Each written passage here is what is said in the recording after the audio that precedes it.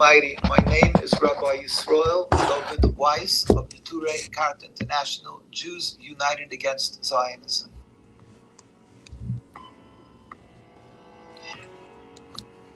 Yes, so first, with the help of the Almighty, I pray to the Almighty to bestow upon me His truth, His wisdom, that I may be worthy of conveying His message and so sanctify His name and bring peace to the world. Amen. Assalamu alaikum. And shukran. Thank you so much for having us. And I thank the King of Morocco. God should give him long and healthy years. For first of all, for continuing this gracious embracing and welcoming and having Jewish people living here. God will certainly repay this kindness. And as I say, the whole family should have long and healthy years with the prosperity and tranquility with all the people of Morocco. Yes, it's very clear the distinct difference between Judaism and Zionism. Judaism is a religion of 3,000 years to be subservient to God, and Judaism required Jews to, when God took us out of Egypt, that we should go into the Holy Land, and we were led in by Yehoshua, the prophet, student of Moshe Rabbeinu, Moses. But we were put under stipulation by God that we have to be on a higher level of spirituality to exist in the Holy Land. God is all over, but the Holy Land has a special significance. It's very spiritual, and if we're not up to par, then as we were told in the Hebrew books, we will be, it says, in the Torah, it says God will, the land will reject you if you will defile the land. And eventually, as the books of the prophets, Jeremiah, Ezekiel, Isaiah, they all warned the Jews they will be sent into exile, and that culminated with 2,000 years ago with the destruction of the temple. King Solomon built the temple. It was destroyed, the second was destroyed, and we were sent into exile. And now every Jewish person who says prayers says,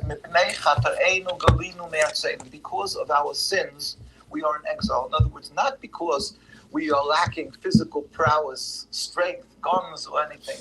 The reason why we have been sent into exile by God is because we were not on that high level of spirituality. We weren't such terrible people. We were not on that level that was required to be there as a nation. As individuals, we are permitted, God permitted us to be there under the rule of whether it was the Greeks, the Romans, or the Ottoman Empire, as well. But we have to be good citizens, as we are required throughout the world. The Jew is required to be a loyal citizen in any country they reside. That's the decree of exile. So for 2,000 years now, since the destruction of exile, we are in exile, and we are expressly forbidden to re-establish any Jewish sovereignty. King Solomon wrote in the highest book of prophecy is from King Solomon. It's called Shir HaShirim, Song of Songs. It's written in metaphor, the whole book. And there it says that God put the daughters of Jerusalem, meaning the Jewish people, under oath, under 3 oaths, that we should not return en masse in large numbers. We should not rebel against any nations, and we should not make any attempt to end exile in any shape or form. Zionism is a movement that's relatively new, 140, 150 years a movement that wants to transform this Judaism, which is to uphold the Torah that we took on Mount Sinai, the covenant of 3,000 years, that's the religion, to be subservient to God and keep the Torah. They want to transform this into an erzatz Judaism, a nationalism, a base material concept of having a piece of land. They ignore totally that the whole concept that was subservient to God, and we have to be holy, and that God sent us into exile because we weren't on that level of holiness, and that we have to repent and God will eventually end exile, with all humanity will serve God and not become Jewish, but everybody together will serve God in peace, and God will at that time rebuild the temple, and we will go up as a nation. But till that day comes, we're expressly forbidden to establish any Jewish sovereignty, even if the land would have been uninhabited, but certainly not by killing or stealing. And on top of that, Jews are required to show thankfulness, gratitude to people who were kind to us. That's a requirement of Judaism. And through hundreds of years, we went through the Inquisition and Crusades and so much suffering. And it was the Muslim and Arab lands that embraced Jews, took us in, as Morocco, of course. So we and the Ottoman Empire, so many, they took us in, and we were able to coexist in peace and harmony. So we have to show gratitude, and I always love to show. I love to show pictures of how we Jews always lived together in peace and harmony. Which really in Morocco is superfluous to speak about this because everybody knows this history. It's unfortunately it's in the Western world that the Zionists. Yes. Yes, a Palestinian and a Jew, and that's how we're distinctly different. We believe in one God. Oh, I don't know. It's way back. It's before the state of Israel. Yeah. So we live together. The point is that we have a different religion, distinctly, but that's not an impediment to coexistence. We believe in one God. The difference of religion is not the cause of conflict or a rift. And as Jews, as I say, we're not allowed to create a Jewish sovereignty. We're not allowed to, certainly not by driving the people from the land or taking over the land, and certainly not to a people who were so kind to us and throughout the history took us in and gave us home, and we flourished. And as we did in Morocco, we put out that greatest deal of the RIF. It's the Rabbi Yitzchak Alfasi. It's going to be his anniversary this week, and so many great rabbis and around so many. I mean, every place is all full of Jewish history here, and so it is in Palestine and so forth. So this concept of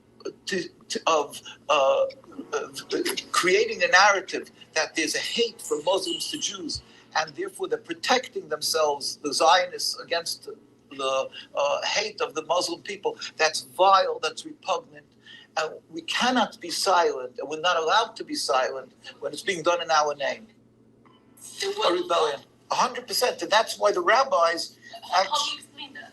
Well, because they came, a group of people who actually were clearly not religious.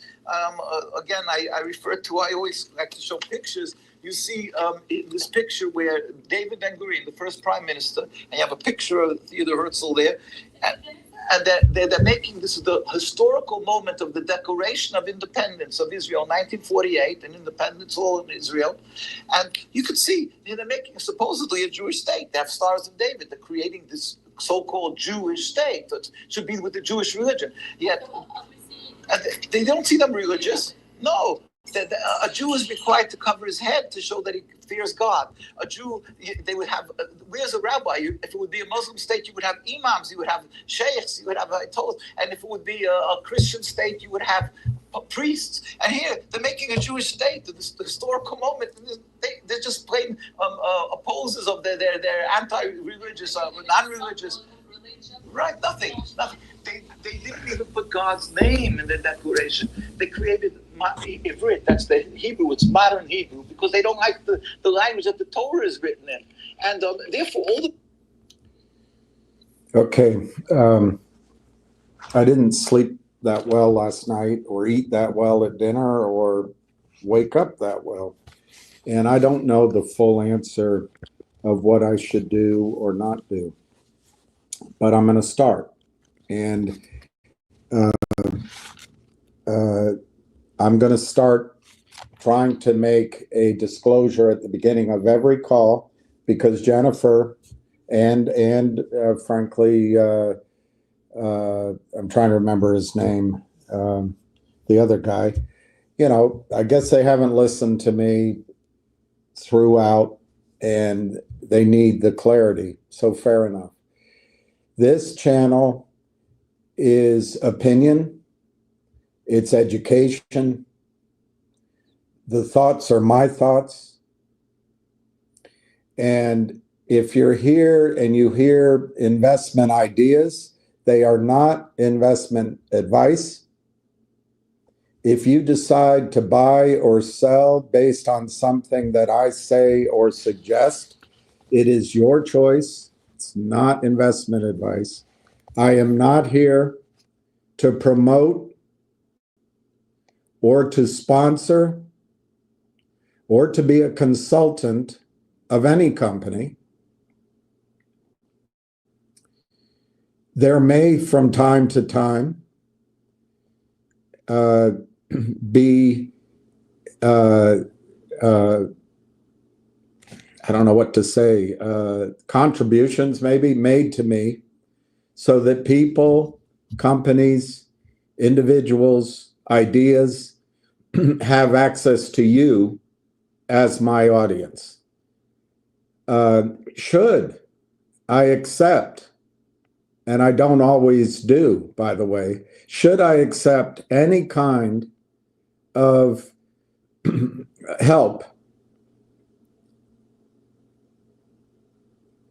I always try to do it in good conscience, and it does not affect the recommendations I make, one way or the other.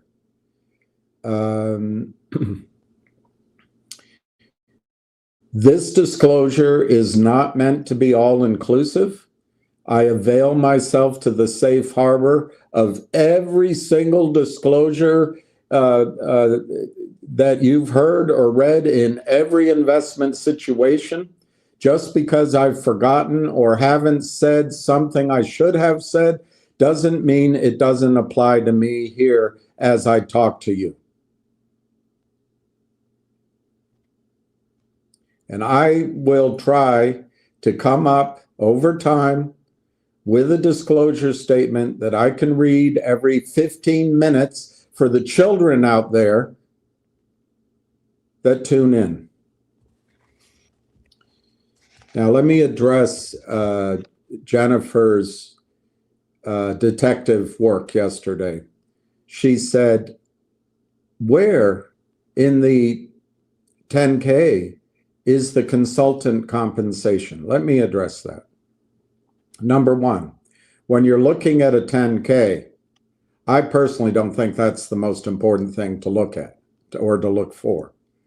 I tried to cover with you the things I look for yesterday. One's the earnings.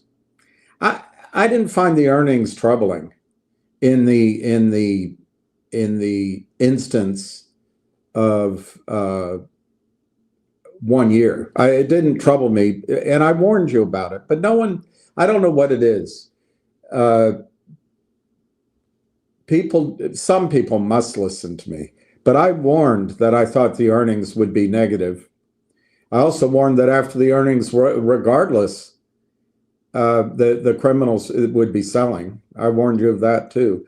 But one of the main reasons I warned in the fourth quarter would disappoint. They raised money in the fourth quarter. They raised $5 million. And there's, I don't remember, 350 grand in cash payments. And probably you take some other expenses too. So you lose money. Welcome to the world of companies as they're starting up and growing. And this has been over 10 years. I understand that for finger motion. Look at Amazon. Look at Microsoft when it started. Look at Edison or Ford. I mean, when you look at Facebook.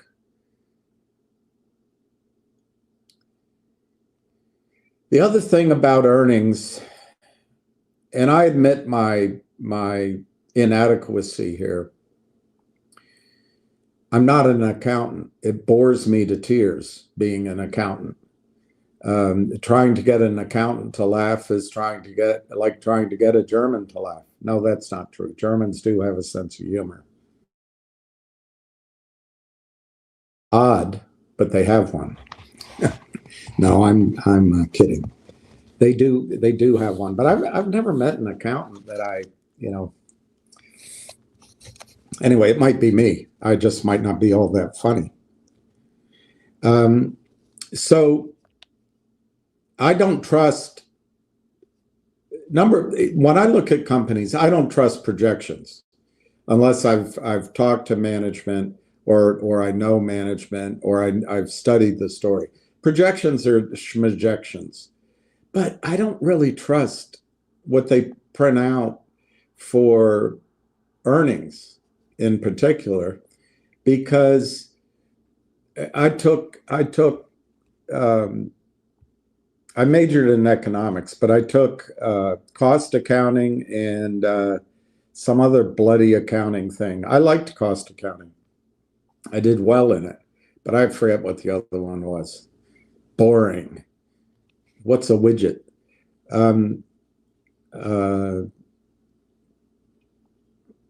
But what I remember, and then I've learned, and particularly I learned it in statistics.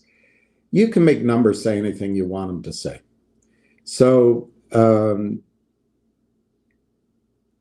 I don't claim to, I really know the resource space better than this technology space, telecom space, but it doesn't take an idiot to understand a balance sheet. It's just, how do they come up with the expenses? How do they book the profits? I don't know all those things. I raised money for an oil company, which went on to become the largest private oil company for a brief time in the United States by production, I think, or maybe by value. But it was run by an accountant. And man, that was a tough experience. That was a learning lesson. So I don't trust earnings statements, income statements, balance sheets anyway. But what I looked at for finger motion didn't trouble me as far as the earnings were concerned. It didn't surprise me, I guess I should say. Somebody pointed out to me today, and I guess it was Tony DeNaro did his study. And let me finish the point that apparently I didn't listen or read it. But Tony pointed out that they have accounts receivable, very high number. And I guess some of it's over a year. I didn't see that, but I didn't study the paperwork either. So this weekend I'll try to go through it. Well, once that was pointed out to me for finger motion, that gives me a little bit of a question mark, because who are the creditors? Who owes that money to finger? It's not Tom, Dick, Jane, or Harry. It's mostly the telecoms. And in China, those are pretty much backed up by the government. So I don't quite understand why there would be a large receivable or one that would exist beyond a year. It's something I got to find out. It's something you put a question mark next to. And in my case, when I take notes, I write MQ, my question, and I write it down. And then when I'm talking to Martin Shen, I can ask my question. That's something I need to find an answer out. And Tony pointed that out. Now let me quickly let me see if there was something else I wanted to say about Finger's report. Oh, the other thing about their report, I like to read management discussion. I wanted to find out about the C2 contract, even if it were just about the two vehicles. I didn't see anything. I don't know why. That's another little issue to follow up with. So I was more disappointed that I didn't learn anything in the management discussion than anything else. Now, Tony DeNaro, your avenging angel, and I don't know him. And I think he did a quite a strong analysis of COSM back in the time that became the hot item. And by the way, the people that promoted COSM were consultants, and they were paid. One was a CEO. Everybody gets paid on Wall Street. So I got to ask you a question. How is Tony DeNaro paid? How does he make money doing what he does? Maybe he makes no money. Maybe he does it out of charity. Maybe he's here to help you.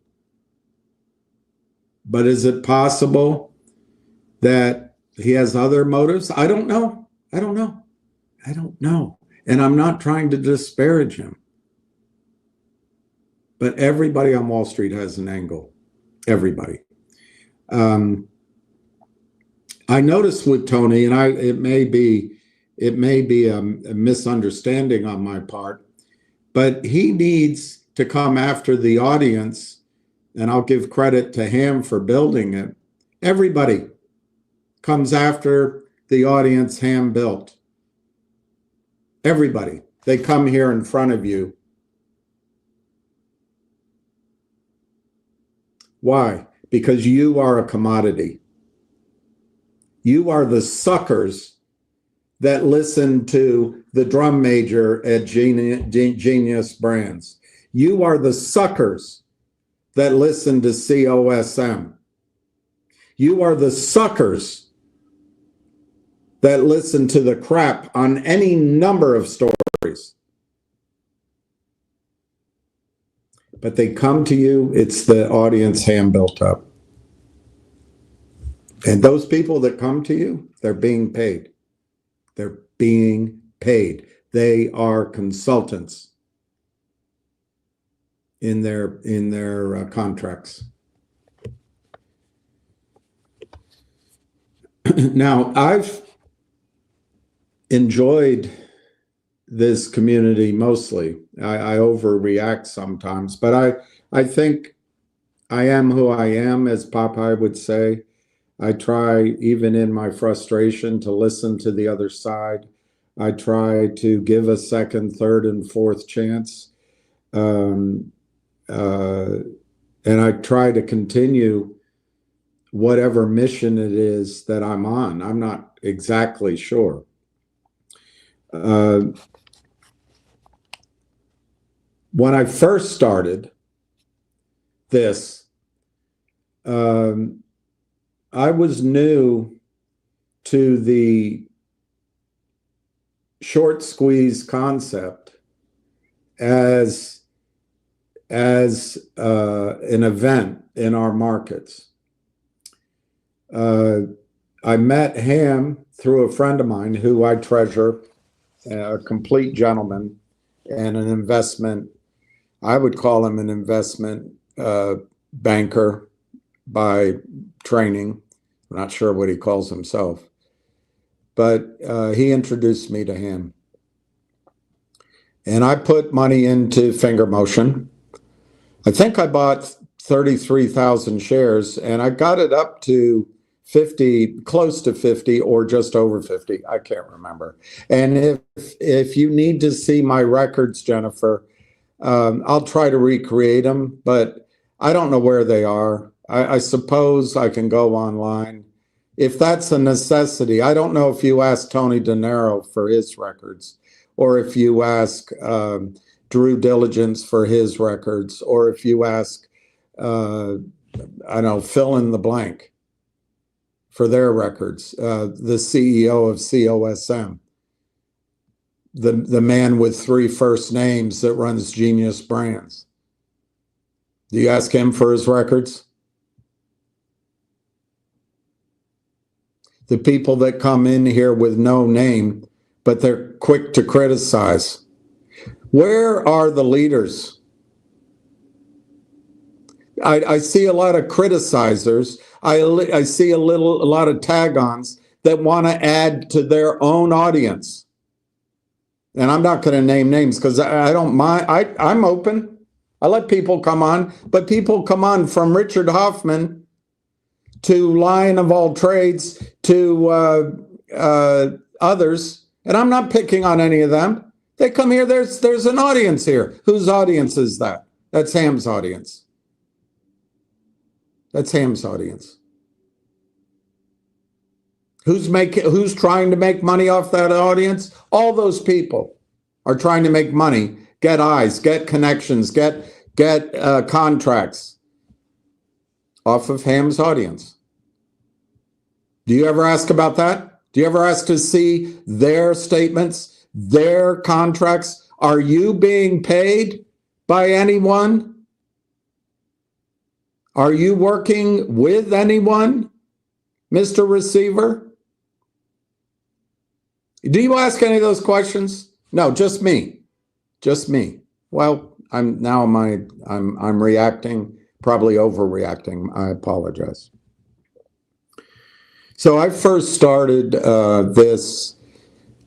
I don't know now. It's got to be 4 years ago, 3.5 years ago, and I bought a position in Finger Motion. I told people that I knew, investors I know, to buy the stock. I didn't tell anybody online to buy Finger. I never came on here and said, I think you should buy Finger back then. What I did do, though, and I take full ownership of it, Finger went, I don't know what my average price was, but, I really don't. I was wrong on my Nixie average price yesterday, so I don't trust my memory on it. But I'm pretty sure I didn't pay over $1 for Finger, or if I did, I know I didn't pay over $2 on average. But when I built my position on Finger, I didn't know him. I had never spoken with or met him.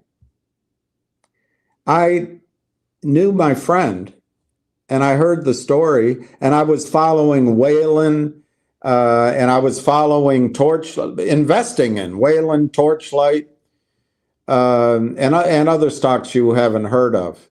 And so this was on my radar, and it pulled back, and I bought. And then after not my whole position, but after I built a significant amount, I said, do you think I can meet him? And then I can't remember. I didn't keep notes, but somehow we spoke on the phone. We started talking by phone. I listened to the calls. I started bringing people in, and I was listening to his calls, and I gave out the number to a lot of people. I was listening to his calls, and the attacks got so heavy on him, and the criminals, which when somebody like Jennifer comes out, Miss Detective, are you a consultant? As if that's why the problems exist in the market. I noticed that I answered forever, and I was doing a lot of thinking while I was answering. I was trying to understand what is, after I signed off and last night, what was bothering me about that question. And I think part of the problem is I don't know what it means, consultant.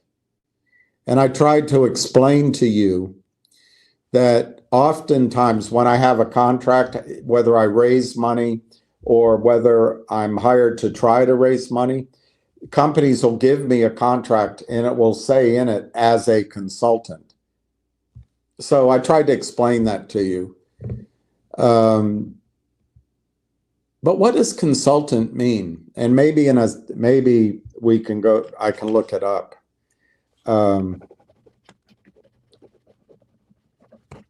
But in many senses of the word of consultant,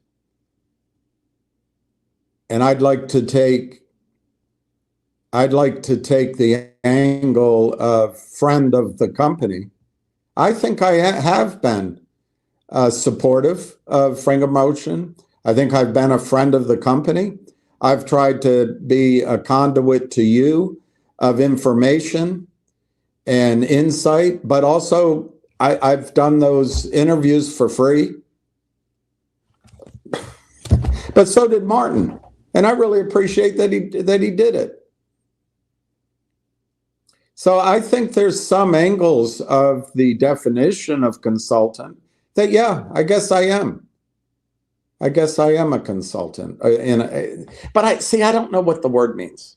We all think we know what words mean, but we don't legally. But I have to say, I've stood in the corner of ham and I've stood in the corner of finger motion. And if that makes me a consultant, so be it. But I don't know that I have an obligation to tell you, Jennifer, or anyone, how I keep the lights on. No one else does it. No one else does it that I know of. But, you know, before I was thinking I'll show you my tax return from last year. The year before I didn't file because I didn't owe any taxes. That's how bad it was. Last year, it was I'm not proud, but I can show it to you, Jennifer, so you can see that no one's paying me to consult. I think people want my audience, and some get it for free, some more honorably and sporadically offer something, even if it's just a dinner. And I've got to work through over time. I'm not going to promise an immediate disclosure because, one, I don't currently have an attorney, so I can't call an attorney. So that means I have to establish a new relationship with an attorney. It means money down. And I don't know, maybe it's 10 grand. It might be 25 grand up front. I don't have that right now, Jennifer. So I'm going to do my best to be forthright with you, Jennifer, and the other guy, Stony Bones, and everyone else. But these people that come on here, Jennifer at least uses her name, and I think she's been a tremendous advocate for investors in all the spaces, and MMTLP and others. I really respect her work. So anyway, I started following finger motion, and then I was I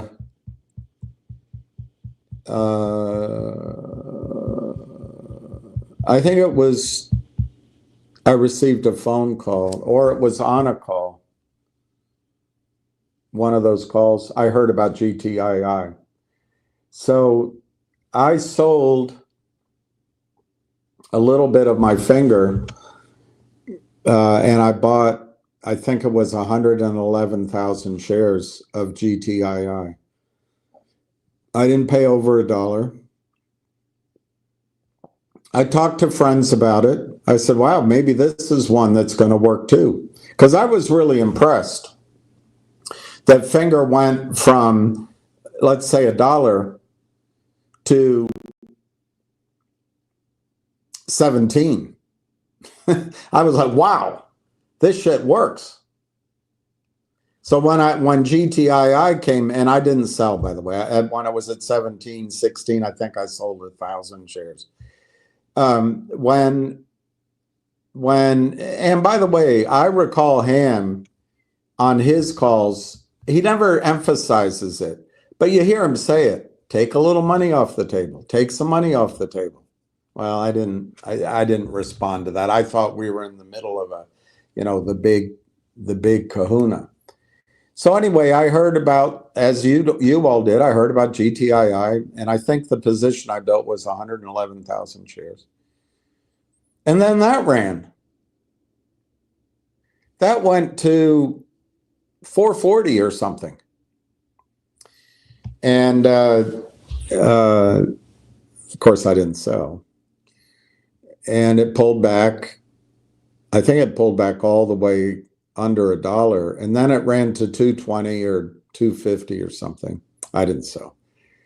But a friend of mine, a pretty good trader, he sold at 220 and let me know. And I said, why'd you do that?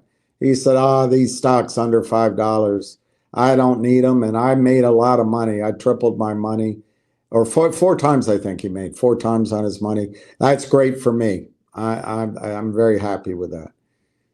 Well, I had friends in GTII. One friend put in orders to sell at a really high price. And I said, are you crazy? That's a piece of shit. I don't think it's going to those high numbers. But she's very smart, good intuitions, good instincts. So I thought, I just won a sweepstake. That's great.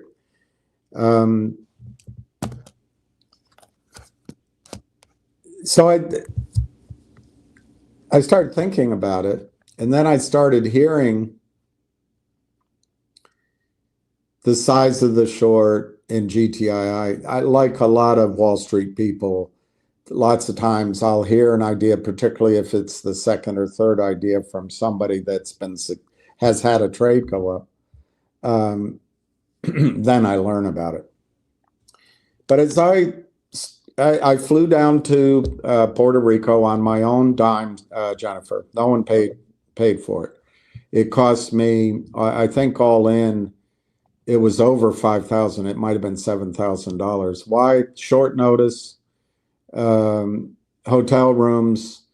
I don't remember, but it was expensive for me to go down. Nobody paid my way, Jennifer. And I met a lot of the people working on GTII and Finger down there. I think I was there 5 days, something like that. I met everybody. And so I thought, wow, and I might be getting my sequence off, but I thought, wow, I guess it can happen. And at that point, I still believed, based on my experience on Wall Street, that squeezes could happen. In the whole background, AMC, GME occurred, which is where a lot of you caught the fever for these otherwise indescript companies. There's nothing good about AMC, nothing good about GME. It's just the thrill that it could squeeze. And you could say the same about almost any of these companies we discuss. So then I was listening one, I don't know, I can't remember the timing. Maybe it was summertime, but the stocks went up and they came down, and I heard in Ham's voice, it's like it was just tough. Nobody was listening on his calls. And I'm just sitting there, what the hell do I do? And I went down to the SEC. I put a stand up with a camera. I thought I prepared what I was going to say, and then I just said it. I went to NASDAQ. I did the same thing. I went to Baker Hostetler, or whatever the hell the name of the law firm is, and did it. I went to one other group, and then I went back to the SEC. And of course, that had no effect. And then I'm just sitting there. What can I do? And I was literally sitting outside. I open up my computer. I go to YouTube, and I already have an account because I have Gmail, and I sign up. I have Prime or whatever the hell it is. And there's a button, and it says record or whatever it says. And I thought, I wonder if that works. And I hit it. And I started talking. The reason I did it, and I said it in those interviews, those first live streams, Jennifer, the reason I did it is I thought that there was a campaign out there to steal your money and to confuse you with fear, uncertainty, and doubt.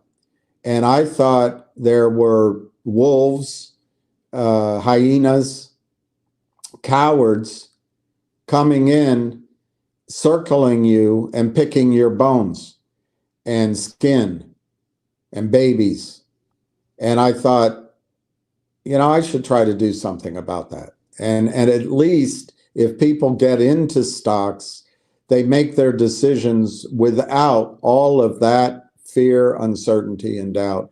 And I thought, well, maybe there's something here. Secondly, I decided, even though I didn't know him that well, what I saw in him was a guy who's been working hard,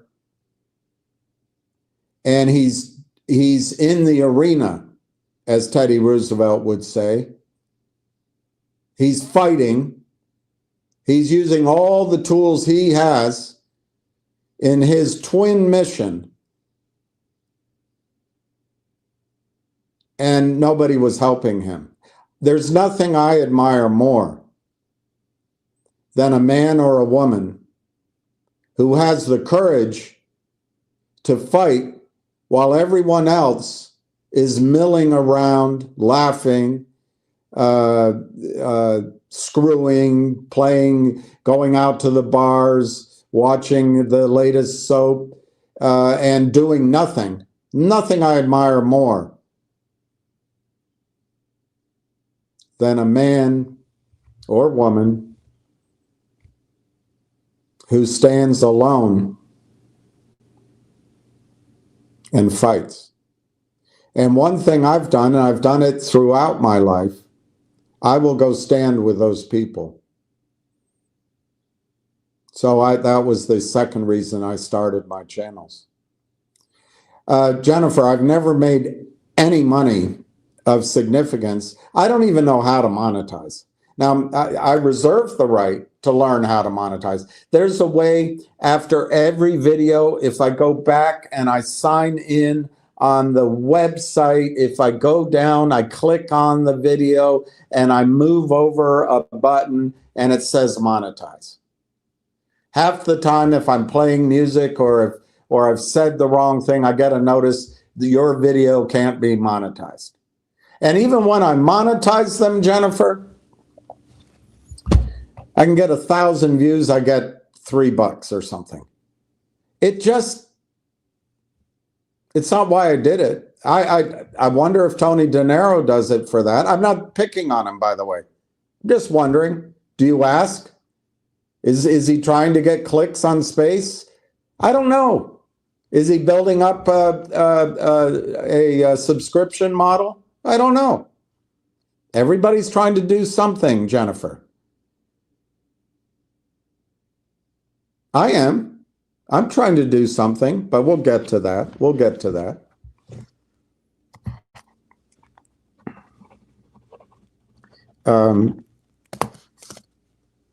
So that's how I started all this. I've never really made any money. I think I've caused some envy out there. People have come after me. I guess I have a decent sized following. I think I watched Jimmy Dore. He's got 1 million. That's where I'd love to be. And I'd love to be interviewing and talking civics and geopolitical issues than arguing over a trifling dividend or getting into a debate with somebody from Burroughs Park who pretends to have your interests in heart when he's just shorting, day trading, selling stock he doesn't own through a market maker who couldn't care less, and he has no money, and when he cashes the check, he's going to go buy a diamond for his wife. And then you're going to say, "Are you and Ham consultants?" As if that's the issue. It just astonishes me. It shows me you don't know what the heck you're doing. Most of you are naive, uninformed, ill-informed, rookie investors, and you haven't a clue. But guess what? It's not your fault. It's not your fault. That's the way Wall Street wants it. That's exactly the way they want it, so they can steal from you.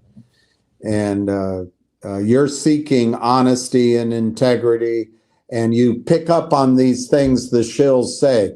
Well, he's getting paid by the company. He's a consultant. Ah, that's what's wrong. It's a conspiracy. He's a scumbag. That's why. Well, I'm sorry, that's not why you're losing money. partly it's your own, mine too, as I've admitted. It's your own trading behaviors. But these criminals, they have no heart. None. None. They may, look, when they make an accusation, it has a little bit of truth in it. It rings with you. So you pick it up. All right, I'm going after that. But it distracts you from what they're doing. But you guys, it doesn't matter how often I tell you. This is a machine designed to strip you of your wealth. Now they'll distract you and say, look at him. He's this and that and that. Ask William this. Meanwhile, they're shorting the F out of the stock with stock they don't own, and they're driving it down, and you don't care about that. I mean, at least Tony puts his name out there, although De Niro sounds highly suspicious to me. Are people really called Anthony Money? I guess there's, my chairman at one of my firms was John Goldsmith, so I guess it maybe, I don't know. I don't want to get into that. So anyway, I moved forward on that. I was up in New York, I guess it was New York or New Jersey or somewhere around there at a meeting, or maybe it was with the truck when we went to put the truck in front of NBC and the Kramers. I think it was that trip. But anyway, I sat with him at a diner and had a great meeting. And he said, the next stock I think could have a squeeze or have a rise is CRTD. So I didn't have any cash, of course. I went to the train station, and while I'm sitting there, I'm thinking, what's this stock? It looks like crap. But I thought, well, I guess I got to try to own some. So I sold some GTII, probably at a loss, reluctantly, by the way. And I bought, I forget how much, probably 100,000. It might have been a little more than 100,000 shares of CRTD. I don't remember what price. It was under $1. It was probably under 50 cents. But I bought CRTD, and CRTD ran up, and the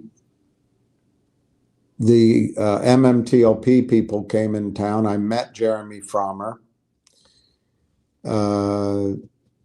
He sponsored the pizza and the dinner. And first time he met me, he couldn't have cared less. I said hi, and but then someone told me who I am, and I mean, I guess he thought I was somebody. I'm not, as you know, I'm not.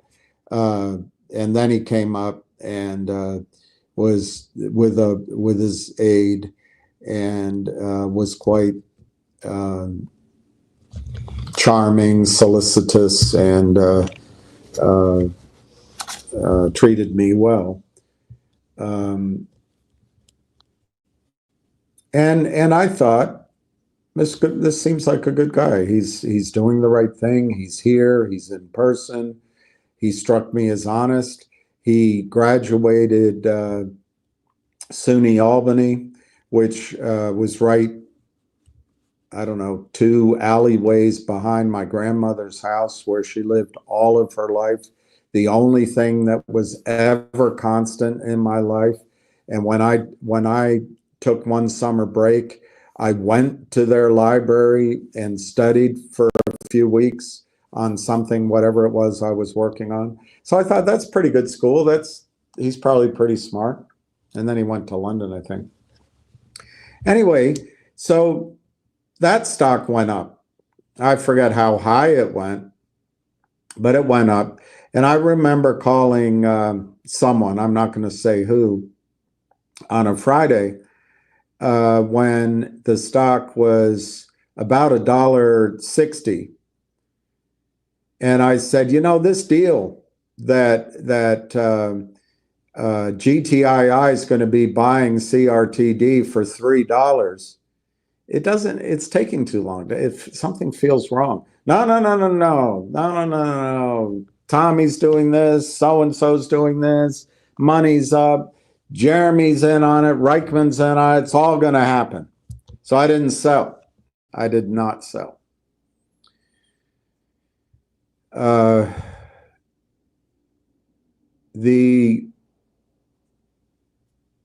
was around 1 o'clock, I think. The 3 o'clock hour came, 3:30, announcement, deals off. The stock plummeted. It went to 21 cents.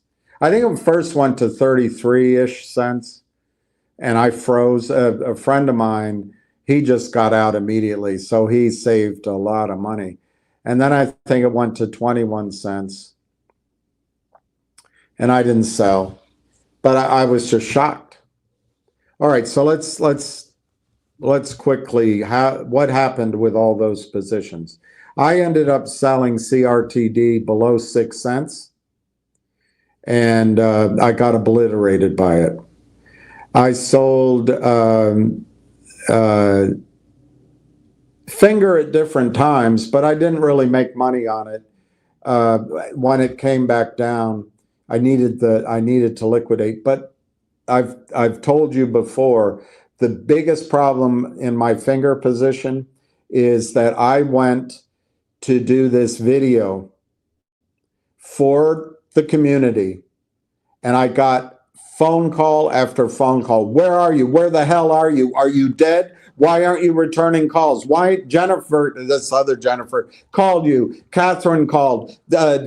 Tom or Ted called. Why aren't you there? They're there. Get there. You have to be there. They flew in just before. Anyway, well, that was a Friday of option expiry. And I went. I dropped everything. I was stupid. It's my fault. I'm not blaming anybody. I should have said, no, I'm not doing it.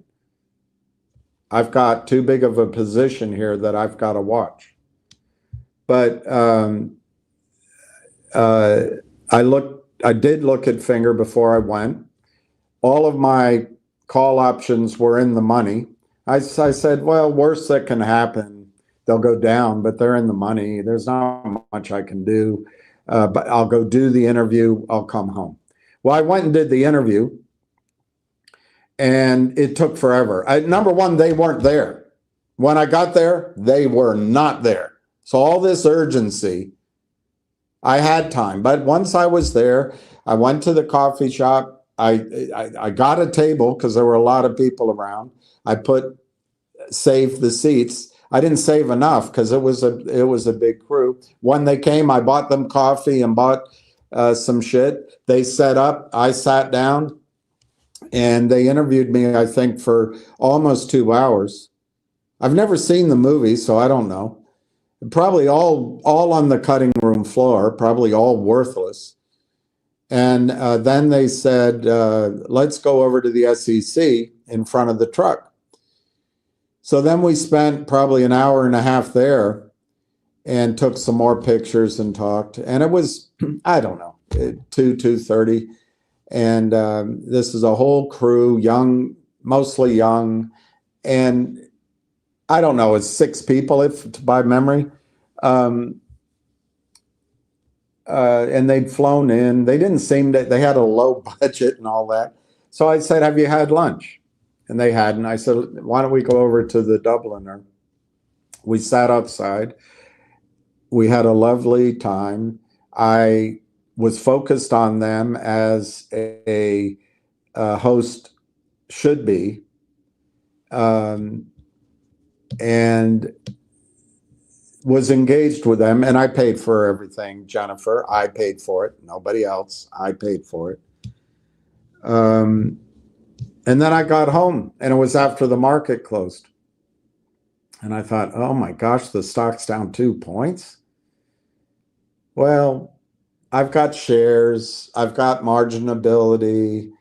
I can sell what's left. That's probably when I sold CRTD. I don't remember now. And I've got some, some other small position. I can bring that in, and then worst case, I'll sell my finger shares and have a reduced position, and we'll see what happens. Well, Monday morning, or probably Saturday, but I didn't look at my account. Monday morning, I called in and they said, well, we exercised those calls. I said, what? I assume those didn't exercise. They're worthless. They had a zero bid. Well, they closed at a penny. So we exercised. I said, who gave you authorization to exercise that? Well, it's your responsibility, sir.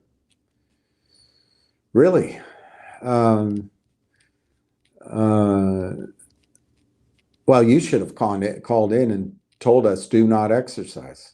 Well, I was at lunch, and all right, so I'm bringing in money. I brought in a little bit of money. I'd sold some things. Well, sir, I said, all right, let me get to work. Well, 10:30, they just sold everything. They just sold everything. They reduced. I think I ended up with 2,000 or 3,000 shares of Finger, and losses galore, losses galore. So that's what happened to my Finger position. Evaporated. My stupidity. Why? Because I for some reason I thought it was my duty to go do something for people like Jennifer and like Stony Bones, who I like. I'm not trying to say anything negative. It's just then the thing comes, well, you promoted it. Well, you're a consultant. Hey, you know what?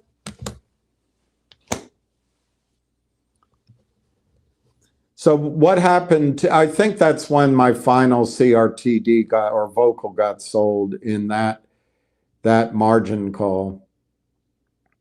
And what happened with GTII, as it came down, I called particularly people that I had told about the stock when it was around 55, 60 cents. And one person I care about very much, she had a large position. And I said, you know, this stock ran to whatever, 440, and then it's run to 9. But now each time it pulls back, it rallies, but it keeps coming down lower. You know, it was 250, then it's 2, then it's 150, then it's 1, then it's 80, and now it's 60 cents. I really, what I heard is that the guy who has been actively and forcefully giving advice and essentially running the show while David Reichman approved of it, had quit, and I had been asked to be CEO. Back channel, no, nothing formal. And I said, sure, I'll do it. So I called around after thinking about it. I said, there's something going on in the palace. There's something going on in the C-suite. There's some battle brewing up there. So I no longer feel confident that the company, everybody involved is on the same page trying to catch out the shorts. I remember what she said to me. She said, well, Ham says this is going to be life-changing. What about that? I said, well, that's your call. That's your call. But it doesn't feel right to me anymore. I came on here for months, talking about selling GTII, and then waiting 31 days to buy it back if you had to buy it back, if you really wanted to, establishing tax losses. I talked about the controversy I thought was brewing behind the scenes. I don't know when I mentioned it, but at some point I even mentioned about that I had been asked to run the show. I thought I was being really clear, but you guys are novices. You need blunt instruments like a hammer. Well, part of the problem, I couldn't come out and say sell GTII because the Treno mine deal was still going on. The lawyer deal was still going on. And there was one other thing pending. I can't remember it right now. So I didn't know for sure that it wouldn't work. I didn't know for sure it wouldn't go up.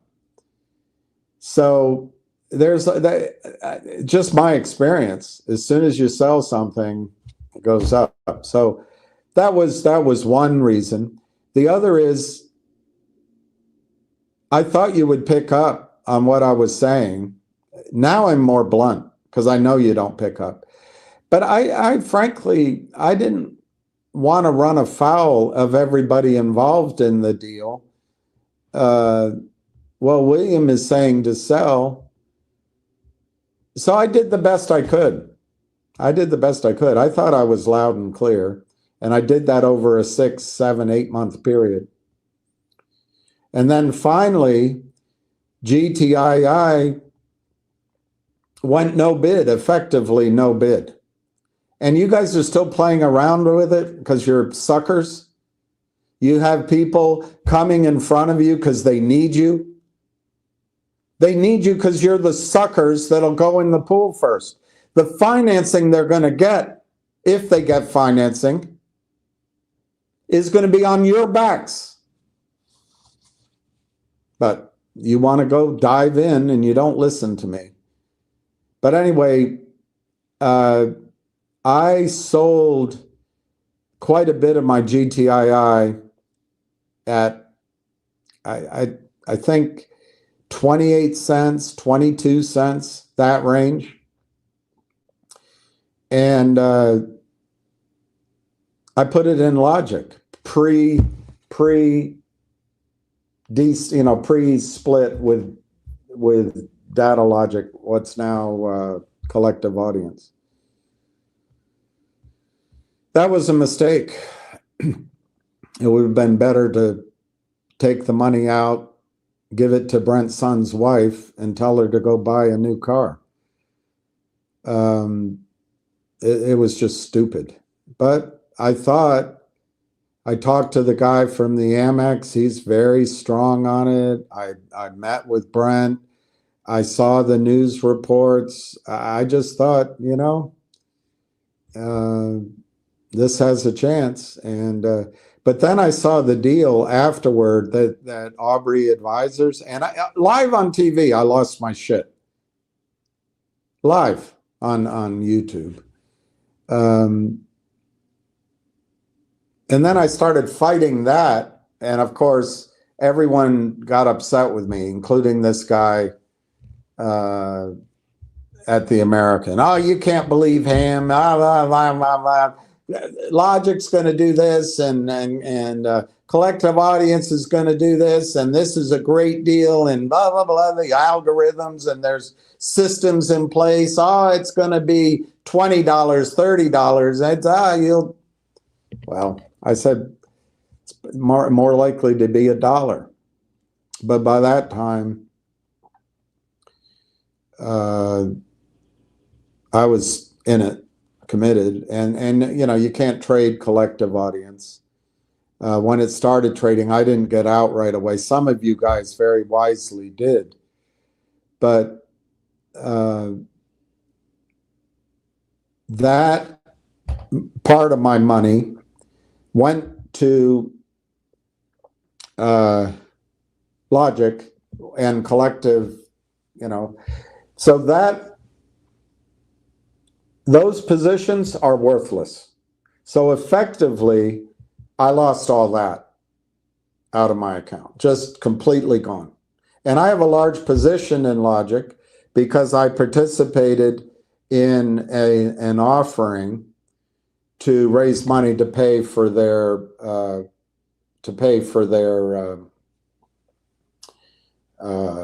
accounting and filings.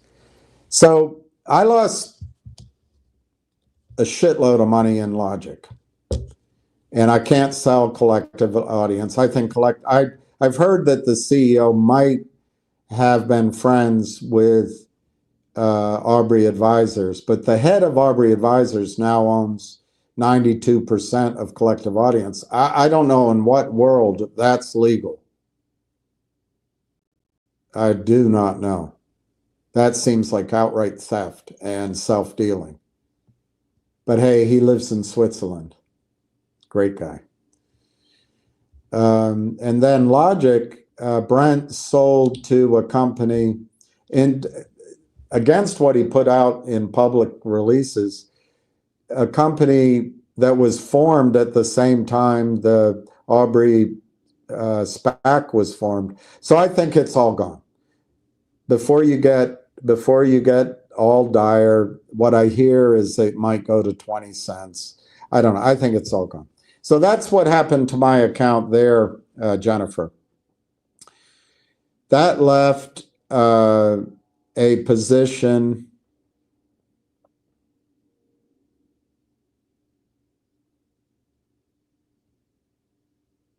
I'm trying to connect the process.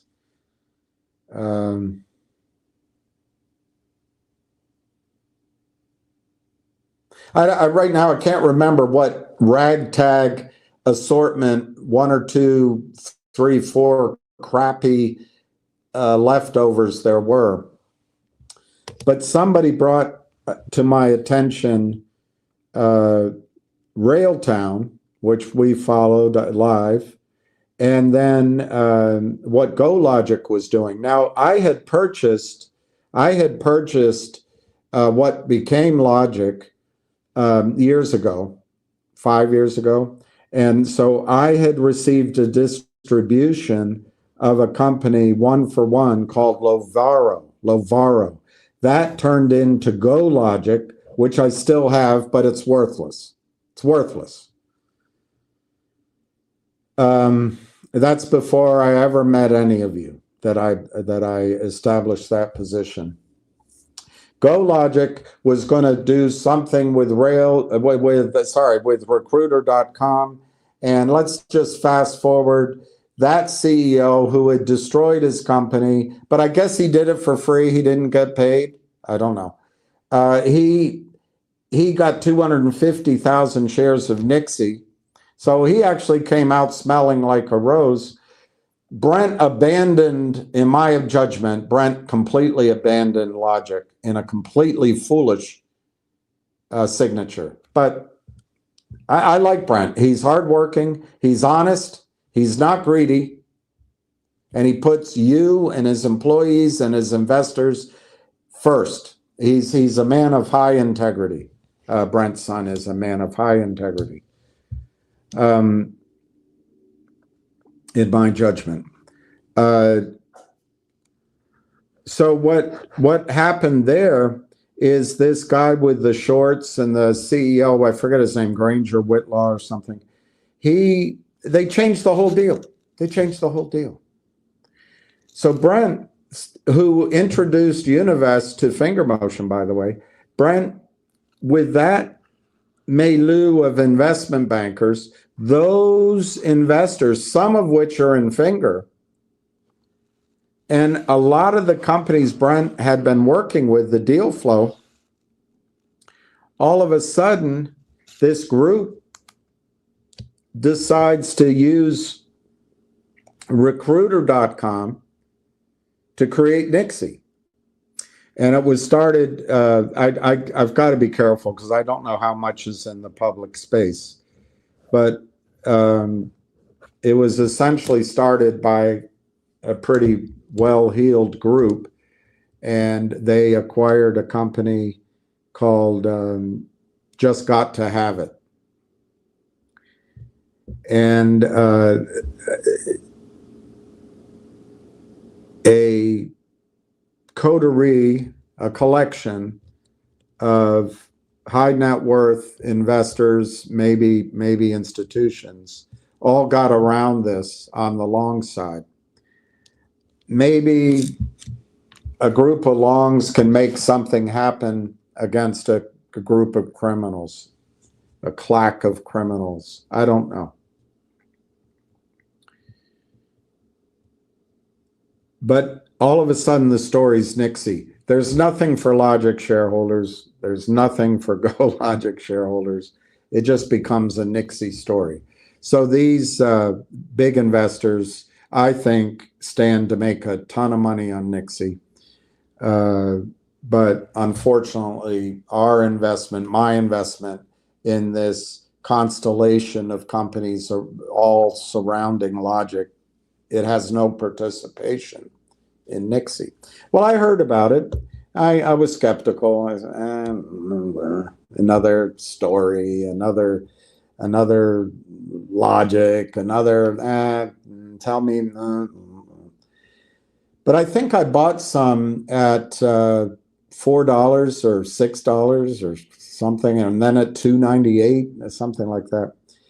And I held it for a little while. And then I started telling you guys about it. I think I called it Sexy Nixie. And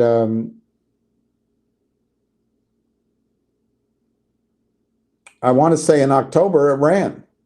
And it ran to 12 pre-market, came back to 8. Maybe it was November. And some of you made money in it. Some of you made money in it.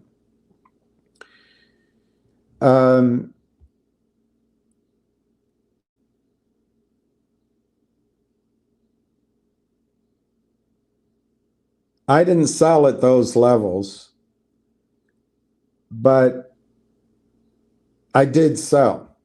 Why? A company was brought to my attention called Railtown AI. And if you're hearing the story, you're realizing that my account is decimated. Decimated. And it's basically my IRA. So, and by the way, Jennifer, my income, such as it was sporadic. Things I counted on coming in did not come in. You know, it was a shitty 18 months. So I didn't have any money, and I thought, wow, Railtown sounds like, the way it was presented to me is it was something that could happen right away.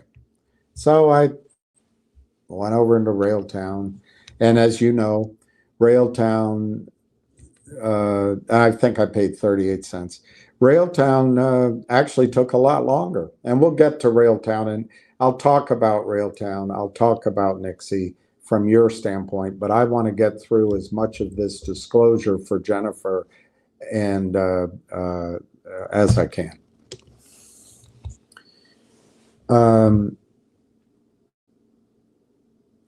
So then my very small position, by the way, of Railtown was all I had left. All I had left. And Railtown's just waiting. And I think I came on here and I was very positive on Railtown. And then I think I was quiet for a little while because I didn't understand. And then I got some feedback. And I've read the news to you, and we'll go over it.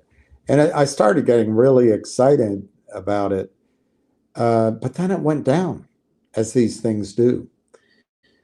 But anyway, I didn't sell it.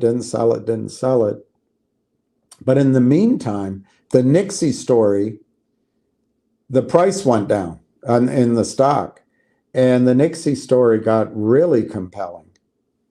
And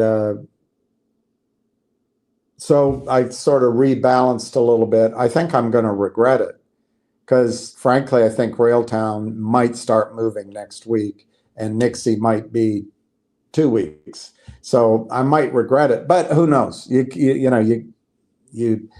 pay your money, you take your chances.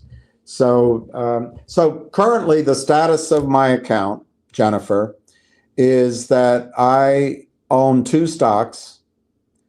One is Nixie and one is Railtown. I don't have big positions in either.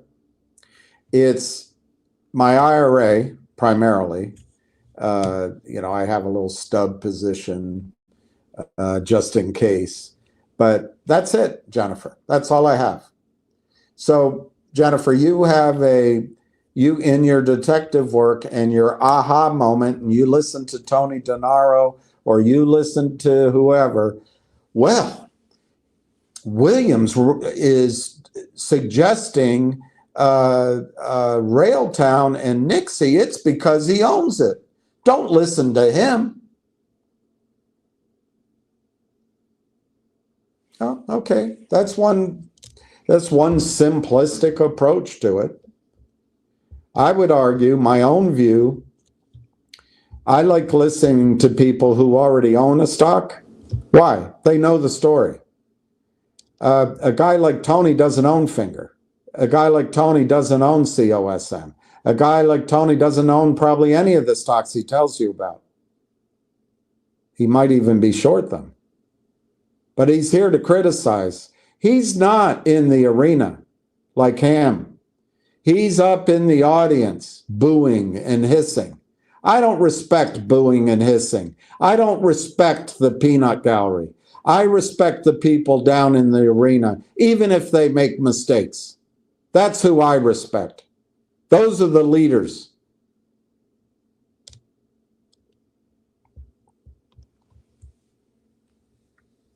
So I've told you my account. I think that's as much full disclosure as I can give you.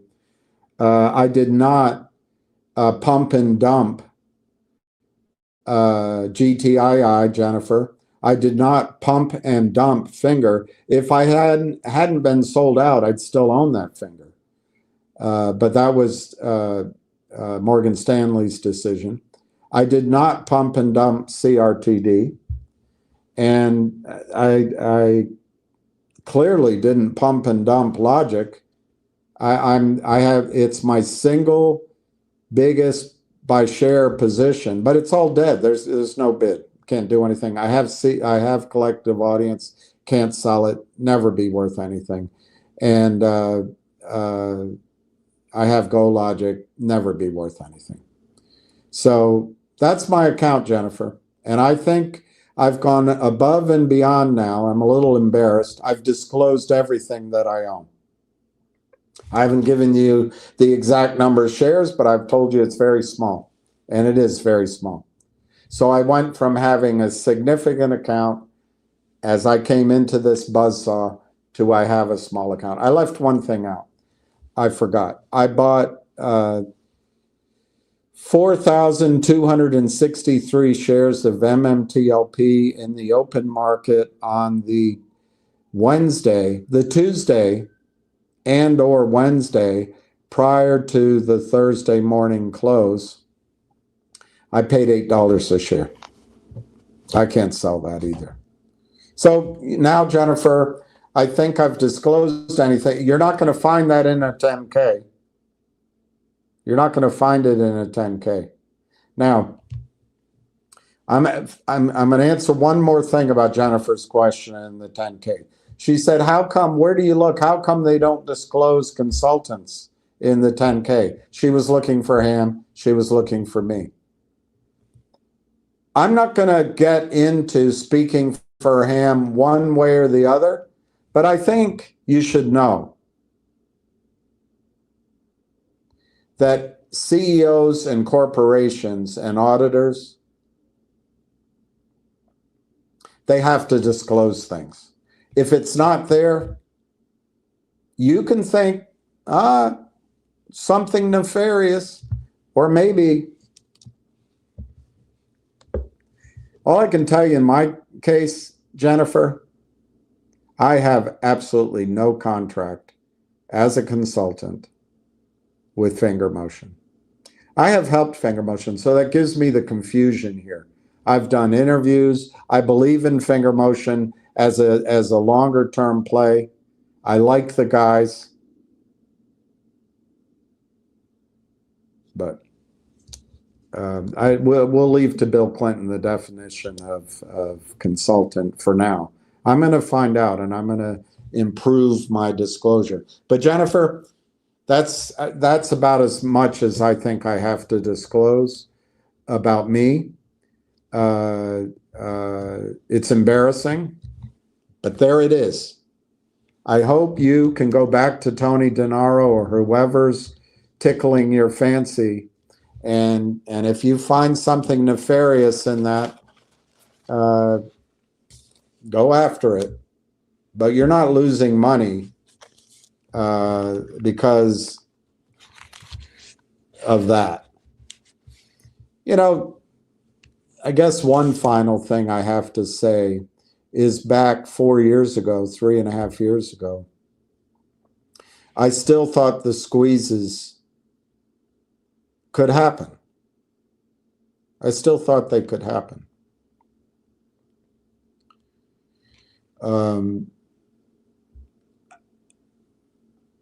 I've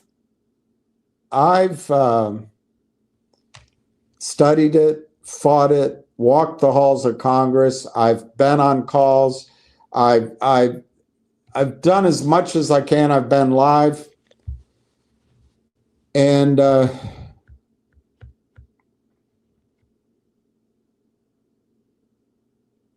don't think squeezes are automatic anymore, if they ever were. In fact, I don't think they happen. But RGC just went from $4 to $868 over 4 months. And a friend of mine sent me, can Finger do it too? I don't know. Anything's possible. I would submit to you that it's the fault of the regulators and Congress and the SEC and Ann Wagner. At a minimum, Jennifer, the disclosure you're asking of me, that disclosure should be of the markets, the dark pools, the criminals, the shorters, the shills, the market makers, the offshore, the broker dealers, the prime brokers, Germany. But there is no disclosure. There is no disclosure. But yeah, that doesn't bother you. You think you've found the problem because you think, William's a consultant of Finger. I'm not a consultant of Finger. I'm not a consultant of any of these companies. None.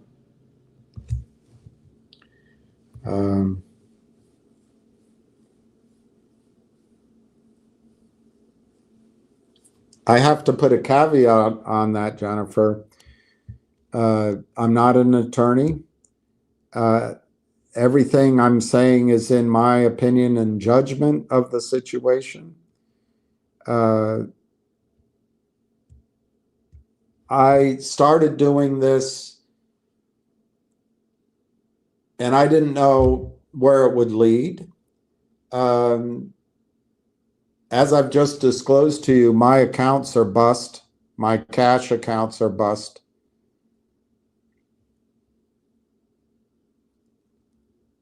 And so whilst the other day I said I'm not Sister Mother Teresa,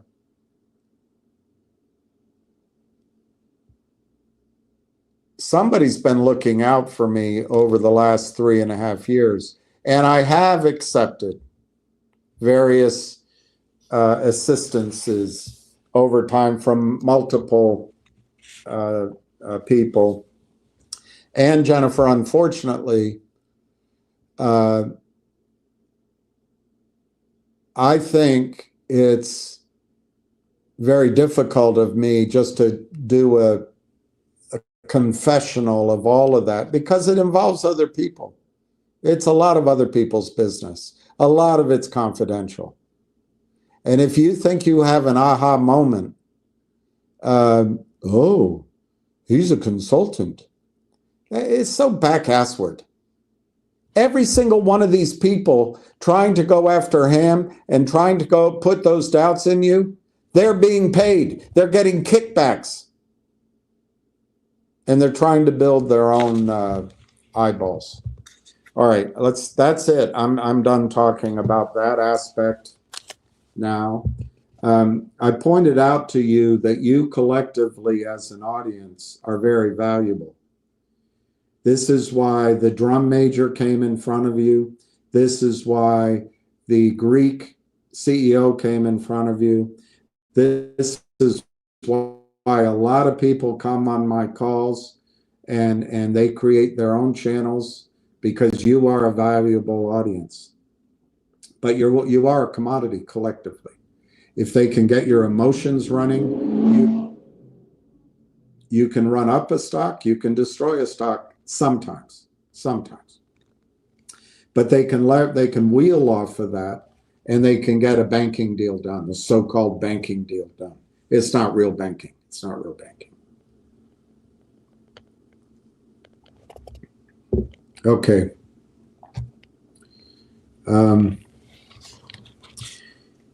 Tony Denaro apparently talked about dilution. I want to talk a little bit about dilution and finger and ham.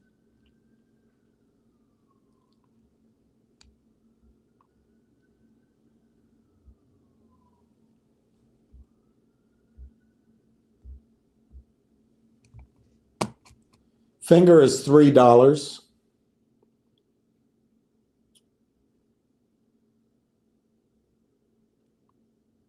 And Finger hasn't had a reverse split.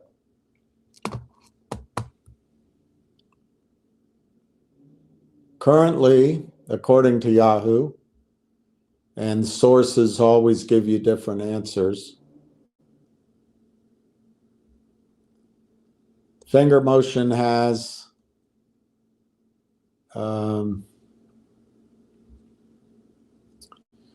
57 million shares outstanding, and I believe that's inclusive of the shares they just sold. 57 million. They haven't done a reverse split. The market cap is, according to Yahoo,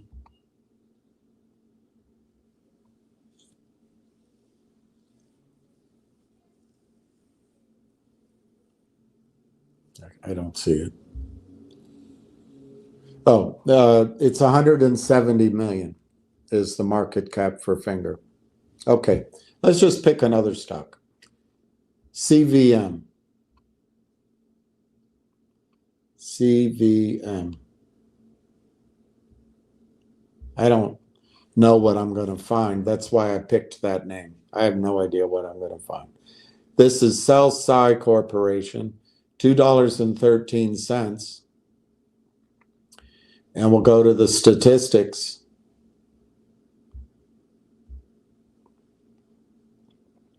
They have a market cap of 7 million. They've had, as I understand it, a reverse split or two, but I don't know how to quickly look that up.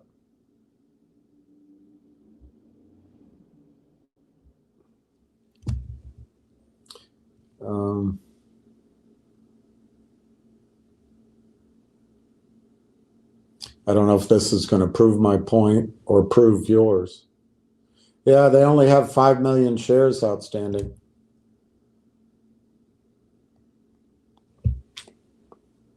So let me look at how many splits they've had.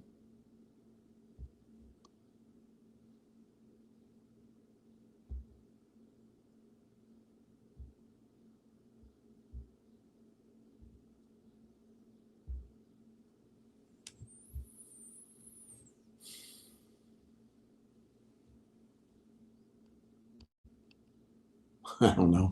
But if you look for a year on CVM, the high is $66. So they've had reverse splits. That's dilution.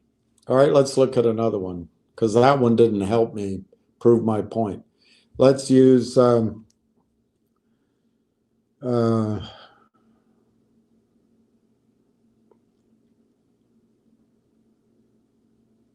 we could use our friend CRTD, see how that's trading.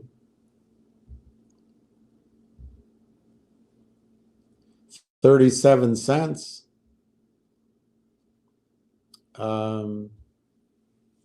Market cap 4 million.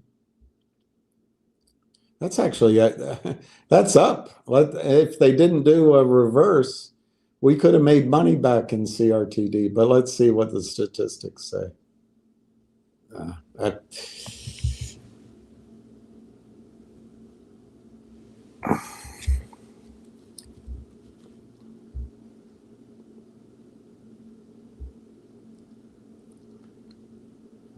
It doesn't give a shares outstanding number. All right, so I'm not proving my point very well. The high on the year for CRTD is $2.10. So maybe some of you have made money in that. I don't know. That's not proving my point.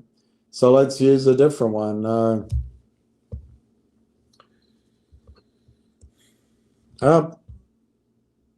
Northwest Bio.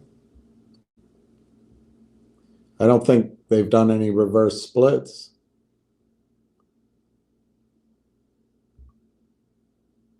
But they've done a lot of financings. And the market cap's 385 million. The shares outstanding 1.44 billion. 1.44 billion. That's dilution. 1.44 billion. So I just want to point out to you that Tony DeNaro's view that the company is going to dilute and sold shares, and that's dilution. Compare it to the companies who have done financings with Wall Street. That's dilution. What Finger's doing, yeah, it's selling shares to raise money, but they're not selling that many shares. And this deal that the Finger just did, 1 million shares, it was with investors. Now the negative is they priced it at $250. My opinion, that means the CEO and the board value their company at $250 a share. That's what they priced it at. But the stock's $3, so to me, that's strong. I would have expected it to be $250. What's the difference? What's the difference? When they went through Roth Capital, they issued warrants, and it went into the maw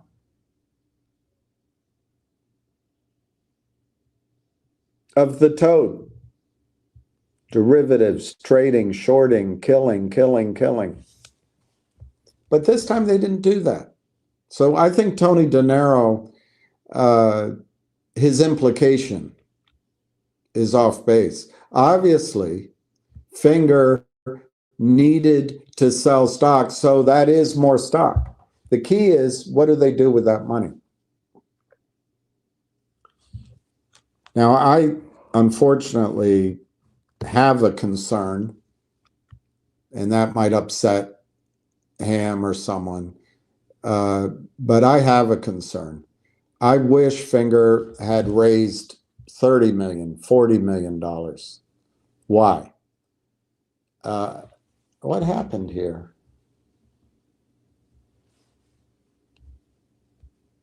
It signed me out.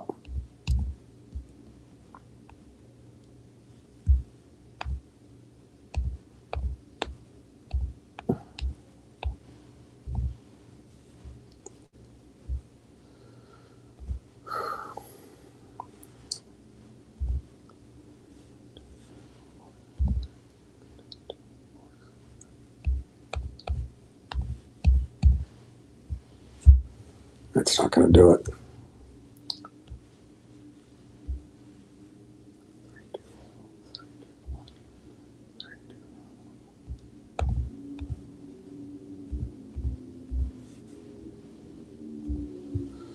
Okay. Yeah, fingers 298. So the key about this financing, where I differ from Tony Dennaro's analysis, yes, they sold 1 million shares. What the hell do you expect them to do? But they didn't put it up in all that at the money warrants and derivative trading and destruction. So they didn't open it up for the counterfeiting and the dilution that comes. Does Tony work for the shorts? Or is he truly on his own? I don't know the answer. You may or may not know the answer. He's always on the critical side, always on the negative side. Anything goes up, oh, it's the promote. Does that get you thinking he might be on the short side? I don't know. I don't know. He may be the greatest guy. I don't know him. But you want to give him blind trust, but you want to come on here and say, how come it's not disclosed in the 10K that, William, that you're a consultant? Thanks a lot. Thanks a lot.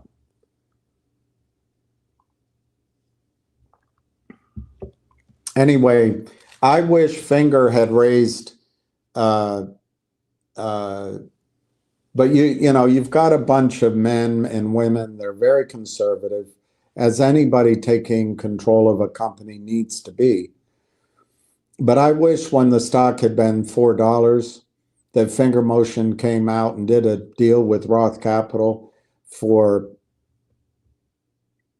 10 million shares at $3 or 10 million shares at $3.50. Why? Why would that have been good? To me, that would mean they could ramp up that C2 contract and really bring earnings forward and make things happen. So to me, oddly, I wish they had, in Tony's words, diluted. In my point of view, what do you have to sell? You have shares to sell. It's what you use the money for, right? I think if you assume $5 million bought a certain amount of vehicles to be renovated, built out, and sold, and then you wait for the government to pay you, which I've gone through these cycles with you before. I think it's a 6-month cycle. At least the first time around. December, January, holiday, maybe August, maybe September, before the money comes in. Well, now they raised $2.5 million. If we ignore the friction of overhead and salaries and all that, maybe they can do half again as many vehicles now. So they get the first cycle running on 5 million. That's going to come maybe in September, I don't know. And they've got the second cycle started now, half cycle started, that might result in revenues in January, 9 months from now. That's not as exciting to me as if they did got the cycle started with 5 million, how many ever vehicles in December, January. And now they might have raised 30 million and they'd get a cycle going for $10 million and then immediately start a third cycle going for 10 million. And then in December, start a fourth cycle going for 10 million. Then you have every quarter, you'd have a cycle. You see what I'm saying? You start in December/January. It takes 9 months. Takes 3 quarters. Then you start in this quarter, which is the second quarter. A new one takes 9 months. But you're now in the second quarter. You have enough money for the third quarter. You start another one. And guess what? At the end of that quarter, beginning of the next, you're getting the revenue from the first cycle. So then you have your cycles funding the project over and over again like a perpetual motion machine, that I would have loved to have seen. That would have excited me. And that, my friends, Tony DeNaro aside, that would have been dilutive on the face of it. That would have been 10 million more shares. But that would have been exciting in terms of revenue production, cash flow production, and ultimately earnings production. It would have been massive, but they didn't do it. They're accountants. They're cautious. They listen to Tony DeNaro. We can't dilute too much. We don't want to interrupt the stock price. This is all screwy thinking. It's the wrong definition of dilution. Dilution doesn't effing matter. What matters is what you use the money for and how you raise it. If you raise it through Jeff Lind or Yorkville or even Roth Capital, you're opening yourself up for massive dilution with Tony DeNaro's friends. Because I think Tony works for the shorts, frankly. I may be wrong. I like his analysis, by the way. I'm not against his analysis. I'm not against some of his analysis at all. Let me tell you something Tony said. He said, you can't listen to rumors. I do not traffic in rumors. I have refused on this channel to ever even repeat a rumor. If you hear a rumor, don't invest based on a rumor. Do not invest based on a rumor. Do not invest based on a rumor.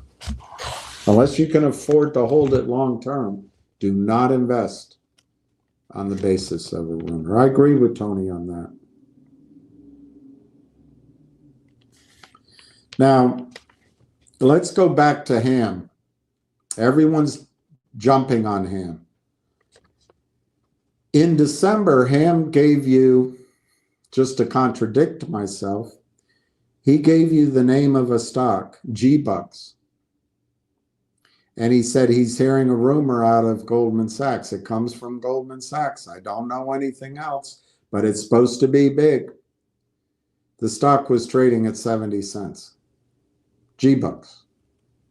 I didn't do anything with it, but Ham gave you that idea. Ham the scumbag. Many of you sold G-Bucks at $8. You made 10 times your money on G-Bucks. Ham gave you that to you. He's given you a lot of trading ideas that have made you money, if you listened. He's had some bum ideas too, some shit ideas. And I've already told you, I personally do not like rumors. So, but that's Ham's choice. Ham hears something, he shares it. Let me just talk quickly about Finger. Ham worked very hard on Finger all of this time, but certainly at the beginning of this year. Because of Ham, you had an opportunity to buy Finger at $1.04, $1.10. It went to $5.10. That's a hell of a trade, my friends. And that's because of Ham. That's 200%. That's 100%. That's 300%. It's 400%. It's even 500%. And you had a chance to make that money. That's because of Ham.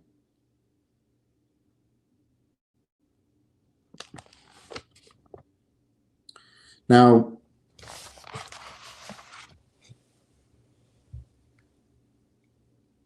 I've been in this business a long time. I've been in the human being business a long time.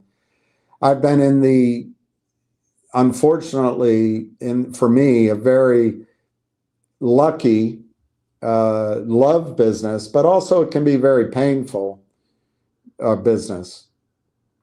And I find human beings, women, people very complicated, Very complicated. I think I'd rather spend my time with dogs than human beings. Dogs aren't always easy either, but at least dogs don't lie to you. At least dogs have no guile. At least dogs can't put up a false front. At least dogs do not change unless they have a reason to, because of a threat. But dogs are consistent in who they are. But human beings aren't like that. They're not like that. Do-gooders, maybe I'm a do-gooder and that's me, but do-gooders aren't always particularly good.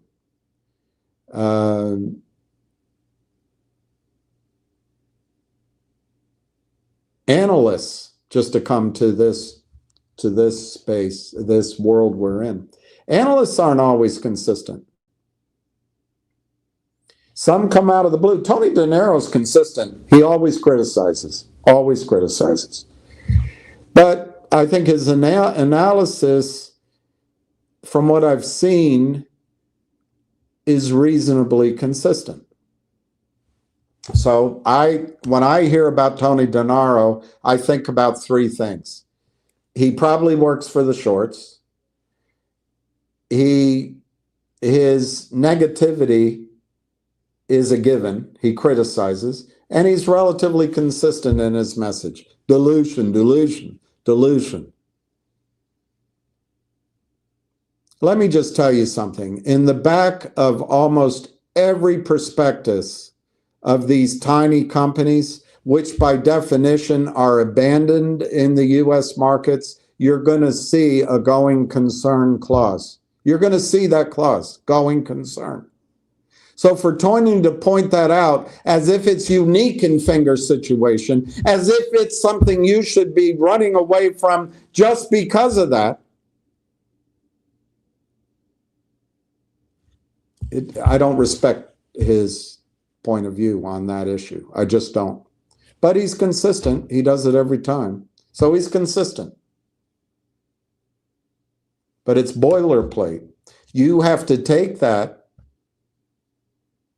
and then look at the other angles of the story. And if you're here for a stock that's riskless, they don't exist. Every stock in the market has risk, from Tesla, from NVIDIA, down to GTII. They all have risk. They're all run by human beings. The market is full of human beings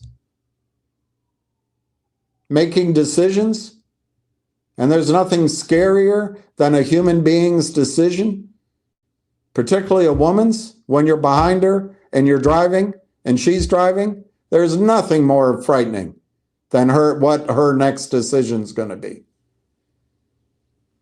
Of course, you can say that about the young hothead guy behind you too. Everybody's got their characteristic. But one thing that over time, if you can figure out someone's motive, good or bad, if you can figure out their style, whether you like it or not, if you can figure out whether they're consistent, well, then their point of view is useful to you. I know that Tony is always going to criticize. He's always going to come in as if he's smarter than everybody. He's going to point out the obvious, and he's going to call somebody else a promoter or whatever word he used. Well, that doesn't help, Tone Hun. Where's your stock idea? Where's your idea to make money? But in that body is a lot of correct information. Don't listen to rumors. You have to be aware that Finger Motion is a company that doesn't make a profit. You have to be aware that Finger Motion is a company doing business in China. You have to be aware that the company's going to need, until it's profitable, until it has cash flows, it's going to need to raise money. But where Tony makes no sense, which means I think he works for the shorts, is for a company to get to independence and powerful revenues, powerful cash flows, powerful earnings, they have to sell shares. But they have to execute. And I just told you what Finger should be doing. They're not doing it. It makes me nervous. It makes me nervous. But the stock price is strong. There may be investors coming in. There may be other things going on. My opinion with Finger differs from what I'm hearing, that it's going to squeeze. I still think Finger has to go down to 250. Why? Just because. Just because they priced the deal at 250. Maybe I'm wrong, but that's what I would be.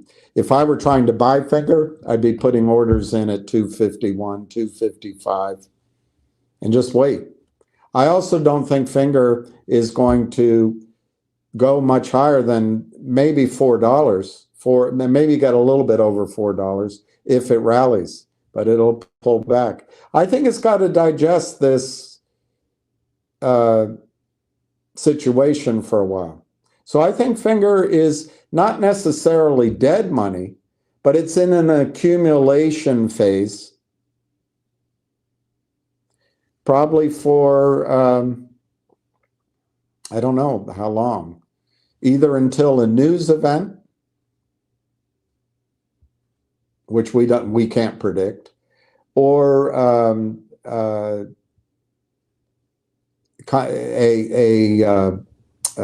company presentation takes hold, or maybe another investor comes in, something like a joint venture. It's all an event-driven thing. But I think otherwise, on a technical basis, Finger motion, I don't think it has enormous upside ahead of it for the next few weeks, at least, and maybe longer. And in fact, I think it can be vulnerable to going back to the price these guys paid for the stock. That's how I see it. I haven't studied the chart, and I'll do that for our next call.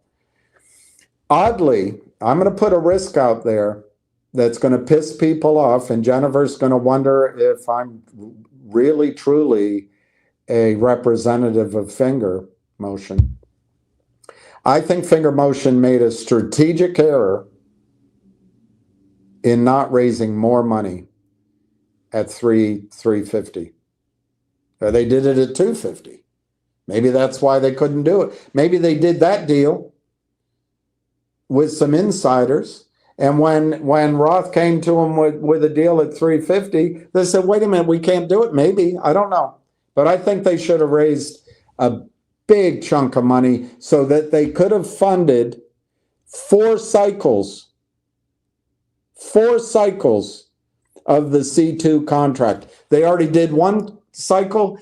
I wish they had raised money so they could do cycle number 2, cycle number 3, and cycle number 4.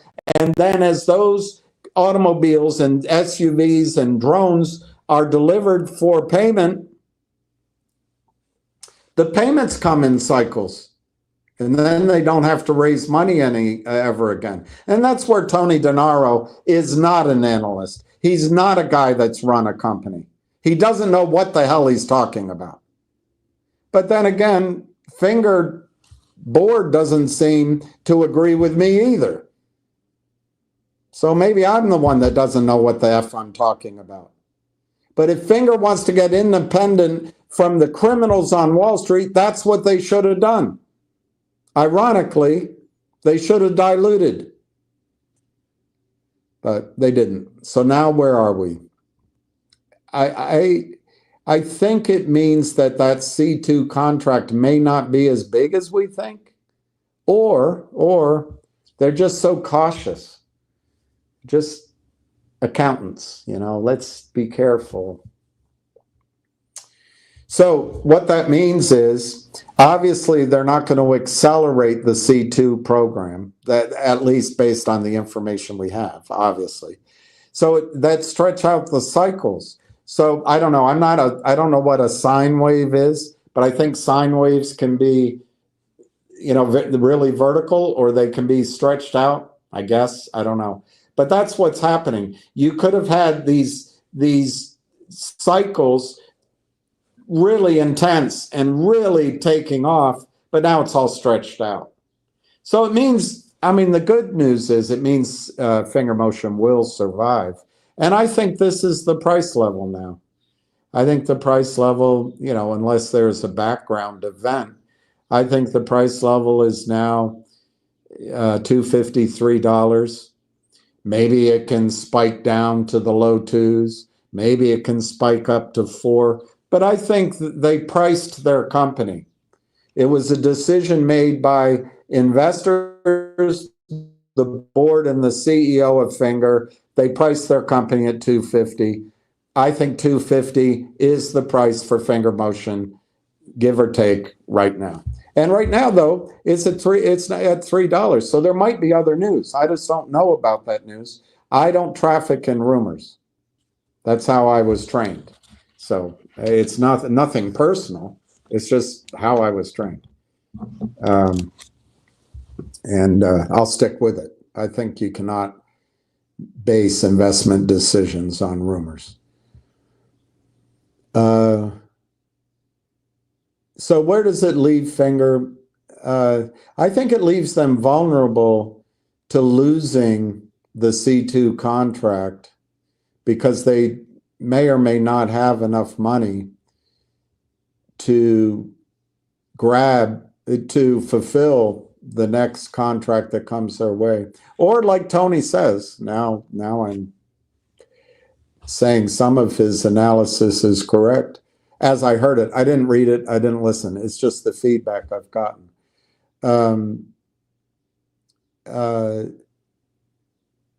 It puts, ironically, by not acting, does put Finger in a vulnerable position in terms, maybe, of needing to raise money, and it might be at lower prices. But I don't think that's what's going to happen. I don't think that's what's going to happen. I think they must have a strategy. It's easy for me to give my what I would do. I'm not on the board. I don't speak Chinese. I barely know how to buy a top-up card in London and scratch off the back and dial in. And my strategy, they know what they're doing probably. They probably made a good analysis of what to do. I just think it's going to take longer to ramp up earnings in that manner than what I would have done. Now, what are the surprises ahead for Finger? I think the biggest surprise is going to be the monetizing of their data, what they call Sapientus. And I think that's going to come via the laboratory they set up for the insurance companies and using data from the telecoms. I think that's the next event that could give a surprise in Finger. But when, I don't know. It's vulnerable. I was listening over the weekend. I can't tell if it's real news or not, but China, it sounds like, is going in a bit of a depression. And the Chinese people, some Chinese people have an image of gambling and speculating. But in general, the Chinese people are very hardworking and they save. They don't like to spend. And I don't know. There's some indications that banks are in trouble for mortgages and for insurance companies are. I don't know. So let me leave it there on Finger Motion. I think it's now at a new foundational price level, And I think there's good times ahead for Finger. I just think there's going to be some time, some execution, and we need to learn some more. There has to be positive changes too.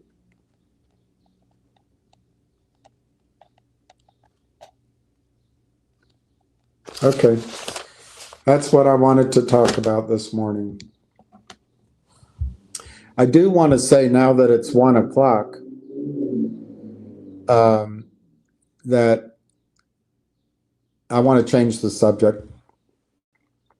That was as much disclosure as Jennifer's question, I think, deserves. I may not have been as complete as I could. I tried to be. And it's also, I'm trying, I guess I have one more thing to say. I am trying to stand by him and defend him.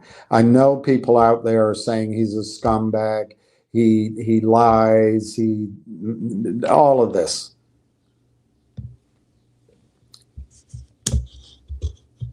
I would say that Ham is consistent.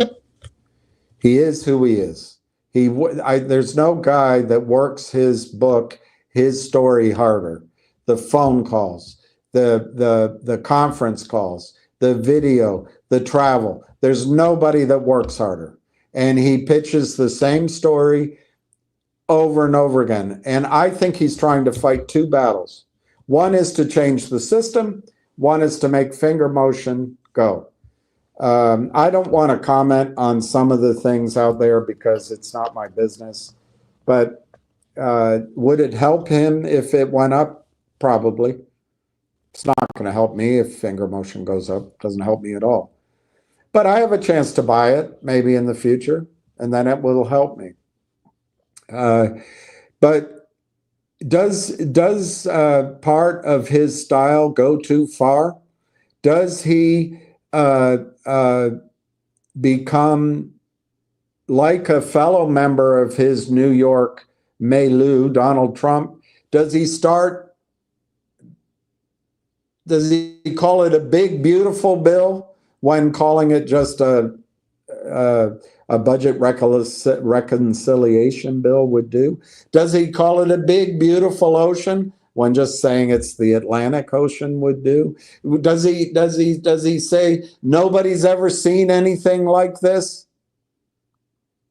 Nobody's seen a trade deal like this. Nobody's seen revenue like this. Nobody's seen an economy like this.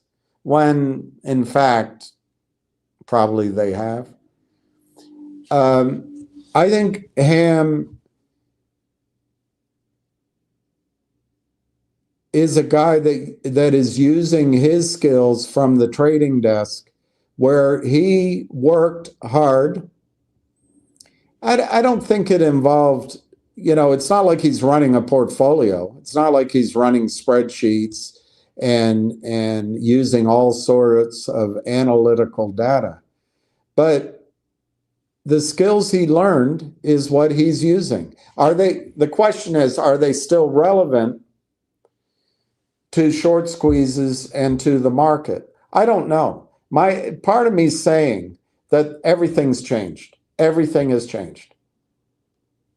But then again, I just received today from somebody I trust, RGC, huge squeeze, $4 to $8.68 in 4 months. Can Finger do it too? I don't know. So my suggestion is, none of us is perfect. None of you are perfect. I mean, I know I am, but none of you are perfect. But I think Ham is consistent. I think you can at least say that. And he works hard. So you can use that consistency, that hard work, that availability.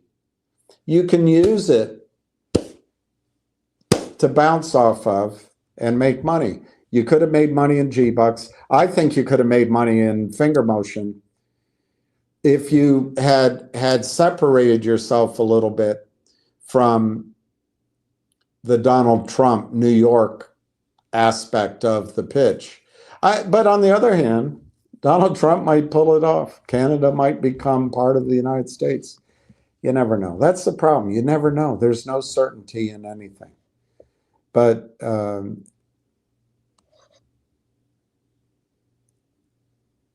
I believe Ham is fighting against the shorts.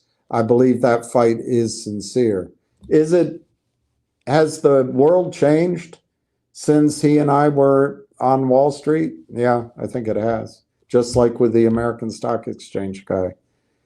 So, just like with you young guys that trade crypto, the world's changed. You young girls and guys that go on an app and swipe left, swipe right, and the next thing that night you're in bed with a perfect stranger. The world's changed. The world's changed. I can't speak on all that, but at least Ham, I believe, gives you consistency, gives you hard work, and there's a reason people want to come into his audience and want him to help them. He's unique in that he goes to work and he doesn't quit. I'm not as thrilled by the peanut gallery as I am by people who get down with the lions and tigers and get themselves dirty, and they make mistakes, and there's flaws. Everybody has flaws in their character. And since I don't have any flaws, I'm not going to judge anyone else's, because I don't know how to fix other people's flaws when I've never had to fix any of my own. All right, so I want to talk about Railtown. I'm just debating if I want to look at your questions. All right, I'll look at your questions. But quickly, can I just state for the record, Your Honor, can I just make it clear? There's one thing that's very clear. Should the teacher stand so near, my love? All right, let's go through the stock prices, then I'll go through your things. You've had to listen to me. I should show the respect of listening to you. Finger is 298.78. To me, it's surprising strength, which means something. It means something. The volume, what? I don't know. The volume is 268,000, and let's leave that there. Railtown is down a penny at 35 cents. Let's come back to that. Nixie is down 8 cents to 186. Let's come back to that. G-Bucks is down 4 cents to 236. All I can say about G-Bucks is I think it's a hard sell to get that investor to come in at 30%. On the other hand, the dividend ex-date is next Thursday, and you're dealing with offshore money. If they can pull that together, G-Bucks is the one stock where I think there's a short enough time frame. I don't know if I'm right. There's a short enough time frame from when the shorts in Boca Raton got in trouble, and they're not doing a financing on Wall Street, and they're doing a couple of things like the dividend, but they're raising money selling existing shares instead of putting out a bunch of new stock and warrants and convertible formula.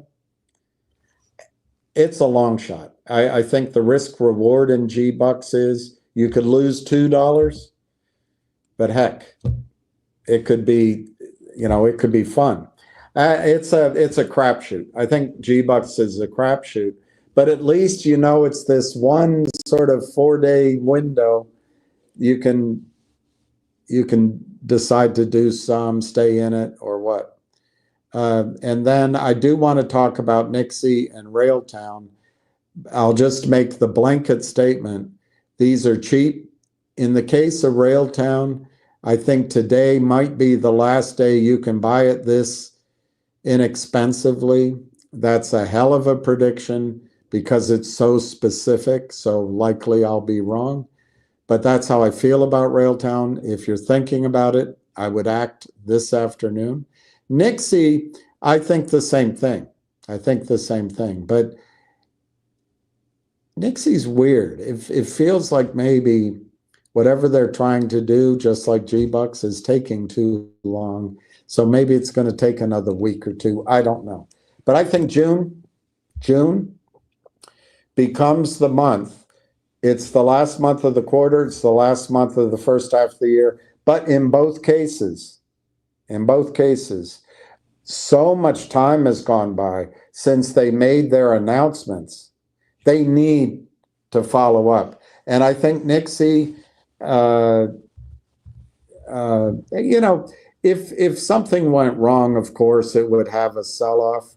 But I think they've done enough so far that the risk in Nixie isn't very much.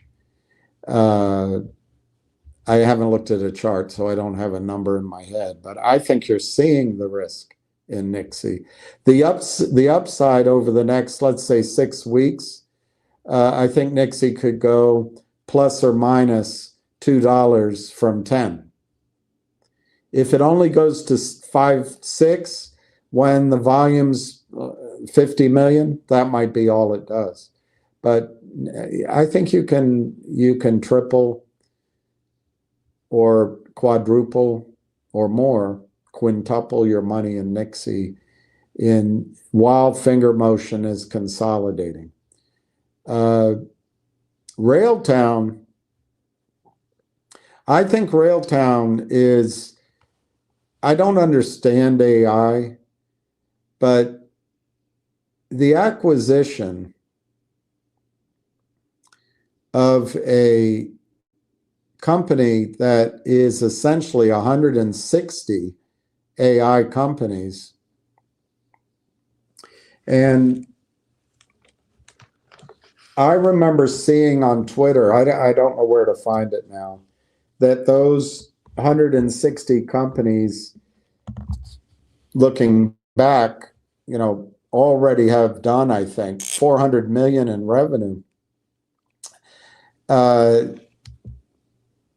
The multiples on that are just gigantic. But if I'll just do a number, let's say it's 250 million in revenue. And remember, I don't know that for sure because we have to wait and see. But I'm not using 400 million. I'm using 250 million, apparently already happening. And let's just use the multiple. I've heard higher multiples, but the multiple I was given for revenue and the valuation of investment or takeover of AI companies, believe it or not, is 19 times revenue. So let's just use that.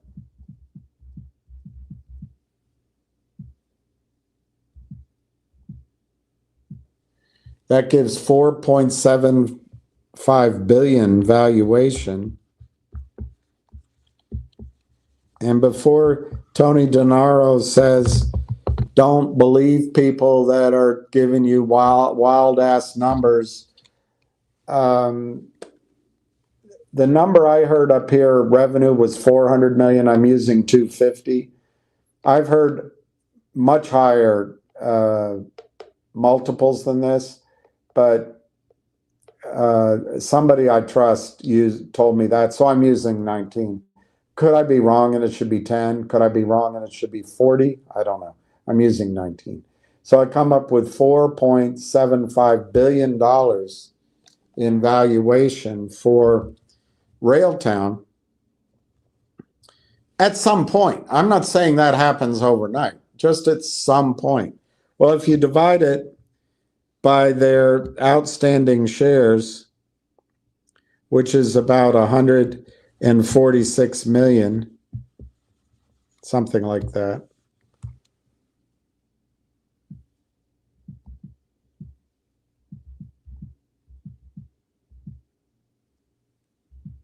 You come up with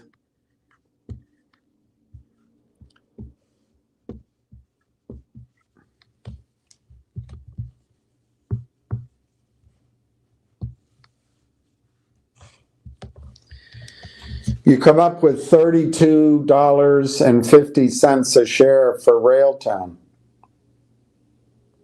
Just using numbers that have been available. Tony's right. I don't know if the multiple should be 19, even though I discounted the revenue from 400 million to 250 million. I don't know if that's enough of a discount. The share count is correct, roughly correct. So you come up with $32.53 a share. Let's just take a third of that. So I'm going to risk it to adjust for all of Tony's concerns, that you don't listen to somebody giving you numbers on YouTube. Only listen to Tony. He's the only honest guy out there.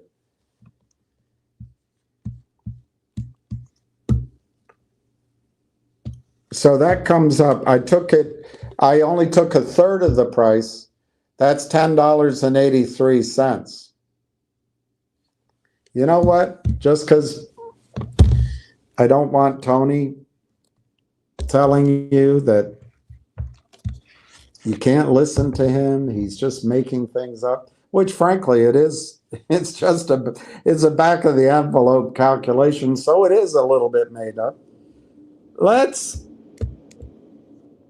take a third of that. Let's take a third of that.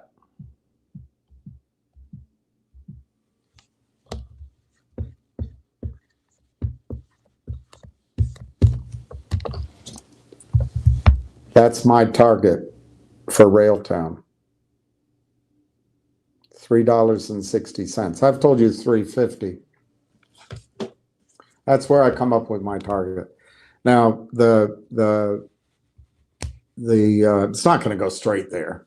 Probably go to 1 or 125 first, if it all works.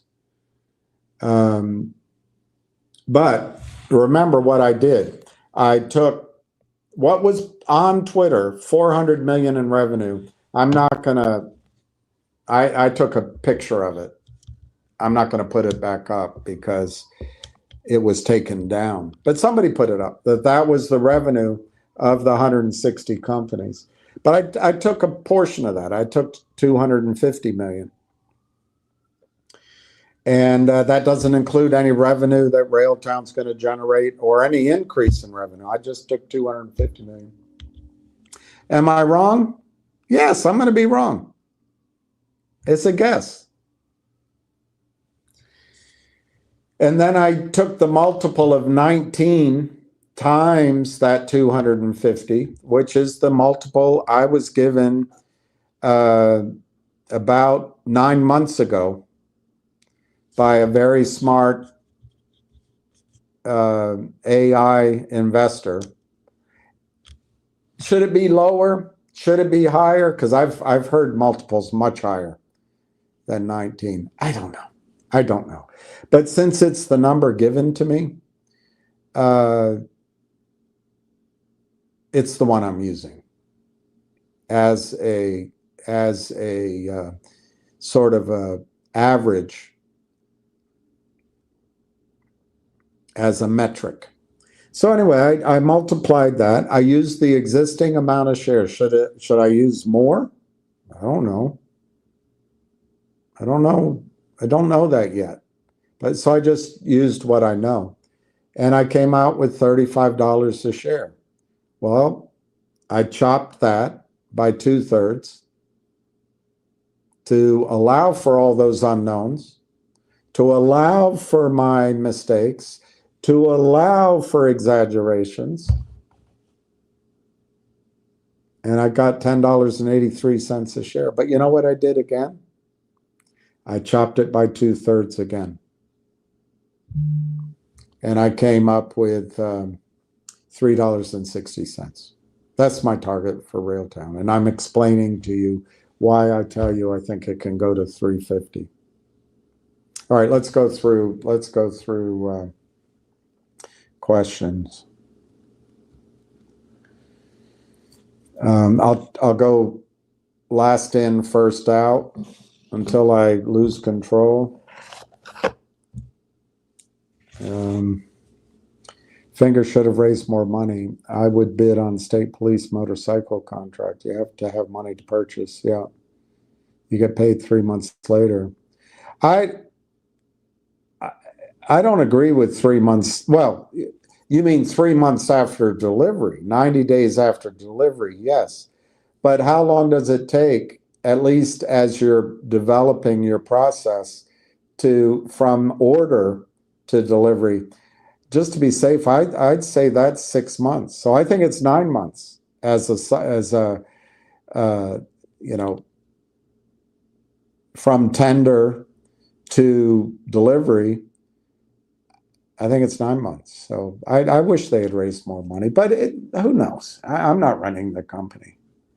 Maybe Ham has some new news. Well, maybe.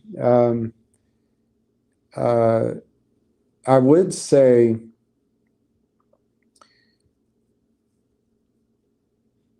that he would have access to investors and management and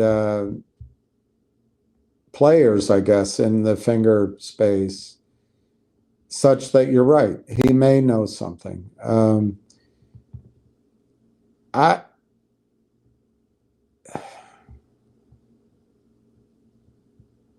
I'm just really skeptical.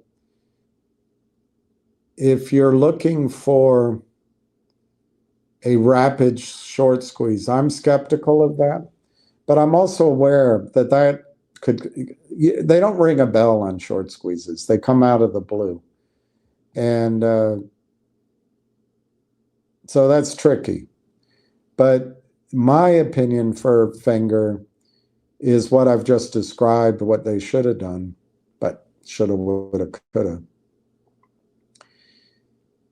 But as if they execute, and there's no, there's so much risk in time. I had a client that used to tell me he hated if he was in a position and it wasn't going his way, he hated it. He said time kills all trades.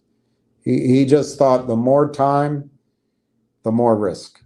And I learned, I didn't believe him, but overall, that's true. But Wall Street Wolfie,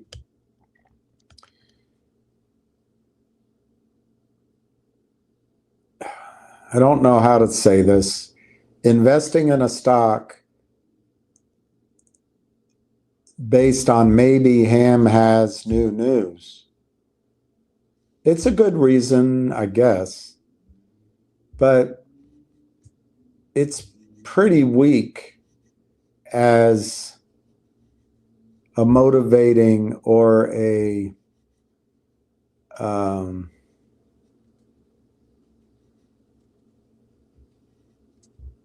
prompt to invest. It's pretty weak.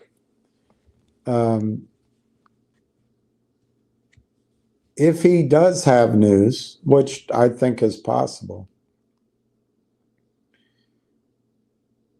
I think he'll have time to buy then. Let me just, Wall Street, let's bring it back to Railtown. Surprisingly, Railtown is down today, which I think is a screaming buy if I had money.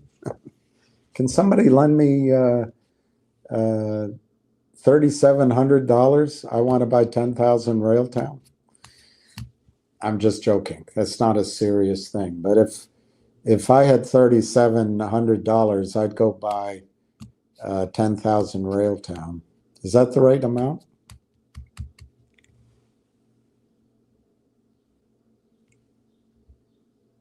I'm so smart I can't even do arithmetic anymore. Yeah. If anybody's out there, like you, Wall Street, Wolfie, I'm telling you, in my judgment, for what it's worth, it's just opinion. It's not financial advice. But if you can find it within yourself to apply $3,700 to Railtown at 37 cents, 10,000 shares, I think that number is possible within 6 weeks. The bottom number, that number. Now, Tony Donaro is going to say, oh, you can't listen to people, don't invest on that. He's right. You can't listen to my projection. He's right about it. But you know what? Tony's not giving you a stock idea that he's researched. He's not giving you a fundamental story that he knows about. I don't think. I am. Does it mean I'm right? I don't know. I think it does. I wouldn't be telling you otherwise, Wall Street Wolfie. Just to be clear, I think Railtown by July 4th could with a C, could be $3.50. I think it very well will be over $1 within the fortnight. Potentially. Why? Why are you saying this? Why? Mainly because of the stock action, since it was 22 cents. The stock action is telling me that the press releases they've already put out that said MOU on it, which probably caused computers to sell stock that didn't exist, by the way, MOU. That's what the computers do. There's no human beings anymore. It's all AI. It's all algorithm. It's all computerized. Anyway, the stock's up now from that. The stock is telling me from years of following stories that somebody's buying because they either know something or maybe heard something. It's acting like the news that I can't remember. I read it to you yesterday. It was 3 months ago that came out about Railtown acquiring MOU, AI Partnerships Corporation. Sounds like that's coming to fruition. Am I right? I'm admitting to you the risk. There's no certainty in what I'm saying. It's all probability. It's all risk reward.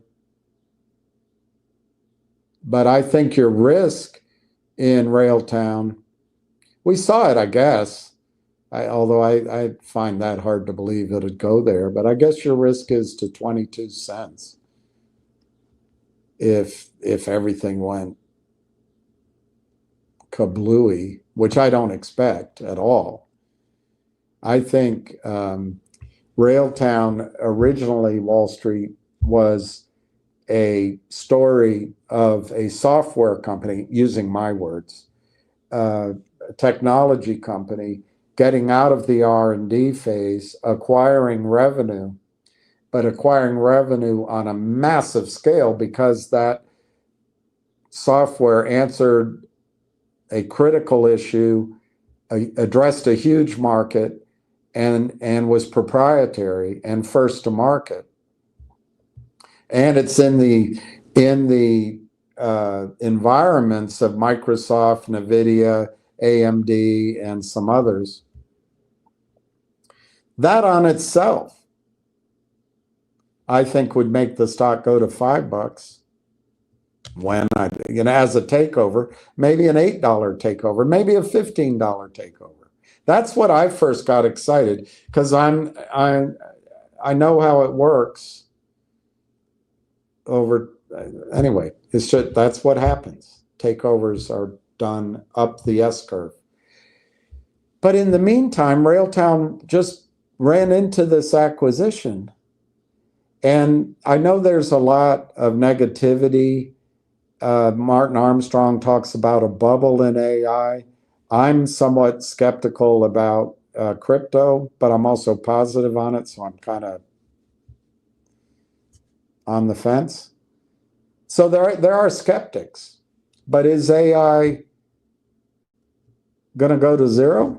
I don't know. I don't know. I don't know. But to me, the Railtown story expanded from their 4 products to acquiring the revenue of this, the best part of the revenue of this 160 companies. They announced it,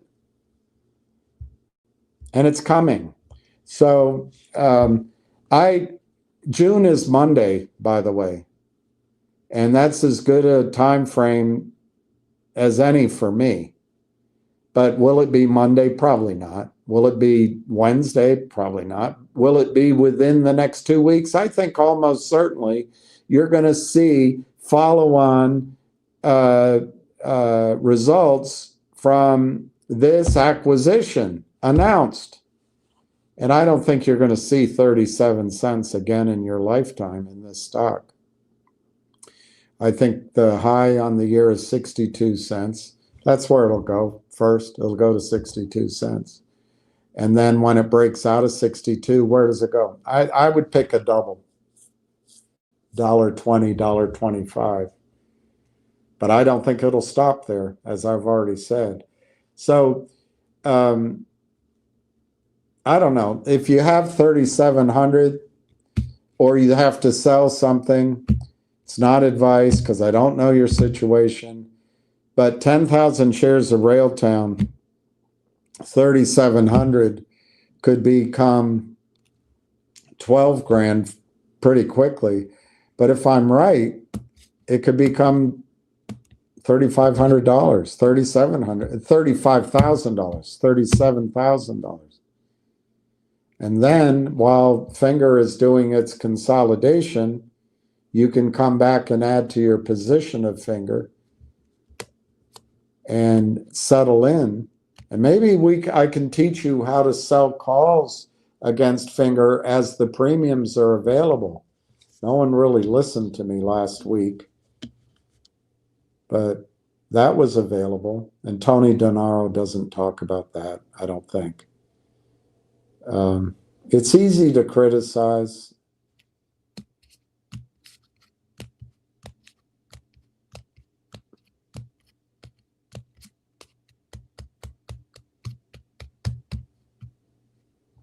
In my case, it's just easier to be perfect.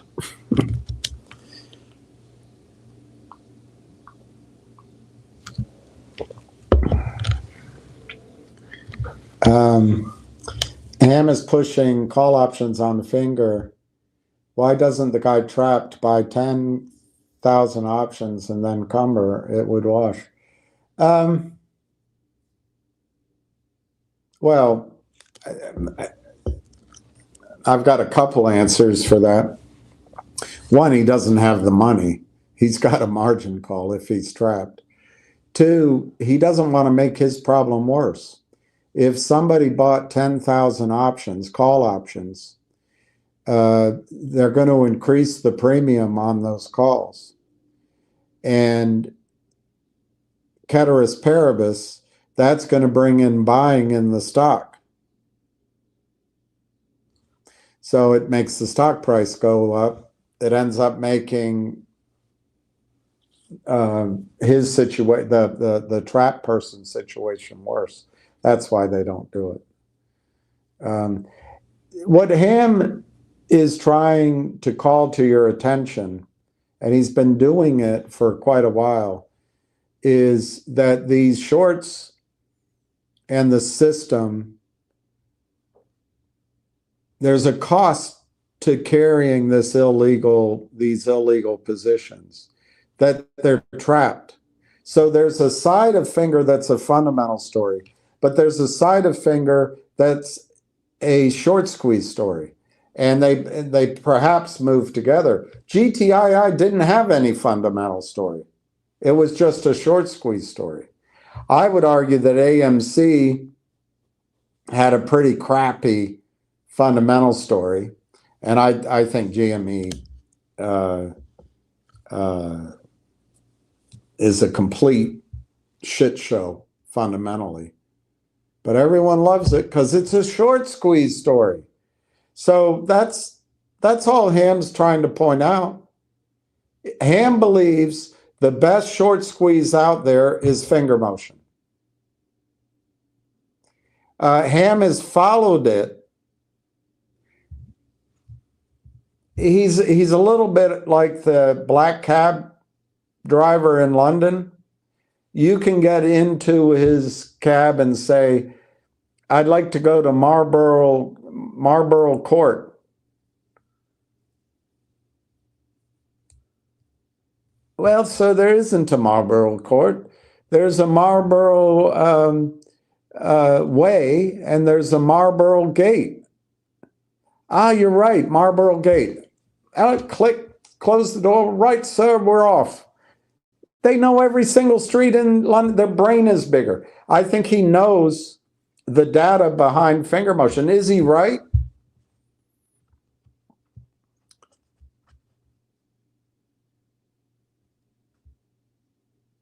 I think he probably is.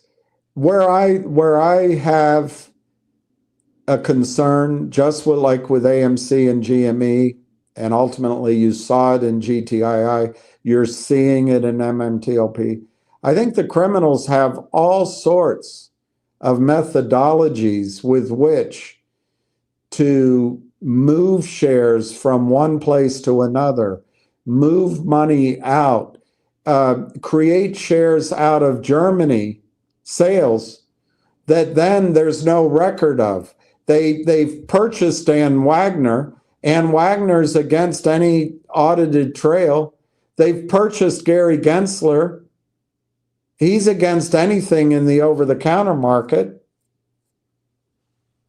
And when anything happens, they get Jessica Hopper a new job at A.G. Edwards, and Bob's your uncle. So I have some concerns myself that finger motion,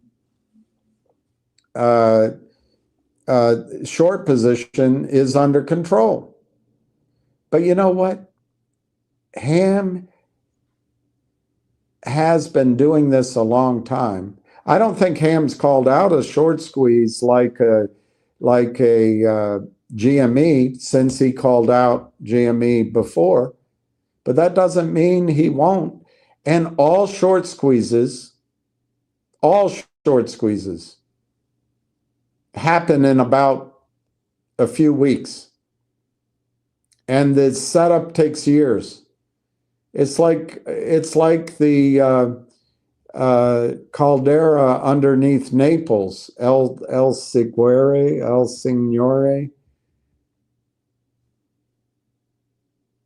It lies dormant, but I think in your lifetime, Naples is going to cease to exist, or at least be unlivable.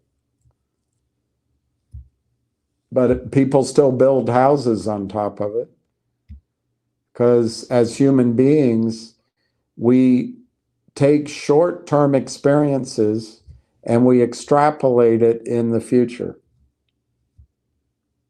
And so our short-term experience is, well, finger motion isn't squeezing. Therefore, Ham's analysis of the short squeeze position, it must be wrong.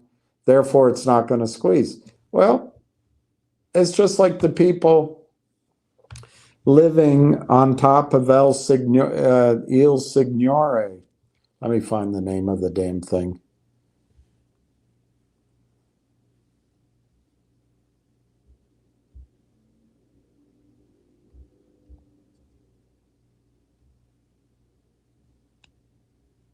I'll tell you one thing, I wouldn't go to Naples.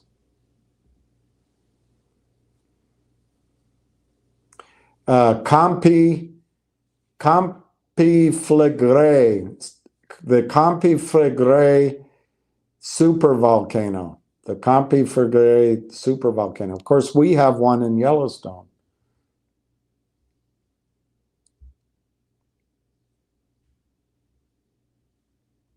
Let's say what Google says. 11 hours ago, news from Azerbaijan. Earthquake swarm at Italy's Campi Flegrei supervolcano sparks eruption fears.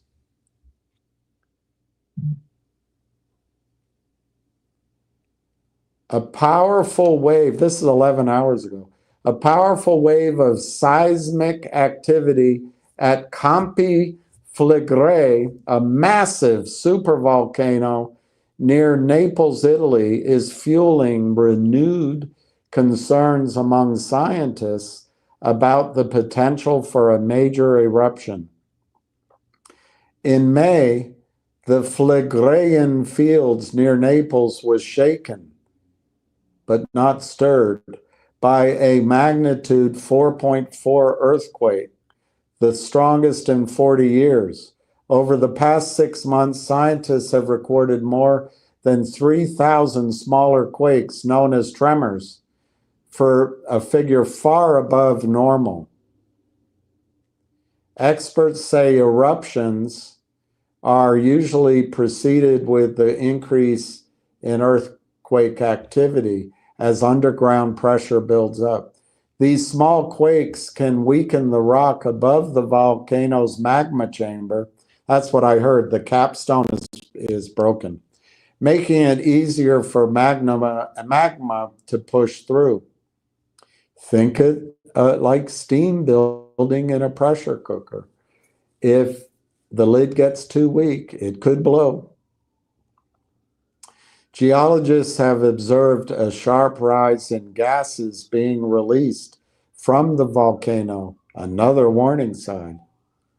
Adding to the alarm, carbon dioxide emissions from Campi Flegrei have surged, with Italy's National Institute of Geophysics and Volcanology, INGV, don't you know, reporting daily levels between 4,000 and 5,000 tons. Alarming.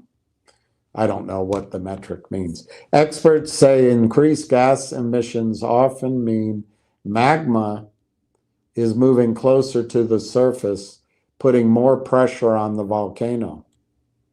Often means that. According to Italy's institution, the same one, they're repeating it again, INGV, magma is now just a few miles below the surface, a shallow depth that raises more concern. If pressure continues to build, of course it will, it could trigger an eruption with little warning, especially with all the little recent quakes and gas releases. Christopher R.J. Kilburn, a leading volcanologist at IGNW, said, quote, distinguishing between gas emissions caused by magma movement versus those resulting from natural rock interactions is absolutely critical. Campi Flegrei poses a serious threat to over 4 million people living in the metropolitan area of Naples. If it erupts, the damage could be, they say could be. Why not just say if it erupts, the damage will be widespread. Buildings could be destroyed by lava flows, ash flows, and fast-moving hot gases. Roads, power, water supplies might be cut off, will be cut off, making life dangerous and chaotic. The city of Naples and nearby towns like Pozzuoli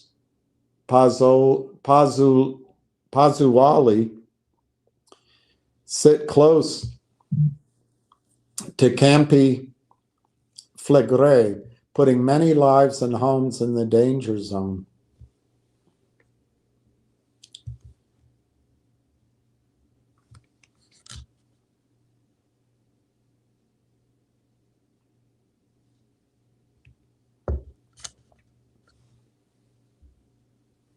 Campi Flegrei means burning fields. It's a big volcanic crater formed when a massive eruption thousands of years made the ground above the magma chamber collapse. Campi Flegrei's last eruption was 1538. You remember the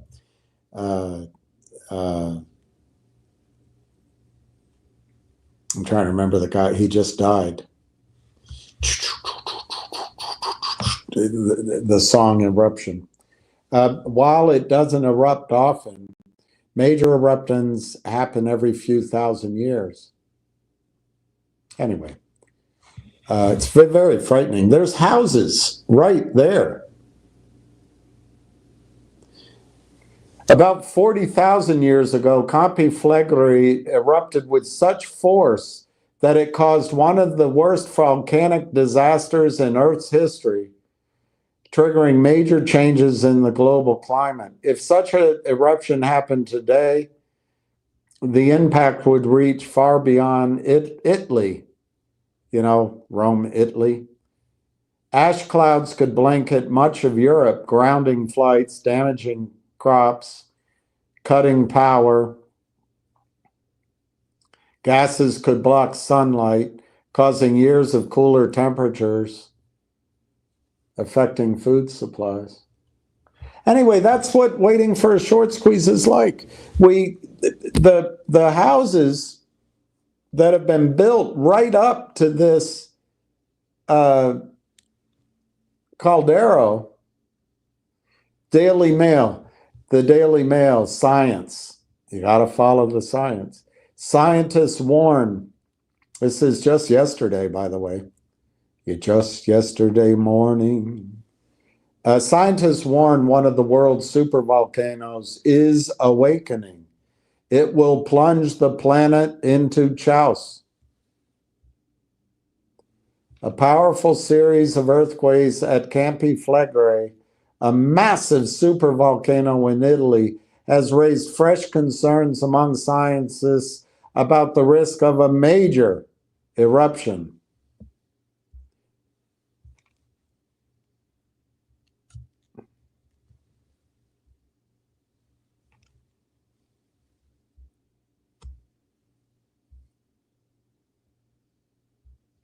There's houses right around I can show you the picture. I'm not going to. You can look it up. You can look it up. You could, if you wanted to, look it up. If it's something that strikes your fancy, you could Google it.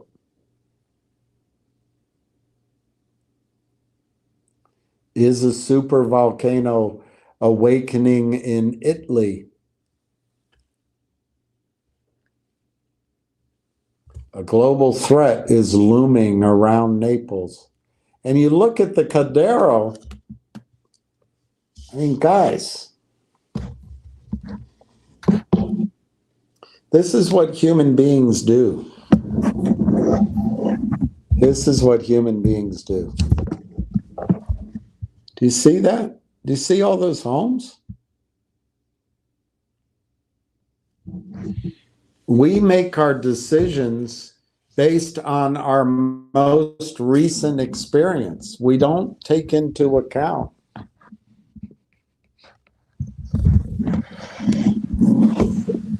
anything other than that. And so with finger motion in its setup, the question is, will those large undelivered short positions trigger a short squeeze? And it's possible. I saw 100 million shares sold without delivery in 10 days. Of course, that was 2 years ago now. But I saw it. I watched it each day, took pictures of it. And Ham's been doing that for quite a while. And so it's two different decisions. One's the fundamental, which is what I've focused on, and two is the short squeeze. I think calling short squeezes is like trying to get a date with, well, now Kim Kardashian is probably pretty easy, but trying to get a date with Princess Catherine or Melania, it'd be very difficult, but eventually you might call one out.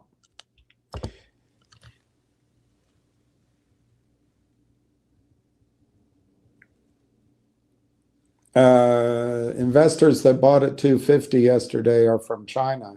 They know all about the company. Nobody would tie up their money. Yeah, I agree, David. I think the raise at 250, contrary to what I understand, Tony Denaro said that it's dilution, but he might not have said it that way. Yes, the price was 250. You got to admit, when the stock's $4 or $5, that seems cheap. But you know what? As you point out, it's tied up for a while, and it doesn't have any of the short selling and the counterfeiting and the warrants and the toxic convertible formulae around it. So it is truly a plain vanilla financing, and it's in friendly hands. So I think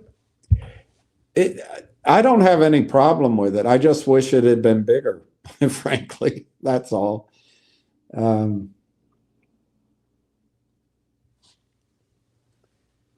Tony, Amazon did not make one dime. I don't know what that means. Mike says, I'm still standing tall with G-Bucks ready to gap and squeeze before finger. Well, Mike, I agree with your time frame.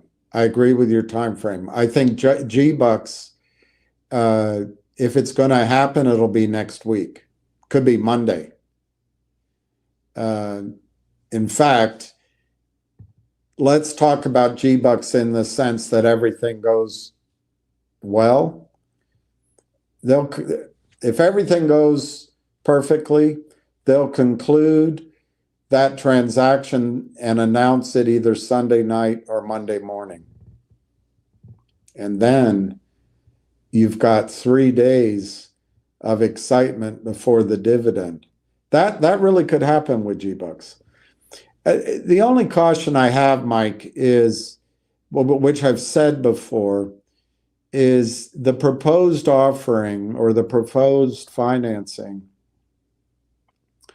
is $200 million for 30% of the company.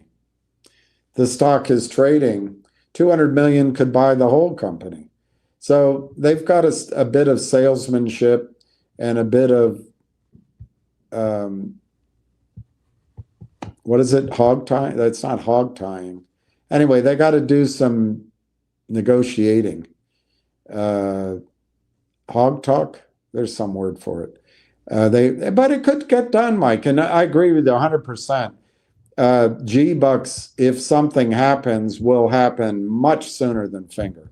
And it's, for people that want to take a stab at G-Bucks, it's high risk, high reward. If G-Bucks explodes, it'll be like Mount Vesuvius.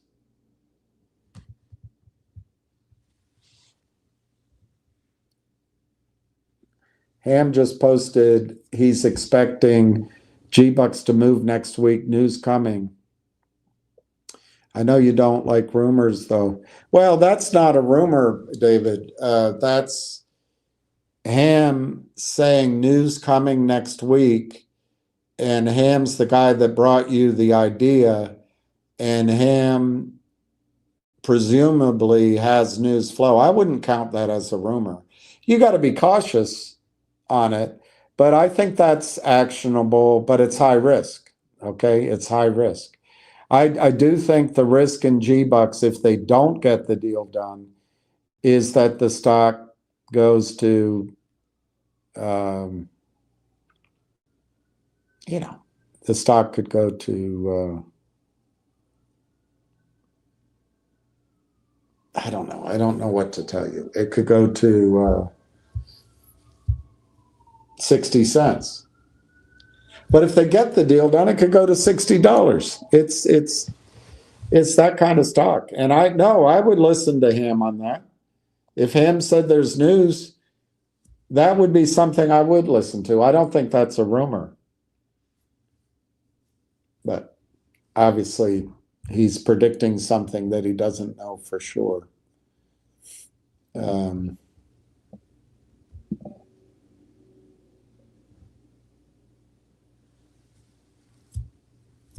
Yeah, G-Bucks is up 29 cents.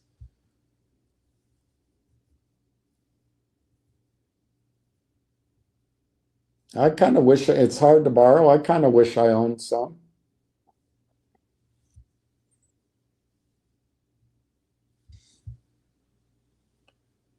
I kind of wish I owned some.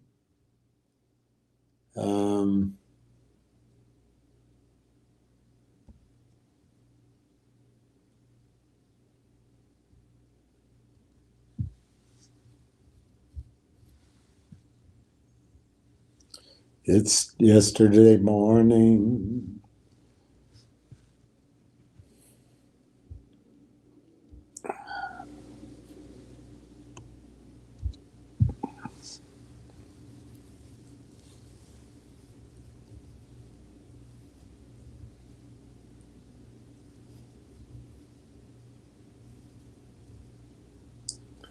All right, let's see. Let's see.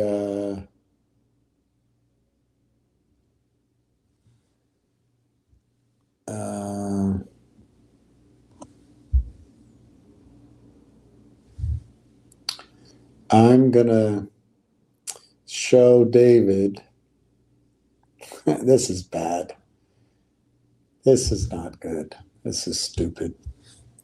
This is stupido. Stupido.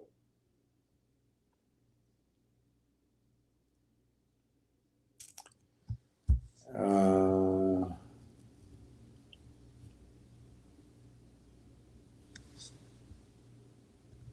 993. This is really stupido. It's all your fault, David. It's all your fault. It is all your fault. Now they'll cancel that, I'm sure. But I'm going to hold you responsible, David.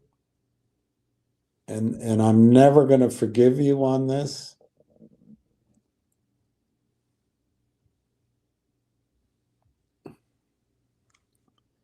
And it's literally going to be your fault. Literally going to be your fault. And I'm never forgiving you about it. I'm going to hold you responsible. I'm not going to take responsibility for it. I'm going to blame you fully. If it doesn't work, I'm going to try to find out who told you to tell me that, who told you to point that out. And it's not going to be pretty. It's just not going to be pretty.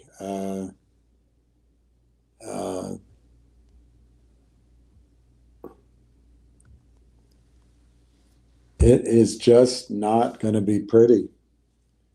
And I'm gonna get on the spaces. I'm gonna call you out. when this doesn't work, your life is going to be hell, David. All right, now let's see. G-Bucks. I can't believe I'm doing this. It's all your fault. It's all your fault. It is all your fault. But I'm showing you just how sophisticated I am when it comes to my IRA account.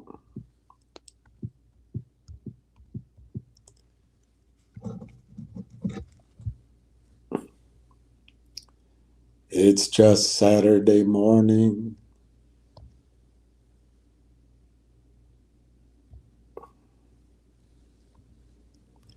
All right, 680. 680 at, there we go.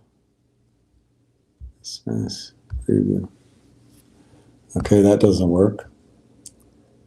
679. That doesn't work. All right, let's try. Okay.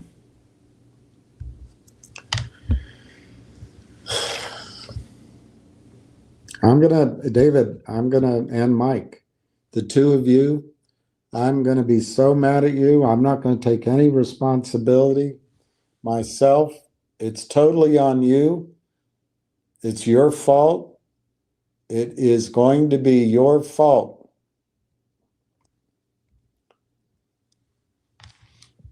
All right, I just bought 675 shares of G-Bucks at $2.73 in my IRA. So it's going to be your fault, David.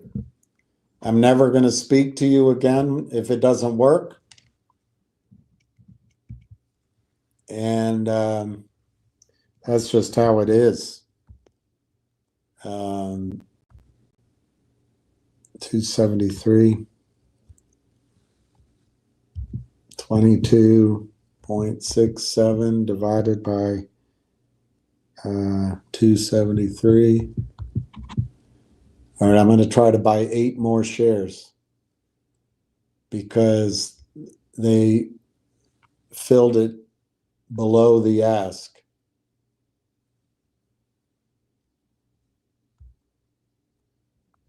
All right, 7 more shares, your mama. 6 more shares. Okay, 6 more shares I'm trying to buy. All right, so that fulfilled. So,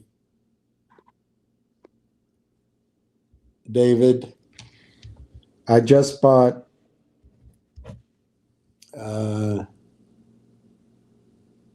that was at 269. Are you out of your mind? And that was at 271.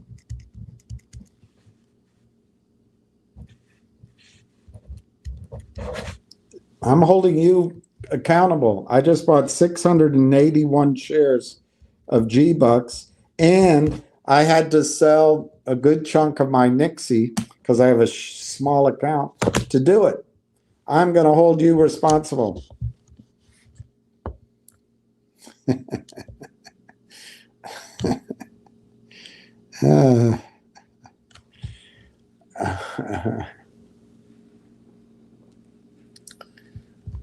All right. Ham still has G-Bucks. All right. If G-Bucks hits 100, you don't have to. I'm not here to.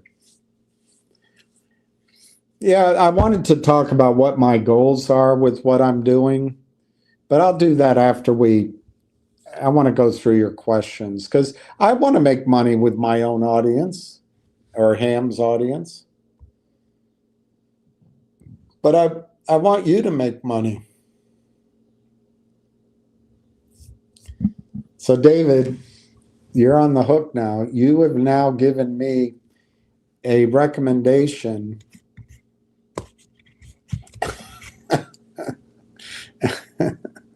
Don't, and Mike says, don't forget the gold Charterhouse deal.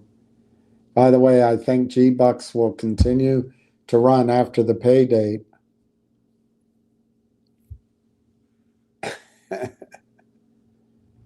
Mike says, great call, William, on the finger capital raise. You speculated that they would. Yeah. I wasn't trying to be negative, though. I really wasn't, but I got a lot of blowback saying I'm with the shorts or something. I thought when buyers, inside buy, yeah, I think it's a good sign. Benjamin, I actually think finger, look, we can't kid ourselves. What's a word to use? China is a Pandora's box? I don't know. Can we really know what's going on in China? Is China in a depression? Are their ports active? Is the population 700 million instead of 1.4 billion? I think there's a lot of unknowns in China. But on the other hand, I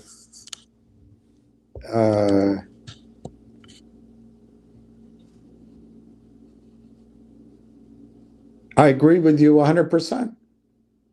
Insider buying is good. And they went to those friendly buyers instead of going to Roth Capital, which would have been a direct beeline to more short selling, crushing manipulation. If they had done what I'm suggesting, I wish they had done, which do a big raise with Rothstein Capital at 350. Well, what was the guy in Godfather? You told me his name was Roth. Milestein Roth. Maxine Roth. I've got such a bad memory. But if they had done a big deal with Roth Capital, it would have had at the money derivatives associated with it. Let's say they did it at 3.25. That stock would be 175 right now. And everybody going, oh, God. But my opinion is it would have been worth it because they'd have this big chunk of capital. But look, let's not fool ourselves. The capital formation market in the United States is a joke at best. It's criminal at worst. And everybody's in on it except us. And so we have to trade it carefully. All right, Mike, I'm holding you accountable along with David. I am holding you accountable. The next day or two could be your last chance to own G-Bucks. Well, last chance this, pal. I bought 681 G-Bucks. And I reduced my position. Oh God, I'm so embarrassed. I'm just so embarrassed. 681 shares. It's an embarrassing position. But you have to start somewhere. G-Bucks is tramming up. Eddie Van Halen, that's it.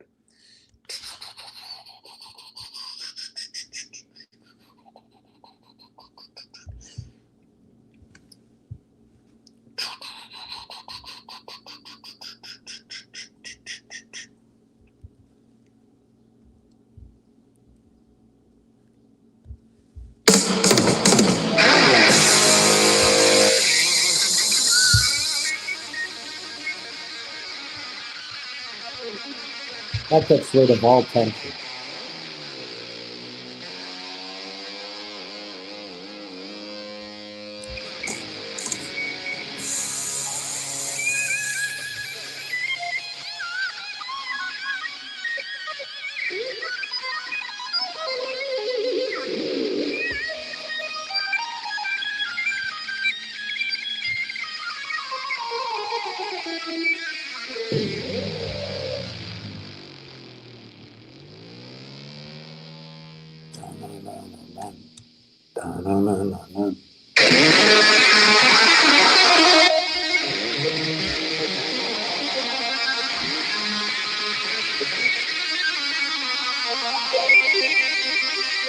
It's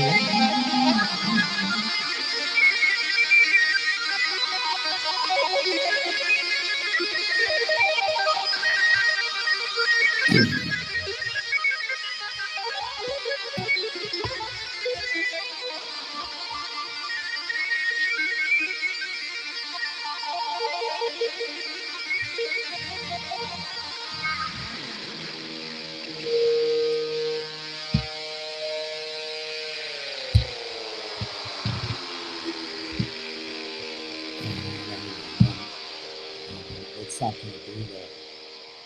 It's not going to do it because it's too short.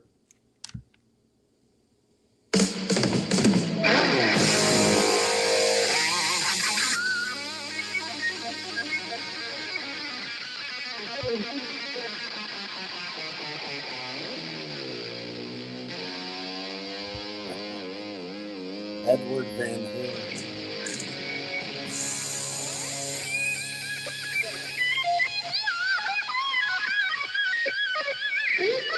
Alex Van Halen.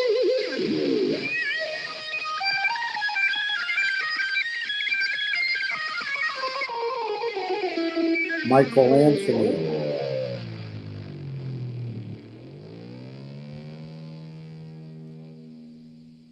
David Lee Roth.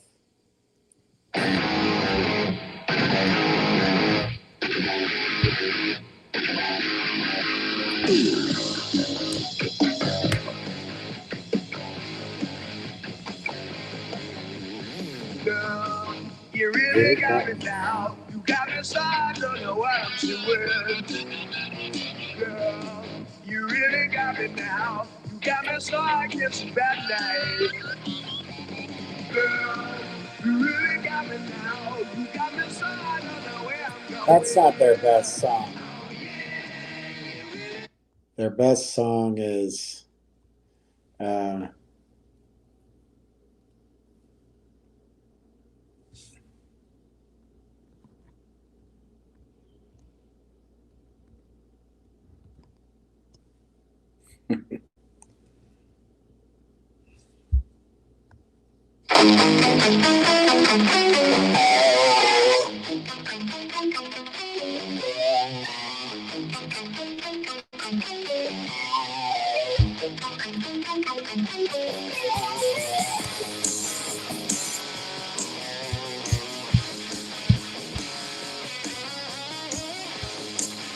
No.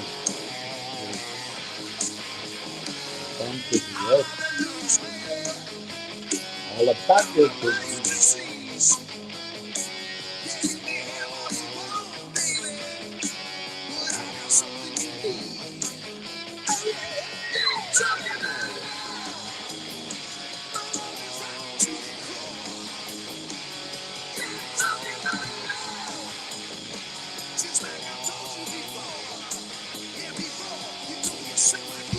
I love it.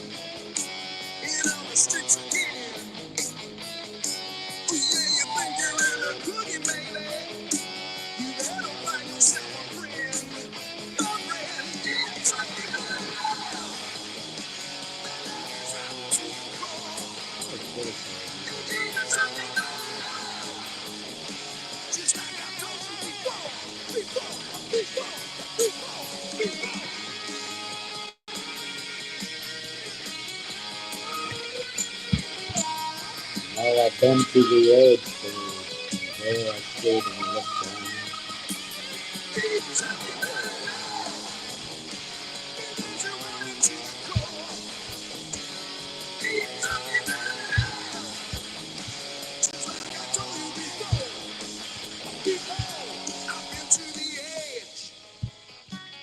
There I stood and looked down. You know I lost a lot of friends there, baby. I got no time to mess around. So if you only got to breathe on it, baby. Anyway, enough of that. It's remastered. It doesn't, maybe it's my phone. It doesn't sound like I remember it, but a long time ago. Hot for Teacher. I don't know if I liked that one. Oddly, I liked Jump, which was not a great song, but I liked Jump. Eddie was a great, and I don't know that there were better guitarists in my life. I'm speculating that there will be buyers front running G-Bucks next week. So my strategy is I'm holding you accountable. I now have the risk of missing out on Nixie for whatever that was, 1,000 shares. So I've severely reduced my Nixie position. And now I'm risking 681 shares of G-Bucks. You're going to hear about it. If it doesn't work, I'm calling you out.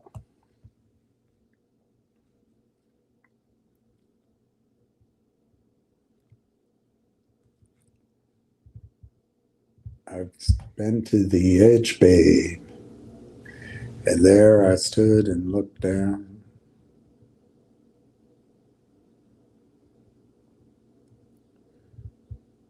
All right, let's get up your questions here. BMGL just bought 1 billion Bitcoin. Why is that a good thing? I still don't get why a company buying Bitcoin is a good thing. Why don't you just okay, so your idea is that a company buys Bitcoin, therefore the stock is going to go up. So I should buy the stock. Why don't you just buy Bitcoin? I don't know.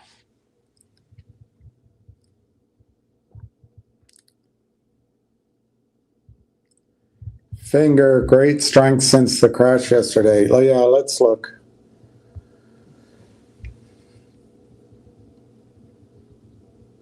Well, it doesn't look strong right now, but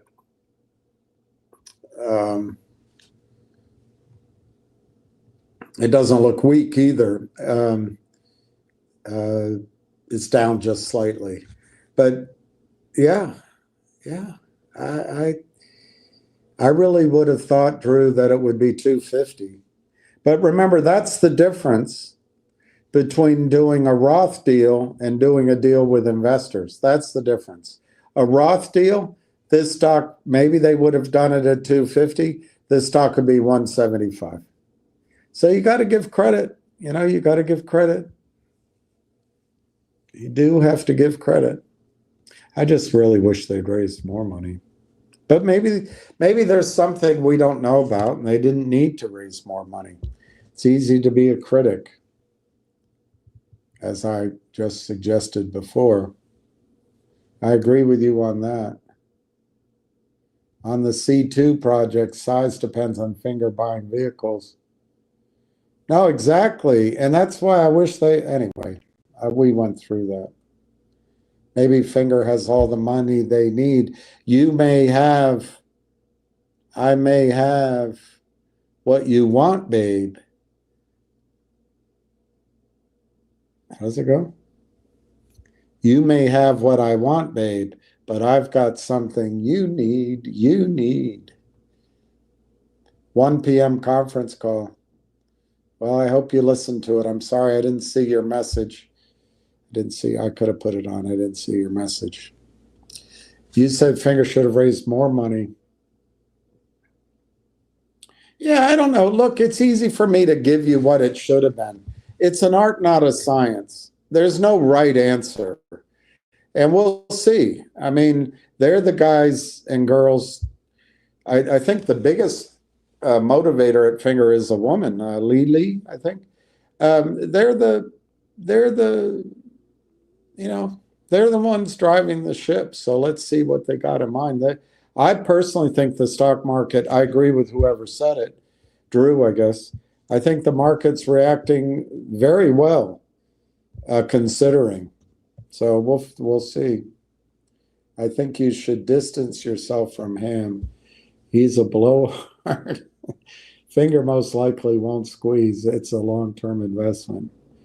You don't need Ham, just my opinion. Maybe I need cheese.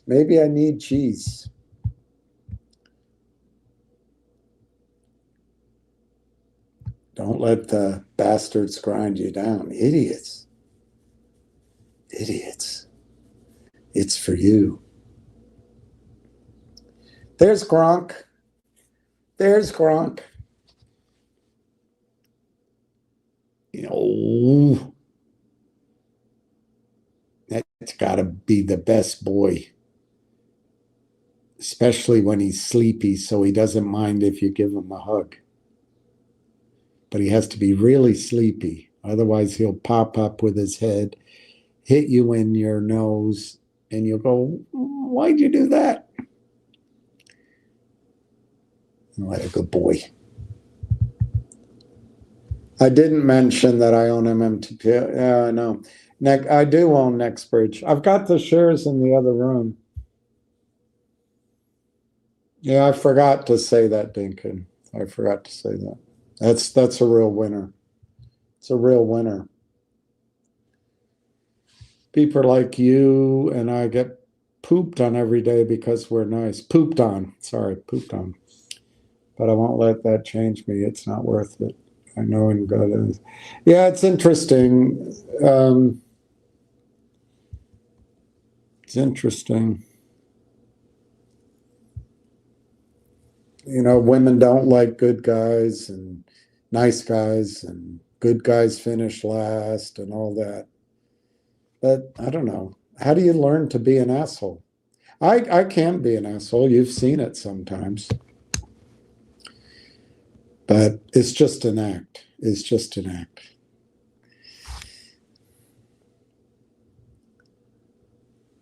I'm sorry, the movie fiasco did you wrong.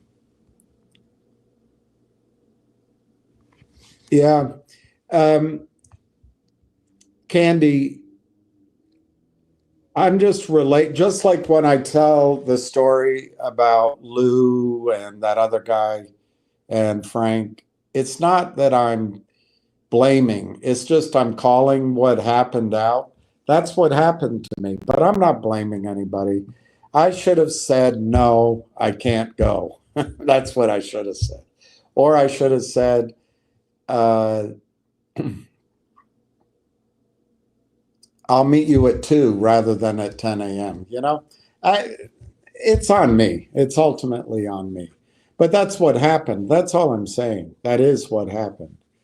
And it was very expensive. It was very expensive. I fell for Brent's BS too. Well, I haven't talked a lot about Nixie this morning, or this afternoon, but I think Nixie is well,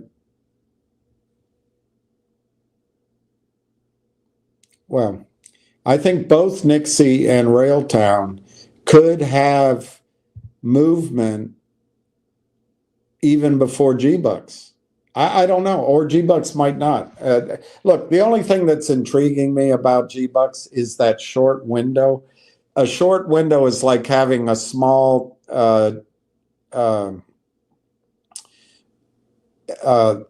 is it aperture? You know, a small opening at the end of a hose, and you turn up the water. The pressure can come out really powerfully. That's the only thing that intrigues me about G-Bucks. I think G-Bucks is really high risk. I don't think Railtown is, you know, these are all speculative stocks, but I don't think Railtown in that context is high risk. And I don't think Nixie is either. I think Nixie could have, anyway, I think both could be next week. So I think Nixie at $1.88 is highly pounceable today. I think Railtown at 36 cents is highly pounceable today. And maybe G-Bucks, maybe I made the best spur of the decision I've ever made. Who knows? But G-Bucks at 270,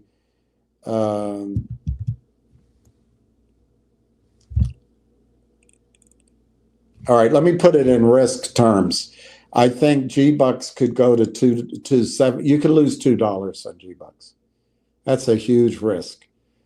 But it could go to 27. It could go higher.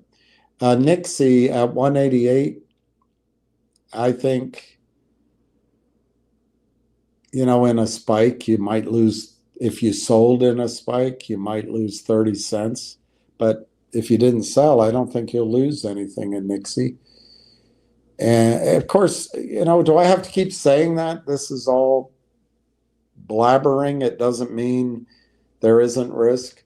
Railtown at 36 cents, I suppose it could go back, it could go down 10 cents in a spike, but I don't think there's any risk in all those. But anyway, Ben, what I wanted to say about Brent Sun,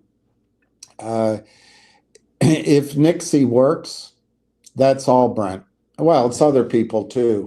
But if Nixie works, I'm going to be the first to give him credit for a magnificent job in Nixie. And I think for people who, like me, unfortunately, the cost was very high for me in Logic. But now I have a small position in Nixie. But if Nixie goes, actually, I should think about that. I don't think it will cover, unless Nixie goes to like $30 or something, it won't cover my losses in Logic. But you know what? It'll give me a little bit of a pool of money. And if Railtown's still available, I'll move it there. Or if Finger looks attractive, maybe I'll go there. But what I really want to start talking to you guys about is some mining shares. And I'd like to own 12 of them. I haven't picked the 12, but I'd like to own 12. So maybe it'll give me that ability. So anyway, my point is, Ben, if Nixie works, that's the hard work, and that's the deal making of Brent and others. I don't want to take, I just don't know the others involved. But we'll see if I'm right.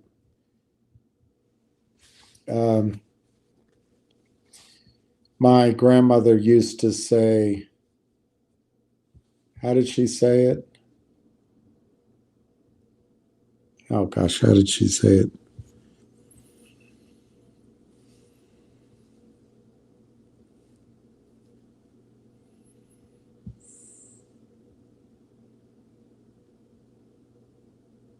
I can't remember. I hope I'm not losing my brain. Oh, that's what she would say. She would always say, time wounds, all heals. That's what she would say. Time wounds, all heals.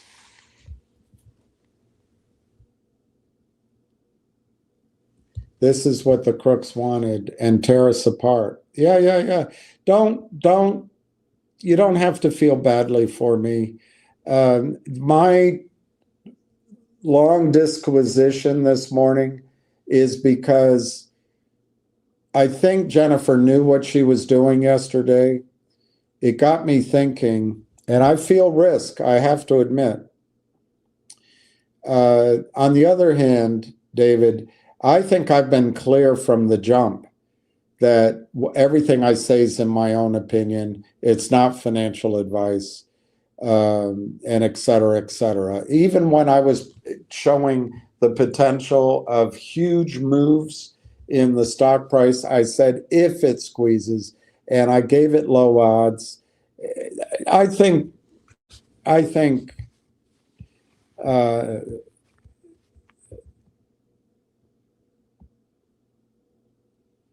but the thing is, lawyers can do anything. But I think I was very clear right from the start. So, and I'm not trying to be hard on Jennifer. I think she's worked extraordinarily diligently on behalf of the community with MMTLP and elsewhere. I'm just disappointed. That's all. But I also understand there is a disclosure requirement. I don't know the full angles on it necessarily, but I think I've been pretty open. I was just very open this morning. It's embarrassing to go from being a big shot to somebody that's moving a few shekels around. I just bought 681 shares of G-Bucks. Wow, I'm a big shot. But you know what? I'm making money. That's my credit. If it goes up, it's all on me. If it goes down, it's all on David and Mike. Hey, Candy.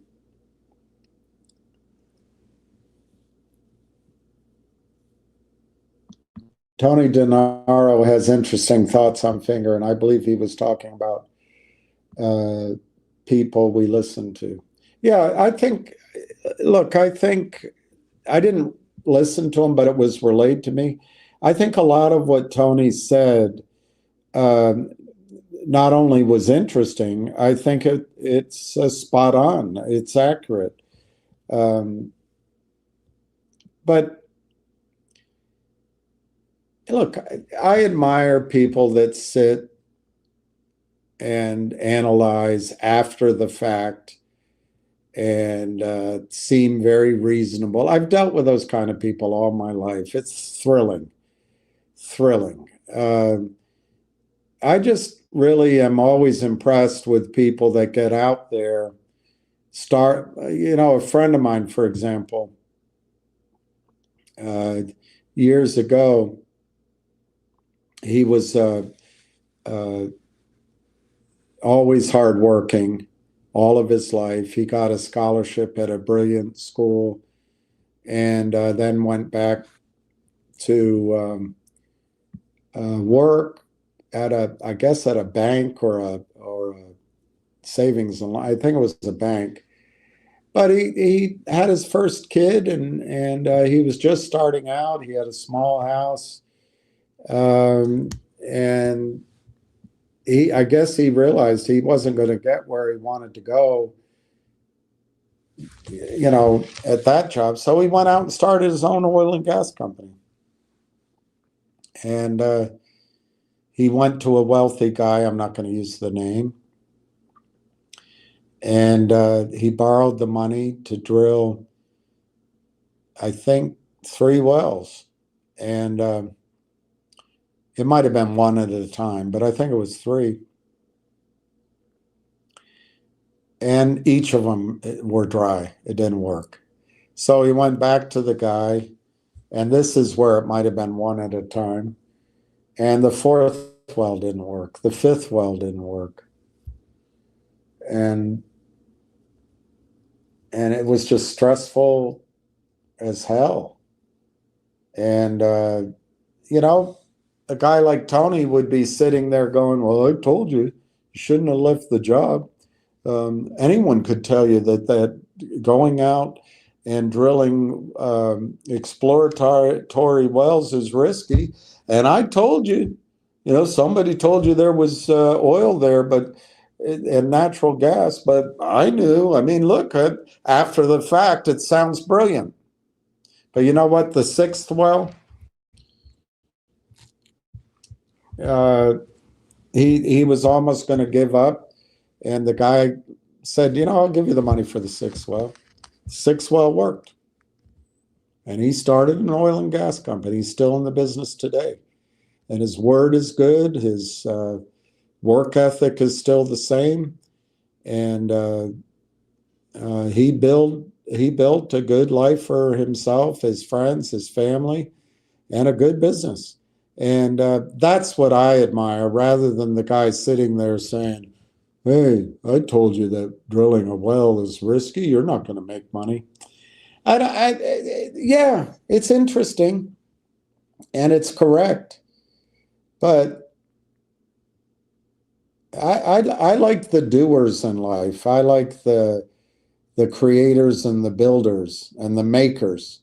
I like the makers. I don't like the takers. I guess that's how I see it. Fingers at $3. G-Bucks is at $3. See how smart I am, David? I'm so smart. I'm just the smartest guy.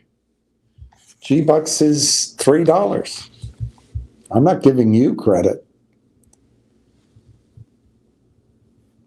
Thank you, Augustine. Don't worry about me. I'm just don't worry about me. Don't worry about me. I think the top 10 crypto and getting off you, maybe. I don't agree with you, but I'm not saying you're wrong. I just have to study it more. I think, Deacon Blues, I actually think you're probably wrong in a sense. What we need to do is trade these corrupt markets. If we had purchased finger at a buck something and it goes to 5, sell calls against that position if you didn't want to sell, or sell part of the position, be buying it back. There's things we can learn to do, you know. Muhammad Ali didn't just stand in the middle and get hit. He moved around. He moved around until he did the rope-a-dope. But there's ways to trade and make money. I'm sorry I missed the call at 1 o'clock. I didn't mean to. I didn't see you say it.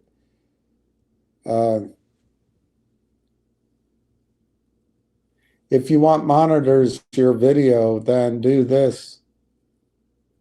Yeah, I signed up for some YouTube training or something. They're going to contact me. I might be able to start making money. You know, Mike, I'm so smart. I bought some shares of G-Bucks. I told you guys. I mean, I'm a genius. I am so smart, you know. I know more than you do. I miss the old William. Well, I'm still pretty old. You keep talking to Jennifer. She's not even here. Whatever. I feel like I've answered. I could be overreacting. That's true, Jeff. I could be overreacting. And I could be feeling threatened too. Good morning. Just edit the clip. Yeah, that's a good point. Yeah, I agree with that. I work with attorneys weekly. Oh, hell. The worst sense of humor. Just next time you see one of your attorneys, walk up to her and say, you know, I think we have a 623 problem. She'll look at you and go, what? Of course, I have no idea what I just said. But when you hang out with attorneys, that's how they sound. I think we have a 412 problem. Oh, really? I think we have a 2080 problem. What the hell are you talking about?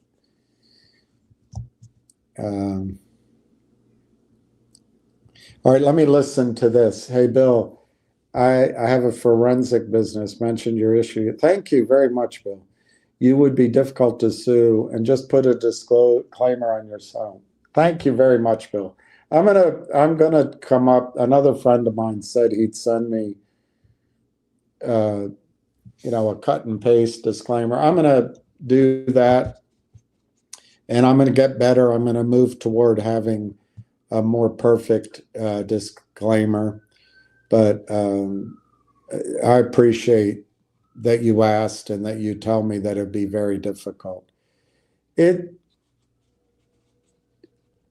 This is all a new area and everybody's exploring. You know, I listen to a lot of YouTube channels, and I used to go on X. I don't do it anymore, mostly because it's just it's a cesspool sometimes, or maybe it's just maybe it's different now. but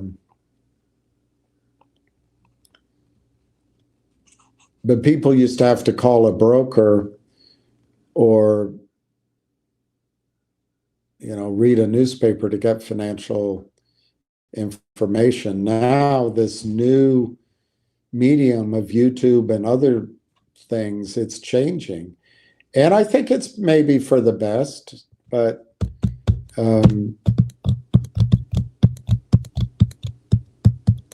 I kind of lived in the old system, and now it's a new system. Thank you, guys. I think this is all going back to my stupid comments.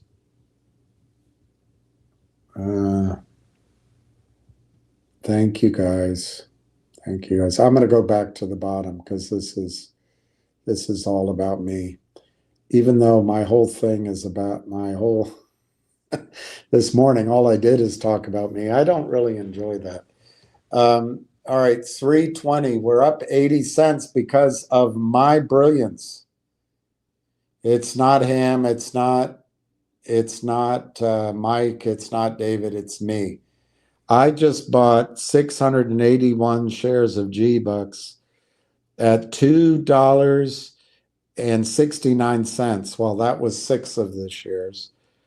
The rest of the shares I bought at $2.71. And I'm just a genius.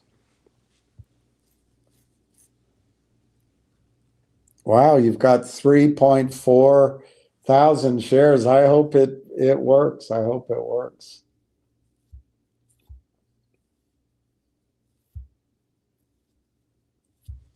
Mike says, I'm so happy for you getting back into G-Bucks. I'm going to hold you accountable. I am holding you accountable. I got the worst price on Nixie. The worst price. But whatever. Sometimes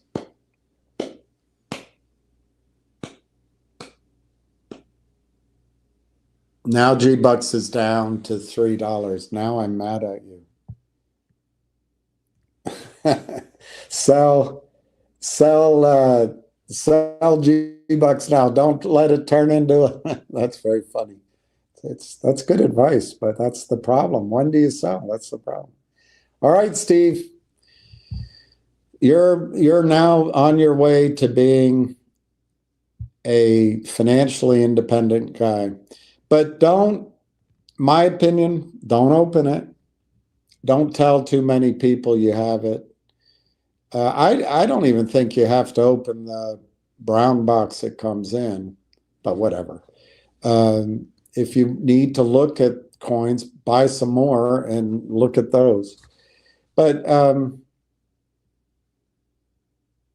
yeah, don't keep the box whole. And if you can stand it, just put it aside and go about your life. It might be a year, it might be 5 years, but there'll come this huge panic into silver, and you'll be able to call them up and say, I've got such and such, and they might even be able to say, can you read that? Can you send us a picture of that code? Anyway, you're going to get a nice price, I think. So congratulations. I feel really good about that. To me, that's worth everything. If I could get 100 people here that each buy 100 ounces of silver or a monster box, man, that's 100 people who are going to enter the new financial paradigm with a pair of dimes. G-Bucks will be short around 5 million by next week. Does anyone think it'll stop at 100 or 150? Wow. I didn't know I'm getting into that. That'd be fun.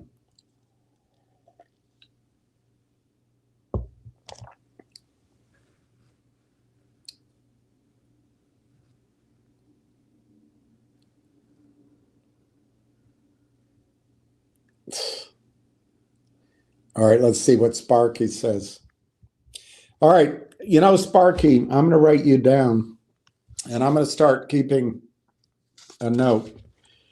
I would love it if, because of talking about it, you all bought, let's say, 1 million Railtown. So you have, I'm going to write down Sparky.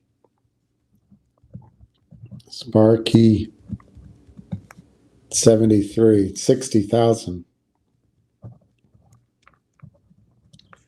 at 27.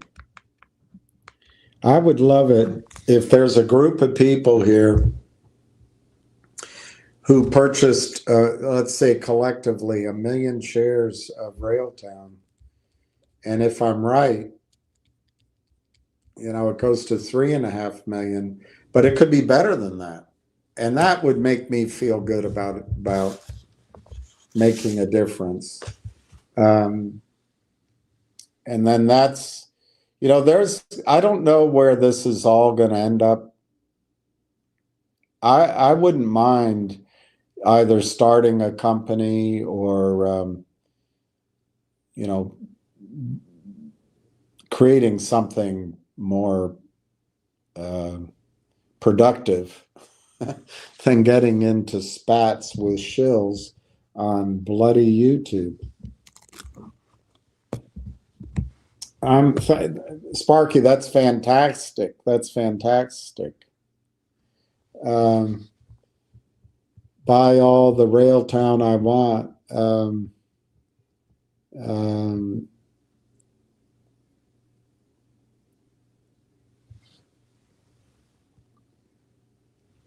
I just quit my job, working, not paying me. So good.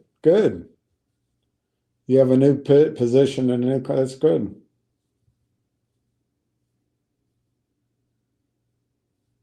Yeah, 681 is great at 100. I'm taking all the credit. I'm not giving you guys any credit. Because you know what? You made me reduce my position of Nixie. I'm never going to let you forget it. Hey, but look how smart I am. G-Bucks is 330. All right, 245.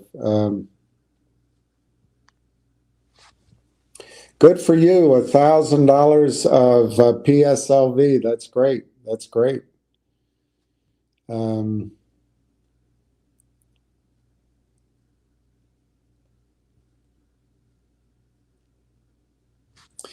Yeah, Mike, I think G-Bucks is really risky. I think it's a tall task to put everything together. But if they do,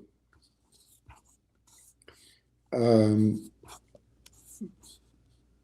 find out. I mean, I could be wrong. But the shorts got in trouble just a few months ago. I don't think they've had enough time to do whatever they do to get it off to Germany or put it in a warehouse somewhere. So, and somebody just said the real short's pretty high. So it could be fun. But I think it's a total gamble. I think it's a gamble. But hey, you guys got me. Sparky says, I think you are more than right on Railtown. I think they are going to be massive. Well, Sparky, I wrote you down about Funky Town. I agree with you. I happen to agree with you. Life is a gamble. Yeah. Life is a gamble. It's a ramble. It's a gamble. It's a long way home. All right, let's see if there's any news because I've run out of things to talk about. I'm going to check Roland Garros. Alcaraz is winning because, of course, he is. Tiafoe is beating Korda. Wow. The big foe. The first set was 7-6, 8-6. Wow. I turned on to watch some of this, and of course, all they show is women's doubles, as if anyone cares. That's good. That's amazing that Tiafoe's beating Korda. 2 sets already. I like the big foe. Ben Shelton beat Gigante. 3 straight sets. So that sets up Shelton against Alcaraz, I think. Alcaraz has such an easy run. Altmaier beat Medjevovic, whatever. I don't think that was necessarily that's good. That was a tough one to call. I would have probably gone the other way. Runa, let's see, did Runa win? You have 5 sets. Wow. I guess it's because he was playing a Frenchman. 4-6, 6-2, 5-7, 7-5, 6-2.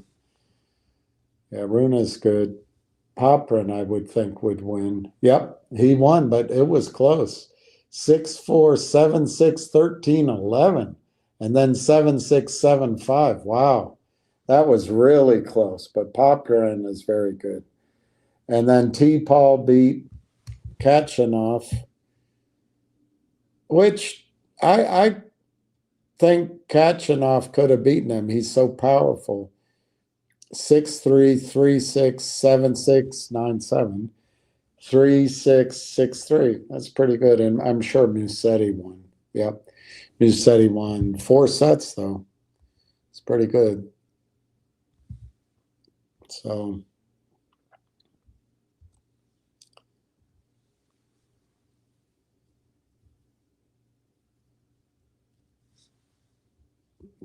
everybody's jumping on Musk.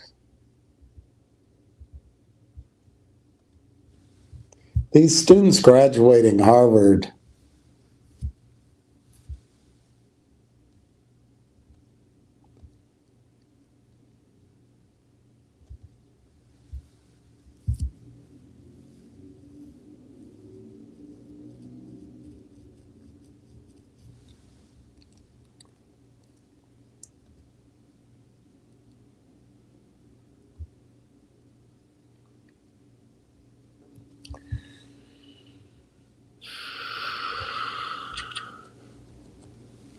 I don't see any news. I might stop at 3 o'clock, or I've got to stay on till 4. All right. Stocks puke.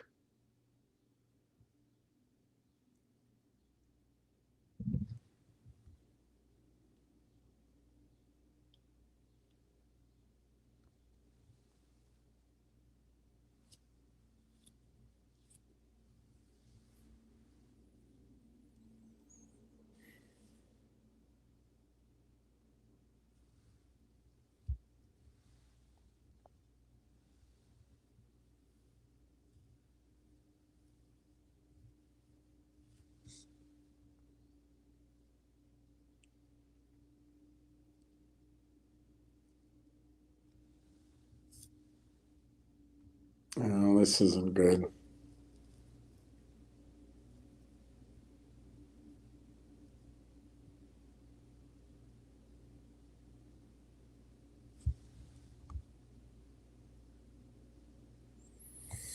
I'm not going to go off into that topic.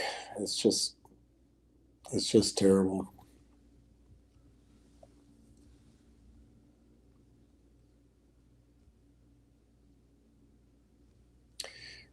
All right. This is the only thing that bothered me about 20, maybe 40 million people coming into our country without screening. in all the this is Martin Armstrong. In all the studies I have run through the computer, no matter how I rephrase the inquiry, it always returns the same answer. Migration and war equals deadly disease cycle. The last plague that we were taught in history class was the Spanish flu of World War I. The war facilitated the virus's global spread,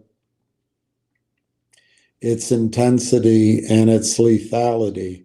An estimated 50 to 100 million people died from the Spanish flu.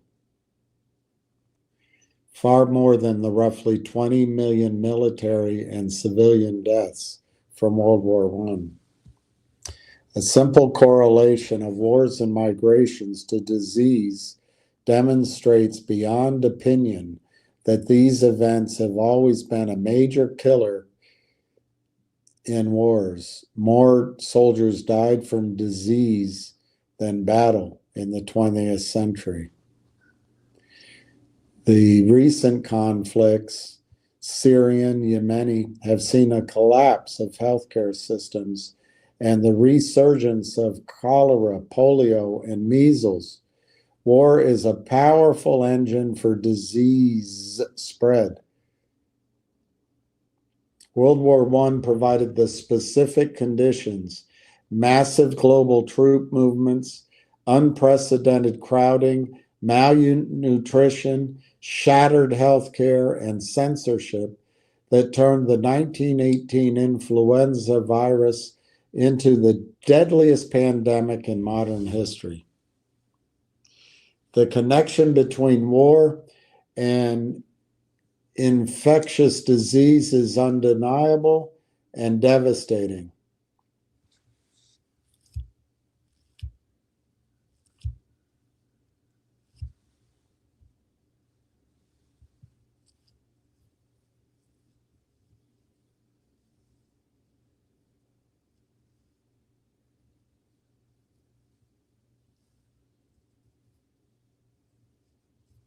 He talks about a bunch of plagues we don't know anything about in history. Creating World War III on top of this gain of function,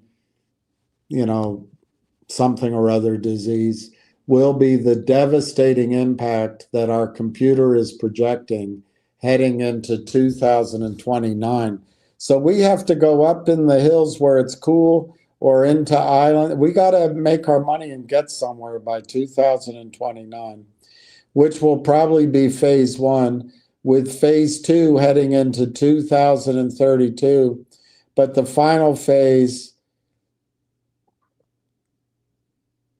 will, and it doesn't say anything, this thing that we all know the name of does not appear to be an intentional biological weapon. It was most likely a gain of function creation, which leaked out. Back in 1546, De Contagione, the treatise on syphilis, was written more than 300 years before the germ theory of disease emerged. In that work, Girolamo Fracastoro wrote, "There will come yet other new and unusual ailments in the course of time, and this disease will pass away, but later it will be born again and seen by our descendants." Not only is 2032 the sixth wave of 51.6-year groups, totaling 309.6 years, but there is also a fractal of 6 waves of 309.6 years. At the end of the last 309.6-year wave, in 1722.4, there was the Great Plague of Marseille, which was the single most devastating plague event in this time frame. There was also the famous smallpox, which was a constant major killer, with the Boston epidemic being historically significant. All right, can I skip a lot of these?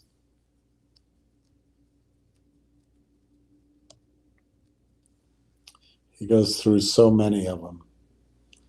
Trump is being played like a fiddle. I do not know who is in his camp, who is feeding him the neocon agenda.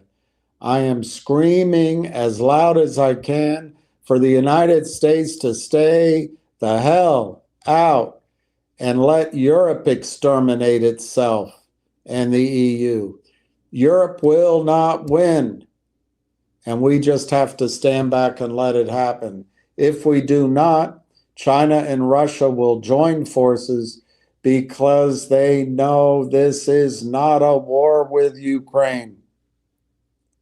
Ukraine is an expendable proxy of NATO, as are Poland and Romania.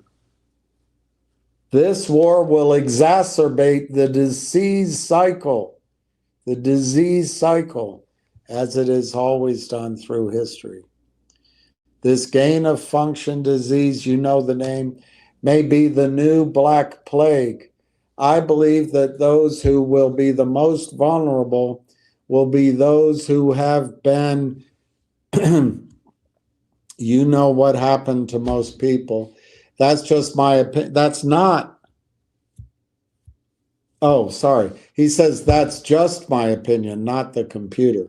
The computer has identified that there's going to be something, but not the actual disease agent. Our politicians are ignorant of history, and if they ever bothered to look, disease always spreads with migration. Just open a history book, and they might read, the book might read that overwhelmingly the historical consensus is that disease was the primary killer of indigenous peoples in the Americas.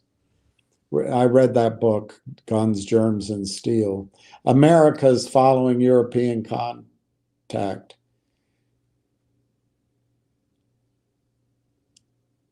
Pre-contact population estimates for the Americas range from 40 to 100 million, but post-contact decline was catastrophic. Scholars generally agree that 80 to 95% of the indigenous population died within 100 years or so.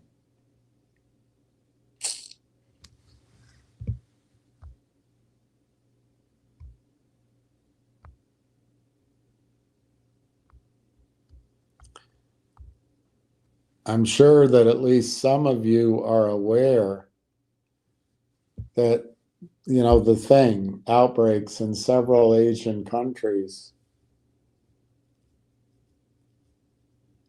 is now spreading, and it's made landfall in the United States. Oh my God, here it comes again.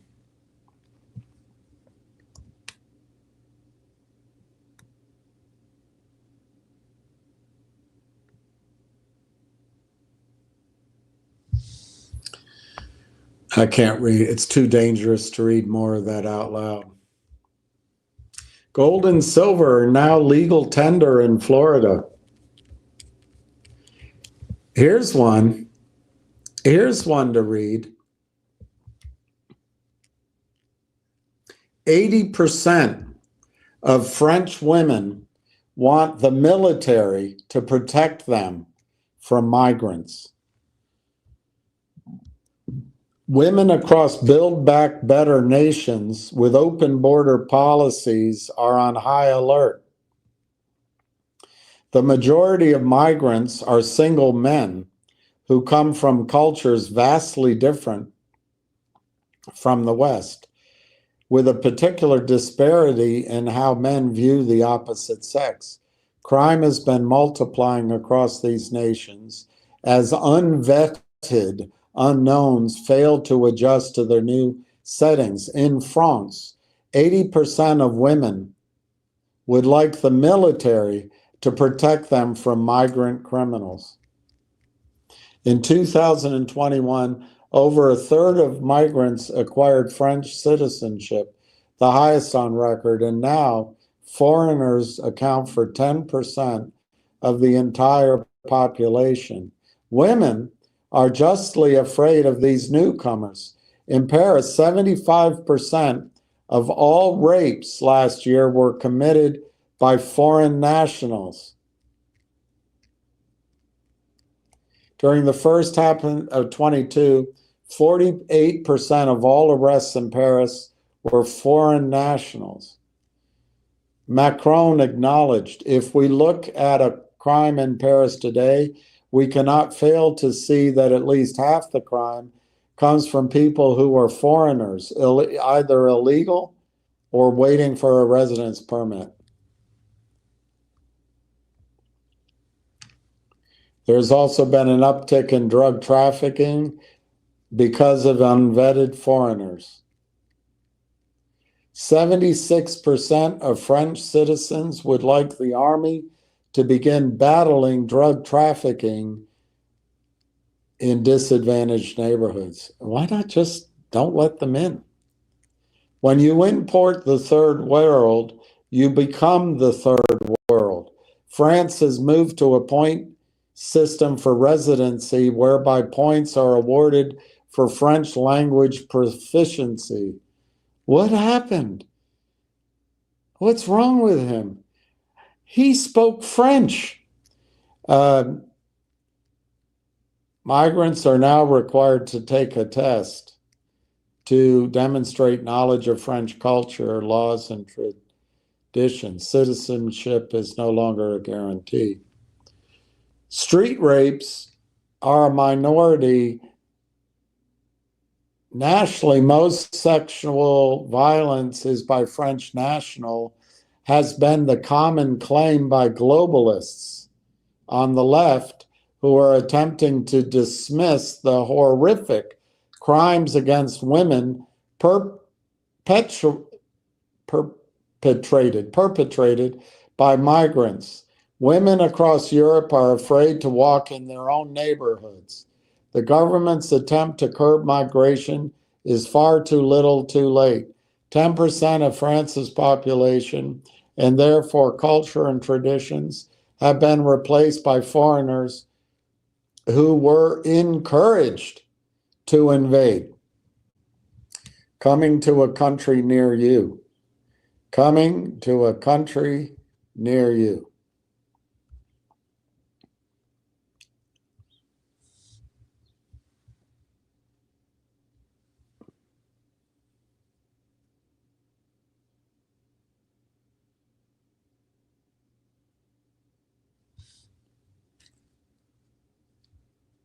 All right, let's see the prices. I'm running out of things to talk about. Fingers, 298.44, and the volume is 425. You know, it's very strong in my opinion. I really thought it would go to 250. So you gotta give bucks where you see bucks. I don't know what give bucks is doing. Can't tell. But, you know, I'm so smart. I just bought some on my own judgment. Railtown is down half a penny. Nix is down 10 cents. And that's where we stand.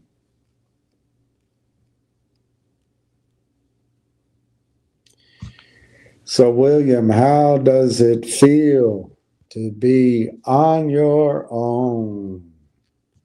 No direction home. A complete unknown. Well, you just got drunk in it, didn't you?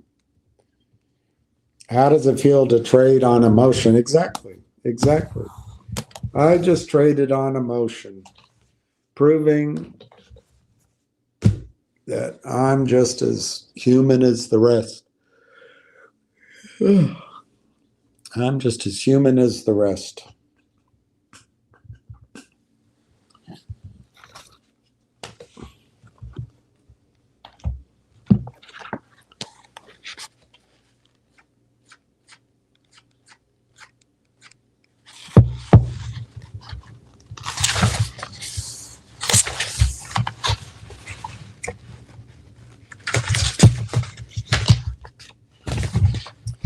So I've been reading this book about investing in junior gold companies, gold miners. And let's see who wrote it. Bernie Rosek, his conclusion about junior gold investing. I think it's really appropriate to what we're doing. I'm going to read it without trying to change the wording for us, but I think it applies to what we're doing. Junior gold investing is like a boxing match. You will not win the big prize without enduring some battering and bruising. I certainly have. My bio shows only the winners, but I have many stocks that went so close to zero, I will call them a complete loss. It is only if you are emotionally unattached that you will take the temporary bruises, get up again, and fight till you win.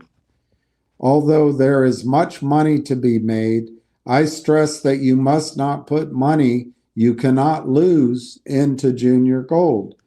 This market is simply too volatile, and you will end up losing most of your money if you are emotionally attached.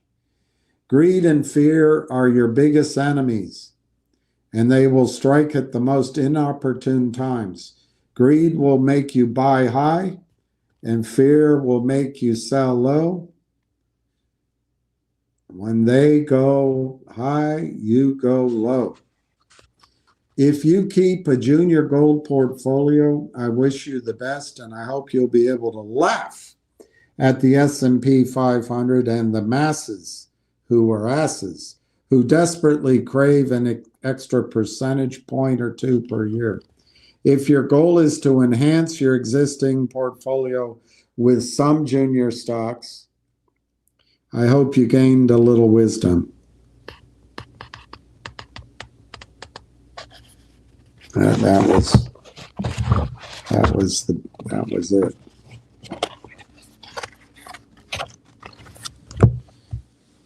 All right. G-Bucks is up $1.02. Do you see how smart I am? Do you see how smart I am? I'm amazing. I, right in front of you, knew that I needed to buy some G-Bucks. I mean, that's how smart I am. It's just incredible. 681 shares. 681 shares.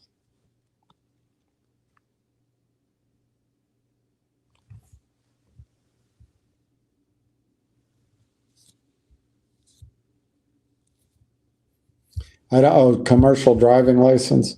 I didn't know that, but I did know there's accidents happening because of it. David, I'm going to offend people, but the Biden White House was run by women. There's some men, but it was women. Samantha Power, that Warren chick, the neocons, and some men. Barack Obama. Could he be really said to be a man? I'm just teasing. I mean, isn't it amazing, David, how smart I am, my timing, how I'm good at trading? I looked at it. I knew now's the time to buy G-Bucks.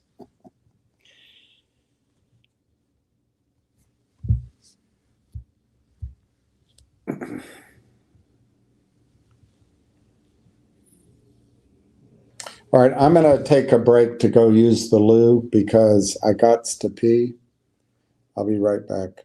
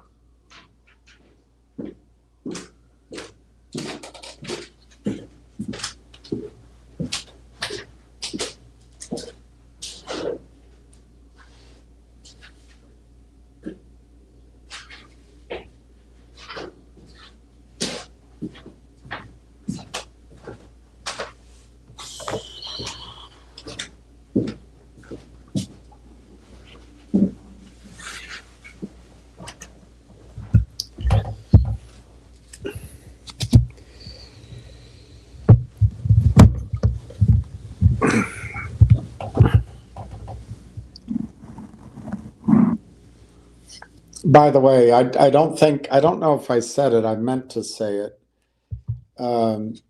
I do not condone making things up or spreading rumors or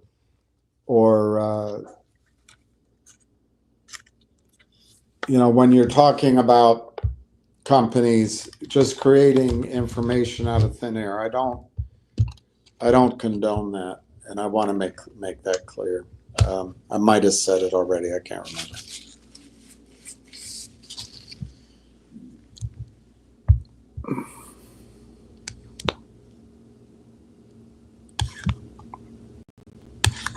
I'm having a small yogurt. All yogurts are small now. They all come in very small containers. But I haven't eaten, so I'll do it in front of you. While we wait for my brilliance to shine through on G-Bucks.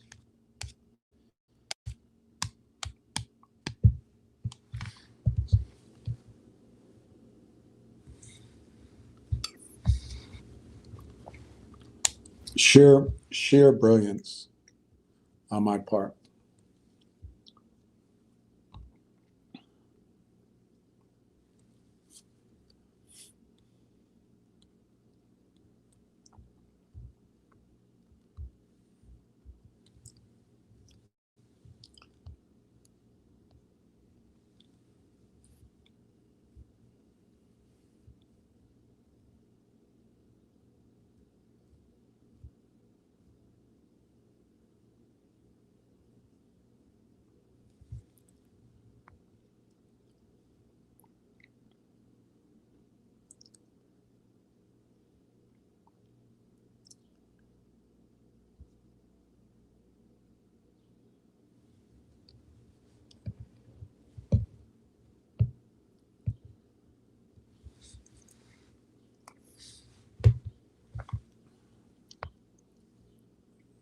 New round of peace negotiations between Russia and Ukraine to take place Monday in Istanbul.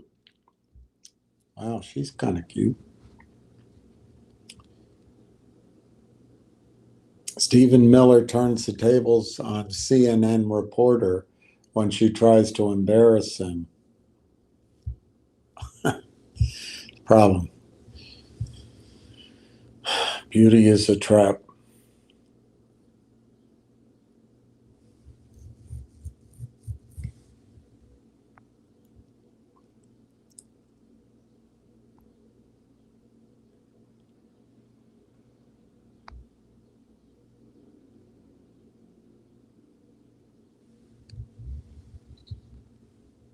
So Supreme Court issues a 7-2 ruling allowing President Trump to revoke legal status of hundreds of thousands of migrants from 4 countries. I wonder who the 2 were. I'm going to go with the beautiful one and Sotomayor.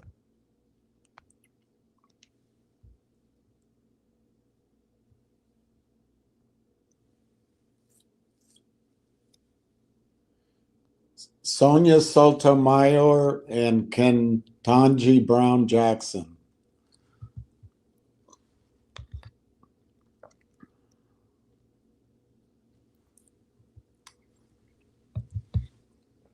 Elections have consequences even when they're stolen.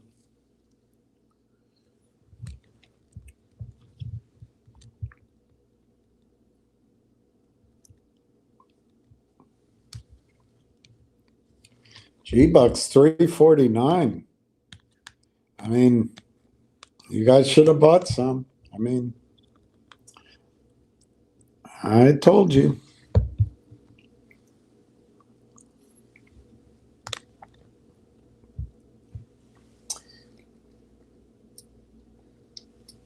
G-Bucks hasn't even started yet. Watch what happens.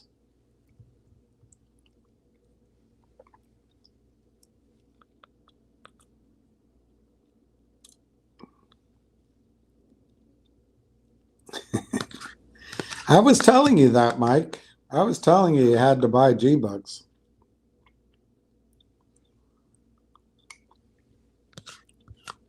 I've got a huge position. It's so embarrassing. But at least it's something, right? If it, what you think it's going to go to 100? I personally think that's dreaming, but if it went to 8, I'd be impressed.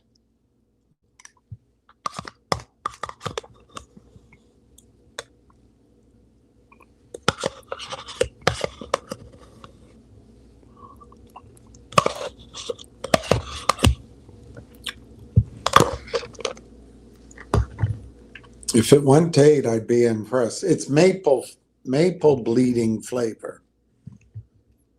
Albatross. Albatross.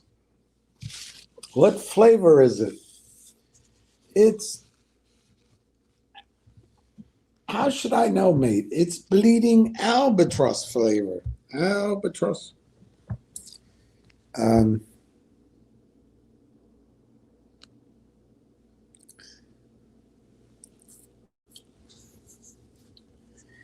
So what happens after the first?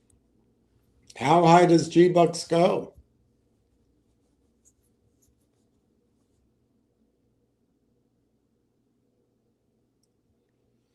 I'm watching it. It's only 82,000 shares.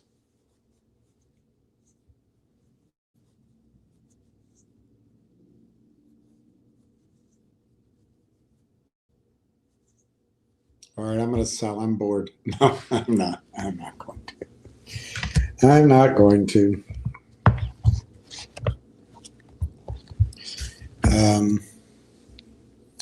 Well, let's see.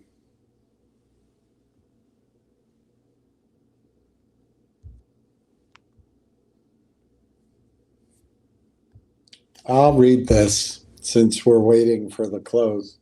Adam Sharp on the Daily Reckoning posted yesterday on John F. Kennedy's birthday. The gold market has just begun, and the crying times for me have just begun. Cycles surround us. Cycles surround us in markets, astronomy, and our lives. There was someone I fell for. She said that to me, and I thought, what does she know? But you know what? She was right. Everything is cycles, she said. Every day is a circadian cycle for us all. Our bodies move through phases based on exposure to light or darkness. Can we get to the point? Markets are also remarkably cyclical, responding to the environment around them. Interest rates, regulation, monetary policy, and investor psychology all play important roles. Precious metals are no different. The sector's performance ebbs and flows over time. From 2000 to 2011, gold crushed the S&P. And then along came crypto. I said that.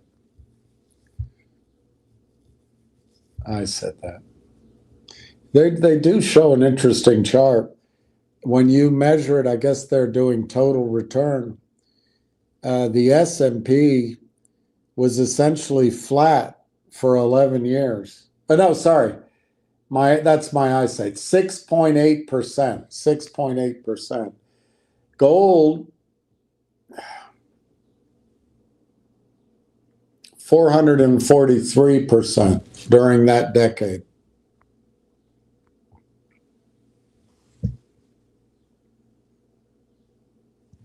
An even better example is from 1972 to 1980, when gold returned 1,256% to the S&P's 97%. Of course, stocks take their turn in the spotlight too. From 2012 to 2021, stocks returned 336% versus gold's 16%. And from 1980 to 1999, are you out of your mind? Stocks were absolutely dominant as gold went dormant for nearly 2 decades. Over the past few years, both have done well. The point here is it's a cycle. Okay. Just take a look at the chart below. It shows the ratio of the S&P performance versus gold through 2011. All right. It's a chart, goes up and down. I believe we switched back to precious metals mode at the beginning of last year.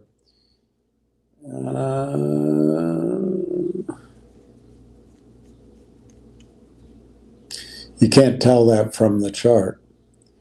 And if this is the beginning of a fresh cycle, we may be in for another 7+ years of precious metals outperforming stocks. Imagine that. Given the magnitude of what we face, it could go on longer than that. Global debt has never been anywhere near this high before. Periods when gold outperforms tend to be chaotic. Past catalysts have included a crash at the end of a major bull market in stocks, 1971 and 2000, that was the case, and an inflationary shift in monetary policy that was also 1971 and 2000. Wars also play a part as well, as they did in the 1970s, Vietnam and others, and the early 2000s, war on terror. I think if we're going to start a war on terror, our nation's haunted houses might be the place to look. That was Norman MacDonald. Wars spike deficits and increase the monetary supply. They also drive safe haven demand. I believe today our situation fits the bill. Stocks have rebounded since their recent fall for now, but markets look expensive. I think they're going to get more expensive first. All U.S. stock sectors are in the top quartile of historic valuations. Stocks are richly valued across almost the entire board. This tends to happen near market peaks. Of course, this bubble, he's calling it a bubble, and I agree, in U.S. stocks could go on for longer. I think it will. But at this point, I'm more focused on precious metals and some emerging markets. To be clear, I do own U.S. stocks and will continue to do so. But during times like these, I lower that exposure and boost my allocation to alternatives, particularly gold and silver. Macro looks bullish for gold. The U.S. and many other countries are reaching a tipping point with debt. That's opinion, of course. Total global debt just reached $324 trillion, which is about 335% of global GDP. All of that's based on the idea that Saudi Arabia can continue to give the world all the oil it needs inexpensively. That, I think, is an assumption. And you know what happens when you make assumptions? You make an ass out of you and umption. The Federal Reserve is likely to fire up formal QE in the near future. I agree with that. China's central bank just injected massive liquidity to boost its sluggish economy. More countries will follow suit, and global liquidity is poised to surge. In addition, we have multiple wars and conflicts raging. There's a war raging, but at tomorrow blue I'll sail far away from your land of endless sunshine. Yemen, Ukraine, Israel, Iran, and beyond. Nascent proxy wars are quietly breaking out in multiple African countries. Military spending is booming, with Russia increasing its annual defense spending to 40% of its total budget. China's defense spending now rivals the United States in terms of purchasing power parity, PPP.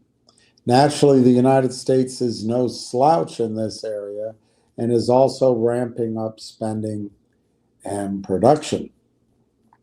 The stage is set for a powerful precious metals bull market cycle. The problems facing the world are not going away anytime soon. Even if all the conflicts end tomorrow, and they won't, we are still facing a structural debt problem of unprecedented magnitude. For now, the markets are complacent. Complacency won't last forever. If we get a pullback in gold and silver, and we may, it'll be an amazing opportunity to stack up.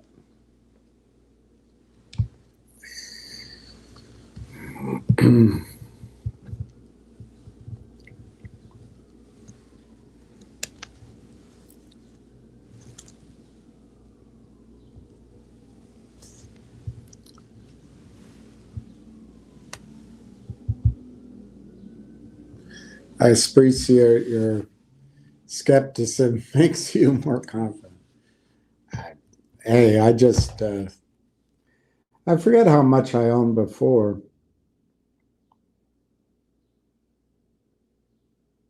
300 shares or something, 400 shares.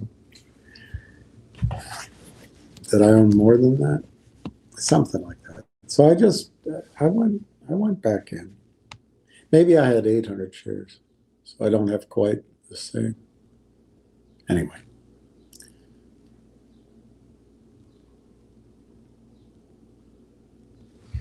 We have to own G-Bucks by Wednesday to get the dividend. Hymanroth.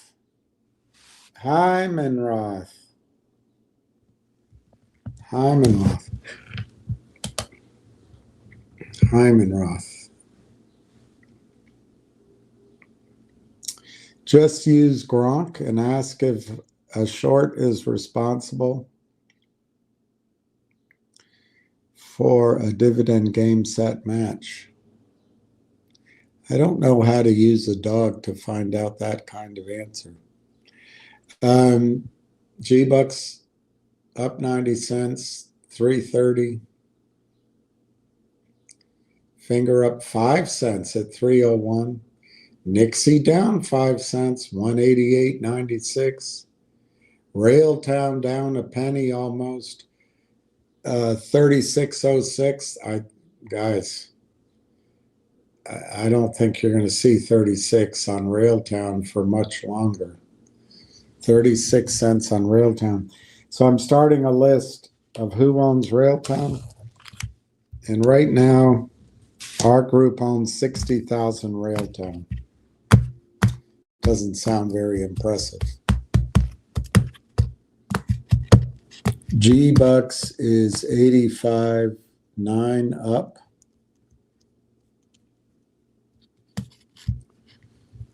Just yesterday morning. I want to sign off, but I guess I'll try to make it to 4 o'clock.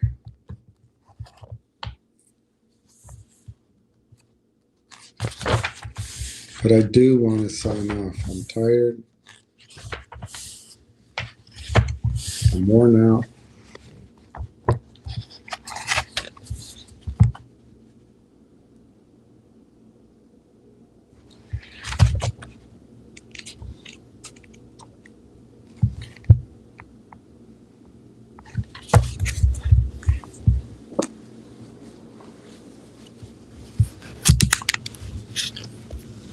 You've got 2,000. Okay, I'm going to write down Pete the Greek.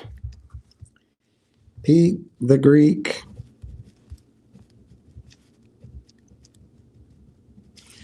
2,000. So we're up to 62,000 shares of Railtown.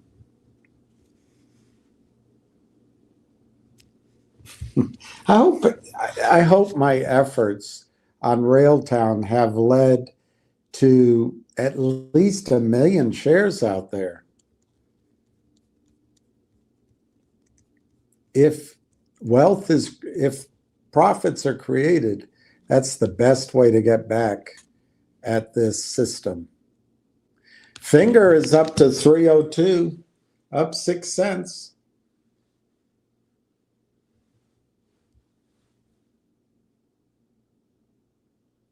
I guess everything's cyclical, and Nixie is in a cycle down. It's down 5.5 cents.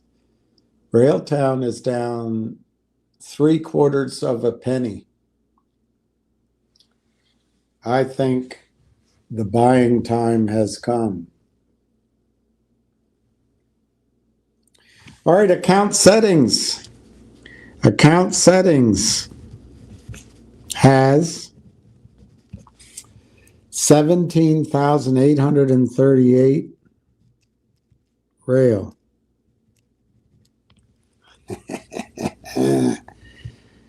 We're getting up to, we're not at 100,000 yet. We're at 80,000.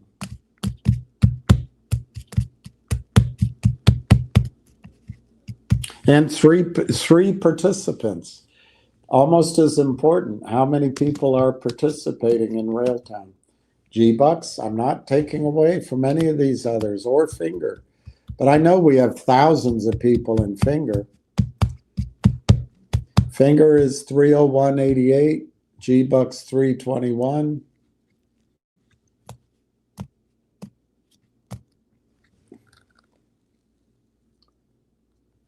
Let's see how Carlos is doing. Of course he's going to win. Boring. They always give me women's singles. I couldn't care less.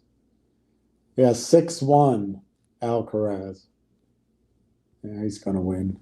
Wow, Big Foe. Big Foe won. Beat Korda. That's good. I like the Big Foe. Shelton won. I don't think he's in Djokovic's quarter. Who's in Djokovic's? I think it's, I think the one big guy lost. I don't remember. 2,000 Knicks. I like the Knicks. I love the Knicks. And now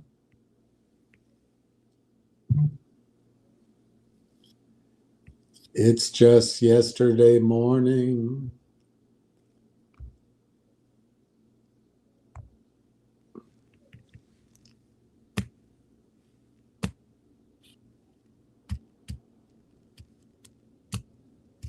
So was Ackman's rant on CNBC part of a very dishonest...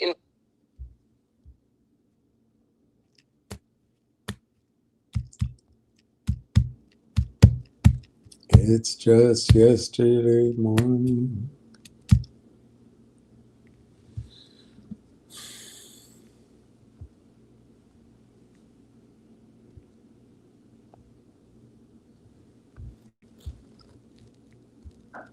I don't like James Taylor. Why am I singing his song?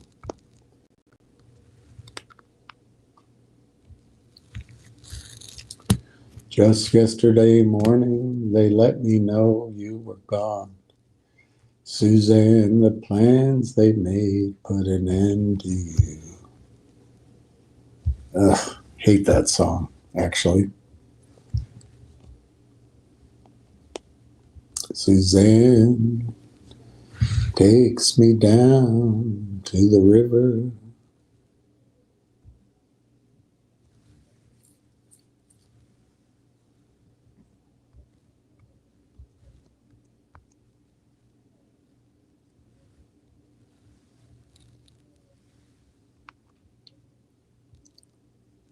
Suzanne takes you down to the river. No, Suzanne takes you down to her place near the river. You can hear the boats go by. You can spend the night beside her, and you know that she's half crazy, but that's why you want to be there. And she feeds you tea and oranges that come all the way from China. And just when you mean to tell her that you have no love to give her, she gets you on her wavelength, and she lets the river answer that you've always been her lover. And you will want to travel with her, and you will want to travel blind, and you know that she will trust you, for you've touched her perfect body with your mind. And Jesus was a sailor when he walked upon the water, and he spent a long time watching from his lonely wooden tower. And when he knew for certain only drowning men could see him, he said, all men will be sailors, then this until the sea shall free them. But he himself was broken long before the sky would open, forsaken, almost human. He sank beneath your wisdom like a stone. And you want to travel with him, and you want to travel blind, and you think maybe you'll trust him, for he's touched your perfect body with his mind.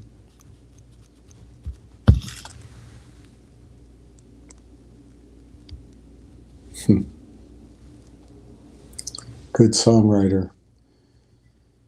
So G-Bucks is 302 and Finger is 301. Can we learn anything from this situation?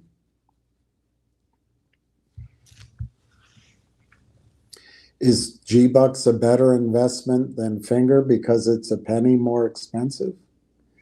Or is Finger a better buying opportunity because it's a penny less?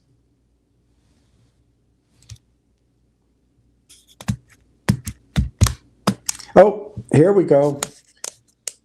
I wrote that down. 300 G-Bucks. All right, David has 1,200 RLAIF. All right, I'm writing this down.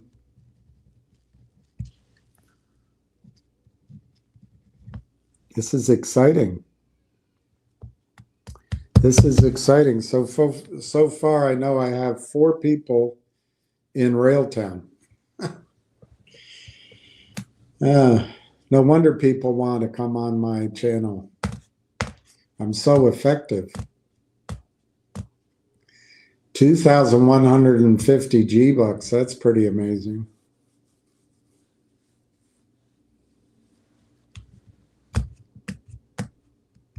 So now Finger is 302 and G-Bucks is 302.01.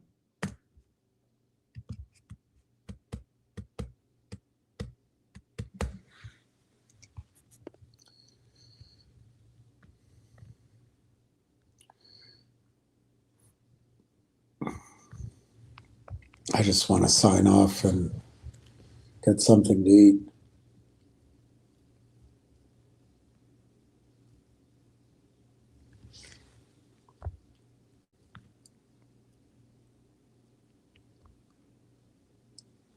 NVIDIA CEO to sell 800 million in stock.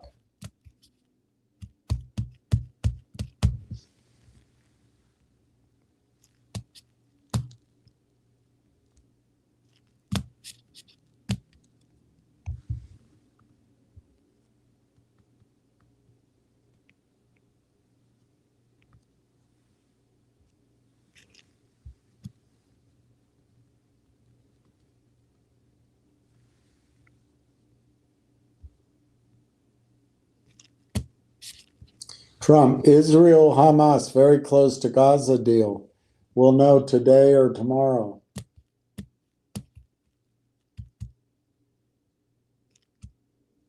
Israeli soccer fans assault Arab bus drivers. They yelled, "Death to Arabs."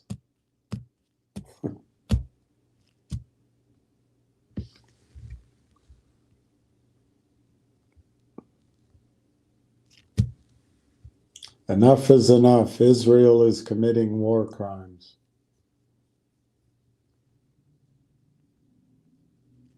Unable to justify their army killing children in Gaza, Israelis retreat into deep denial.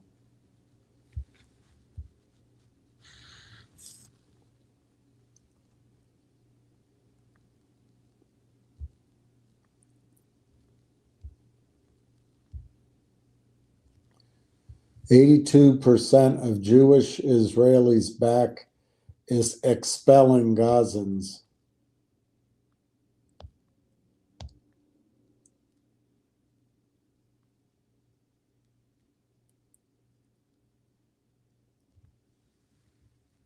Calls for Israel to let lone child survivor of Gaza's strike leave for urgent care abroad.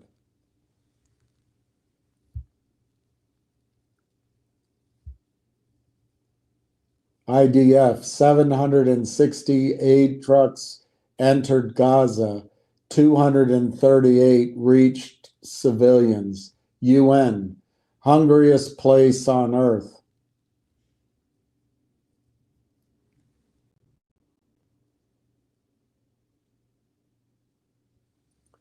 Israel's dead. The names of those killed in Hamas massacres and the Israeli-Hamas war.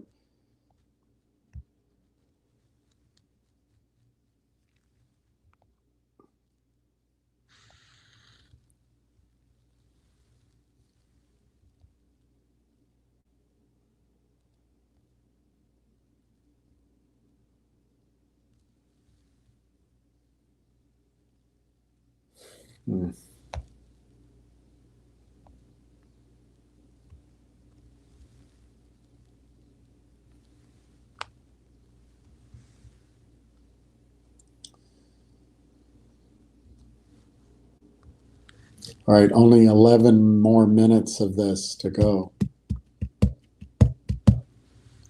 Trump reveals if he'd pardon Diddy. Oh, Lordy.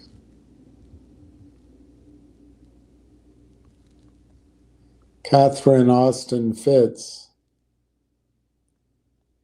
claims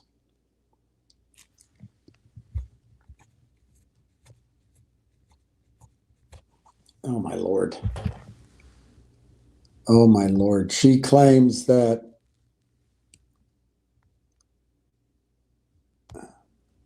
stop it.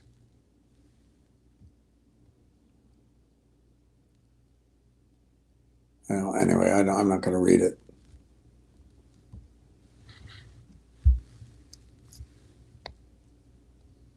I don't even know who Todd Crisley is.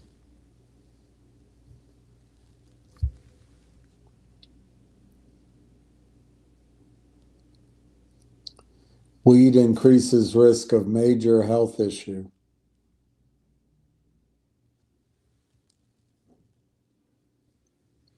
Gummies, teas, and tinctures appeared to offer no advantage. University of California study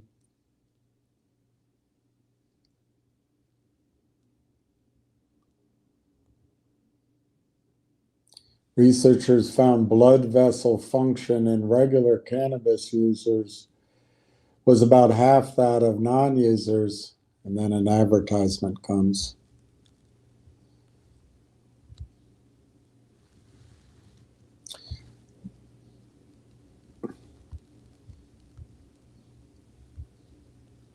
Researchers found that only marijuana smokers had harmful changes in their blood serum that negatively affected their endothelial cells.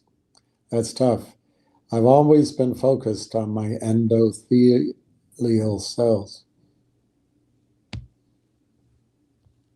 This could mean smoking marijuana delivers a double whammy of damage to heart health. It adds to the mounting evidence that chronic cannabis use could be bad news for the heart. Well, so is falling in love.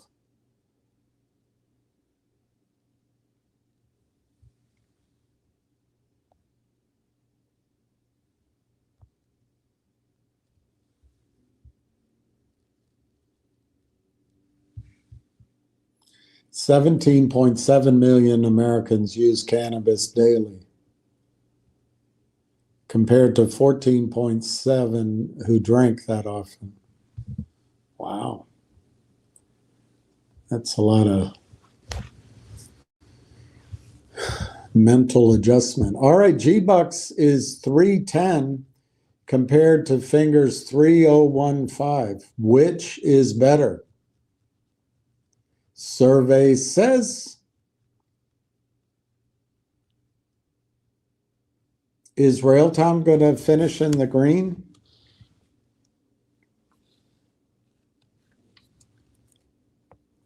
What trading platform am I using? It's Morgan Stanley. It's E-Trade. E-Trade. Julie Kim. Yay. We're getting up. Now we have 5 players in the Railtown space. 14-4. So that means we're almost up to 100,000 that we know about. Sold calls on DJT and bought G-Bucks. That's smart, I think. I think it is. Is there good G-Bucks news? I don't know. Why the spike? Deal done? I think it's partly because the volume's so low. I think it's partly that Ham has been talking about it. Apparently, I didn't hear him, but I think that's partly it. And then the dividend next week. But if they're getting the deal put together, that could be it. But the volume, Pete, the volume's not huge, so you don't have to be fear of missing out into it. I'm not sure I would chase it. Actually, I might buy it here if you want to be in it, but I'm not sure I'd chase it on Monday or Tuesday. So I guess I feel like if you buy G-Bucks today, same with Railtown and Nixie, it might be your last buy in the stock. Next week, it might be about selling. Finger motion is almost 303. G-Bucks is 310.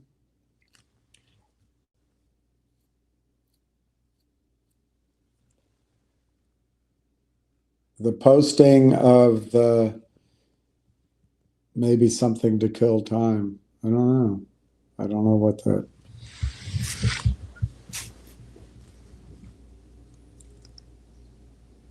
All right, I'm only going to do this for 5 more minutes. I'm dying for a cigarette. No, I don't smoke. I don't smoke.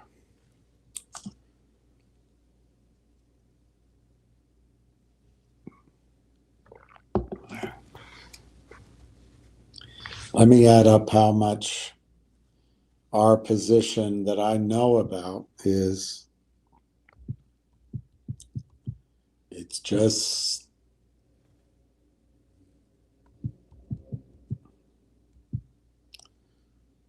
and the plans they made put an end to you. Oh, I've seen fire and I've seen rain. I wish I never heard this song again. All right, so far we have 95,438 shares of Railtown.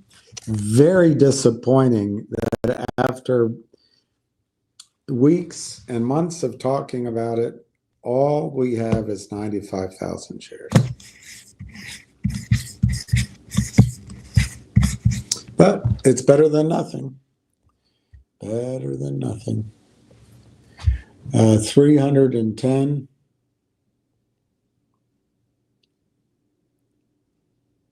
$3.10.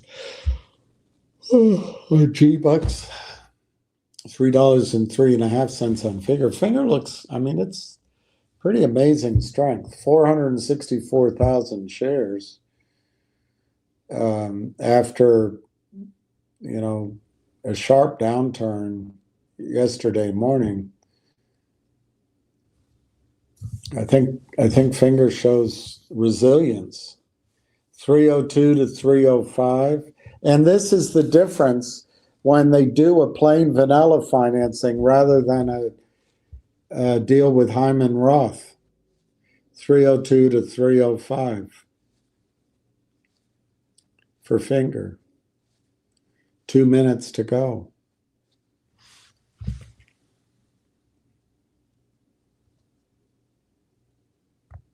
You see how smart I am on G-Bucks? I mean, I'm brilliant. I'm just brilliant. See how I called that? See how I timed it just right? I should start a channel and talk about my timing.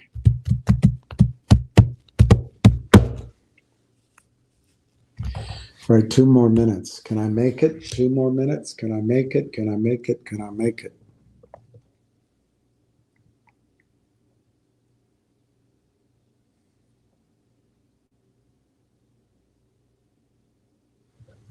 Ham said today he heard G-Bucks could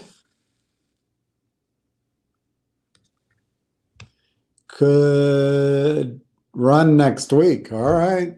Well, see, I told you had to buy it. All right, Big JR knows of 250,000. I'm going to put that down. We're getting there, Big JR.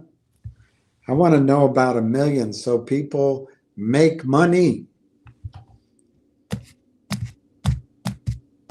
G-Bucks 310, 303 to 314, 96,780 shares. Dub Bears. Now G-Bucks 312, Finger 301. Railtown's in the red. Nixie is in the red. And it closes. So 312, 302. Nixie is up. No, it's not. It's flat. 36.74 for Railtown. 187 for Nix. 302 for Finger. 312 for G-Bucks. And that's our weekend. That's our weekend cap. Well, I know. Is there any information here that's useful for anybody?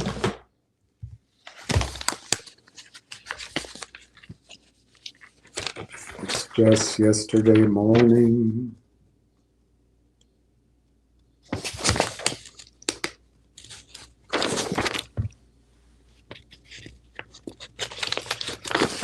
I got the latest.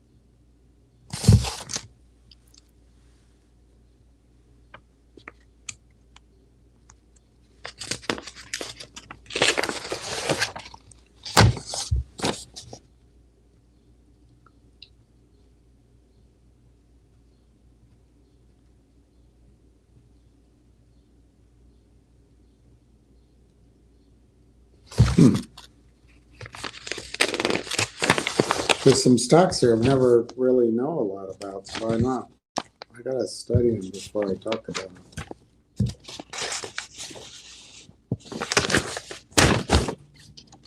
Trump's trillions for defense, shipbuilding, shipbuilding, shipbuilding. There's going to be a Niagara-like waterfall of federal spending, namely money that goes to the Department of Defense.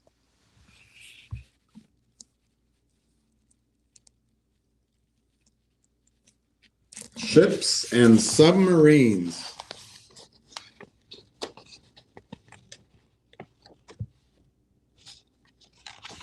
I'll read about that.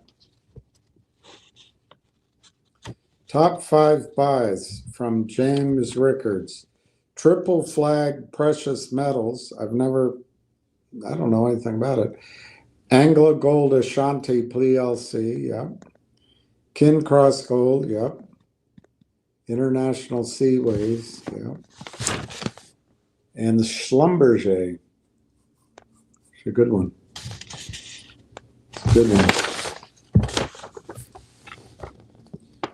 The top 10 largest sovereign wealth funds in the world. Collectively, they manage as much money as Fink over at BlackRock. Norway Pension Fund is number 1. China Investment Corp is number 2. China Safe Investment Co. is number 3. Abu Dhabi ADIA is number 4.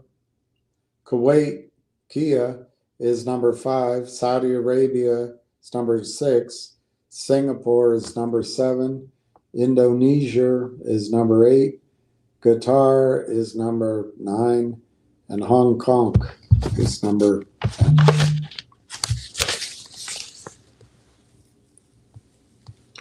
His partial portfolio, it's not his full portfolio. Newmont Mining, Fortuna Silver Mines, First Majestic Silver, Equinox Gold.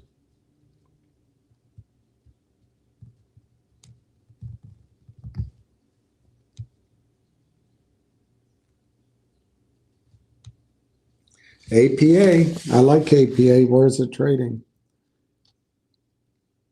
$16. APA is pounceable. ConocoPhillips, B2 Gold, Schlumberger, Sprott Uranium Miners, Barrick Gold, others. There's others. All right, grazie. Everybody, I'm going to sign off because I'm dead with this. So thank you. Let me tell you where we are with my knowledge of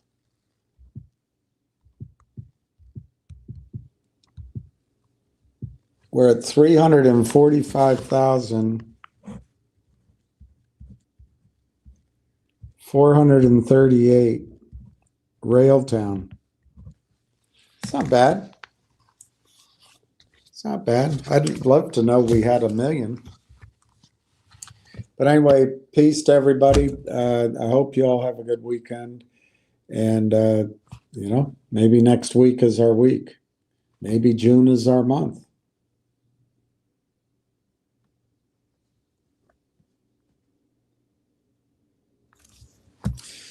Ciao.